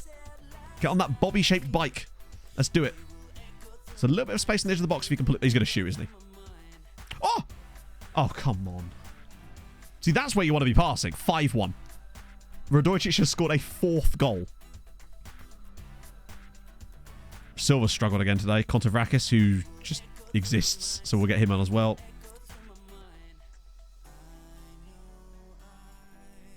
Swap those two over. Fuck it. The fact that it's 5-1 to Budapest in Turkey. This is a team that beat them in the... They are absolutely exercising their demons in that match. Oh, Bobby's got it! Oh, come on with the blocks, man. Inter are giving us every opportunity to score a goal in this game, and we are just refusing to take it. Kontavrakis now. Can he score it for someone? No, it's come down to Bobby Tree, and it's still cleared. Oh, my God. What do we have to do to score a goal here? It's just not our day, you're right, yeah. It does feel like that.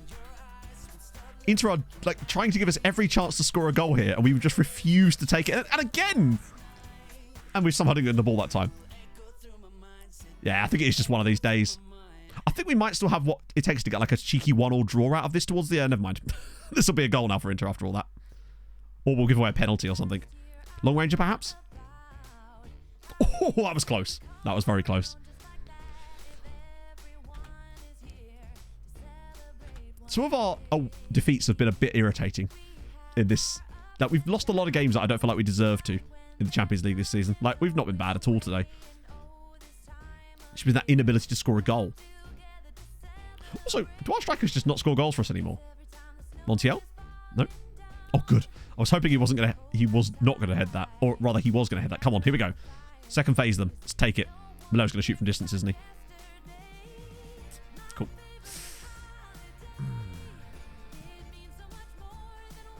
The highlight continue. Oh, no. This is going to be that highlight that you think, because we're on key highlights, is going to be like a highlight that it's not. Nothing's going to happen, basically. Because it's so close to the end of the game, it's actually going to be a proper game-ending highlight because he's just going to kill the time and then we're going to lose 1-0 here as well. Yep, there we go. Wait, that was actually a highlight. Good. Good. That's definitely what we needed again. Cheers for that. I don't know what to do at this point. Like, the chances are there, we just don't score them. It's like they've forgotten how to score goals. Ferencváros lose again because they're useless. Budapest do go above us with an insane 5-1 victory in Turkey. From 1-0 down as well, they've won 5-1. They're 12th in the they could still get top 8. Like, they've definitely qualified now. Because 24th place, they've literally got double the number of points and better goal difference. They're killing it. They're above us in the Champions League. I love how early I was like, oh, that's never going to happen. And it's literally happening now. Incredible. We've still got Thursday matches, though. One thing we haven't been actually focusing on is where these guys are sat. So Honvéd at home against FK Sarajevo. Debrecen at home against PAOK. Never not to change. I think with matches like that, the thing is, the worst thing about those matches is that there's nothing you can change because you're creating chances. So all you could do would be to create more chances, which clearly you weren't going to score in the first place. So yeah, I think that's not happening. But these two might have chances at winning. And Haladáš are away at Slovan Bratislava. That'll be quite tough. Yeah, the fact that Budapest beat them 5-1 away from home is ridiculously good. They must feel so good now. I know they've still not won a Conference League because of it, but it's just nice. Honvéd draw, Debrecen win. Malfervar lose, not surprising. They did get a goal in the game at least. But good result for Debrecen there. What does this actually do to the... So Debrecen have got 10 points, are looking good. Honvéd have got 9 points, are looking good. Malfervar have only got 5 points. Now, maybe they've got a couple of easier games coming up. I'm actually surprised by them. I would have considered them to be the strongest of the three. Maybe their last 2 games are a bit easier. Away at Besiktas and at home. Oh, they've got 2 away games to come. In that case, they've just kind of fucked it, haven't they? That's not ideal. What about Haladáš? 2-0 win. That's massive. Haladáš are actually 6th. 6th in the Conference League. So they're doing fine. So where does that leave us? 8.2. It's still not great, honestly, but it's the best we can really hope for at the moment. But we do still have, in theory, everyone in Europe currently, but Ferencváros are never qualifying. No chance. Budapest are already qualifying. We're through. We're definitely going to lose a couple of teams here, I suspect. Ferencváros being one of them, and I think maybe Malfervar as well. But we will have to see. What's Italy on? Italy are on So we've got 8. Wait, no. Yeah. Italy are on 8.286. And we're on 8.214. So they're not having the best of years themselves. Unfortunately, the French are having a ridiculous season. Christ, they really are, aren't they? They're actually catching us. Despite losing 6 points this year, they are catching us in a little bit. Germany doing quite well. In fact, Italy are the ones that are sort of slouching a little bit. We're actually gaining on them more than anything else. Look how much Italy are sort of getting back into this battle. All of a sudden, Germany and Italy are very close together. Been a letdown in the they've been a letdown in the last 2 seasons. Bear in mind, they also have reached the knockouts of every competition so far. They've been in the knockouts of the Champions League. They've just kind of really struggled the last 2 seasons to make it count on a European scale. Like, they didn't win a single game in the Champions League group last year. They drew 5, but they threw away some bad points, basically. Oh, I think we did bloody well there, honestly, Chateau. We didn't actually overrun by as much as I was expecting us to for once, so we've done well. Right, the question is, who do I send you people to? Max. Thank you for the follow. Hope you're having a lovely day. Oh, Stinger's streaming. That's a surprise, actually. In that case, we're gonna raid Stinger. I always used to get raids from Stinger because he was always streaming before me, and I never normally get to raid Stinger, so that's what I'm gonna do. Boom, boom, boom, boom, boom, boom, boom, boom. Sick. It's Ben. Thank you very much for the follow as well. So, here's the plan. Sunday, 10 a.m. of course. It will be knockouts of some form. Obviously, we'll be doing the... I say knockouts of some form, as if we're guaranteed. We kind of are, though, I think. 10 points is enough to get you through of some form. But we'll obviously be doing the final 2 Champions League matches in the group stage and then getting into knockouts and all that good shit. Also, remember, tomorrow night... Career Resurrection Regen Edition with 3 players. It's going to be an extremely fun video.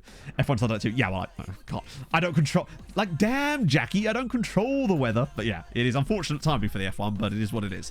They should really change that up and schedule things around me, I feel. Right.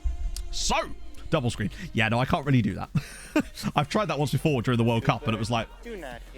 Doesn't really work so well. Troylat, thank you for the follow as well. I'm going to send you lovely people over to Stinger. Thank you for joining me today, and I will see you, friends, on tomorrow in the video. And then, yeah, I can show you I'll wear my new garbs on Sunday for you. Watch me get nothing.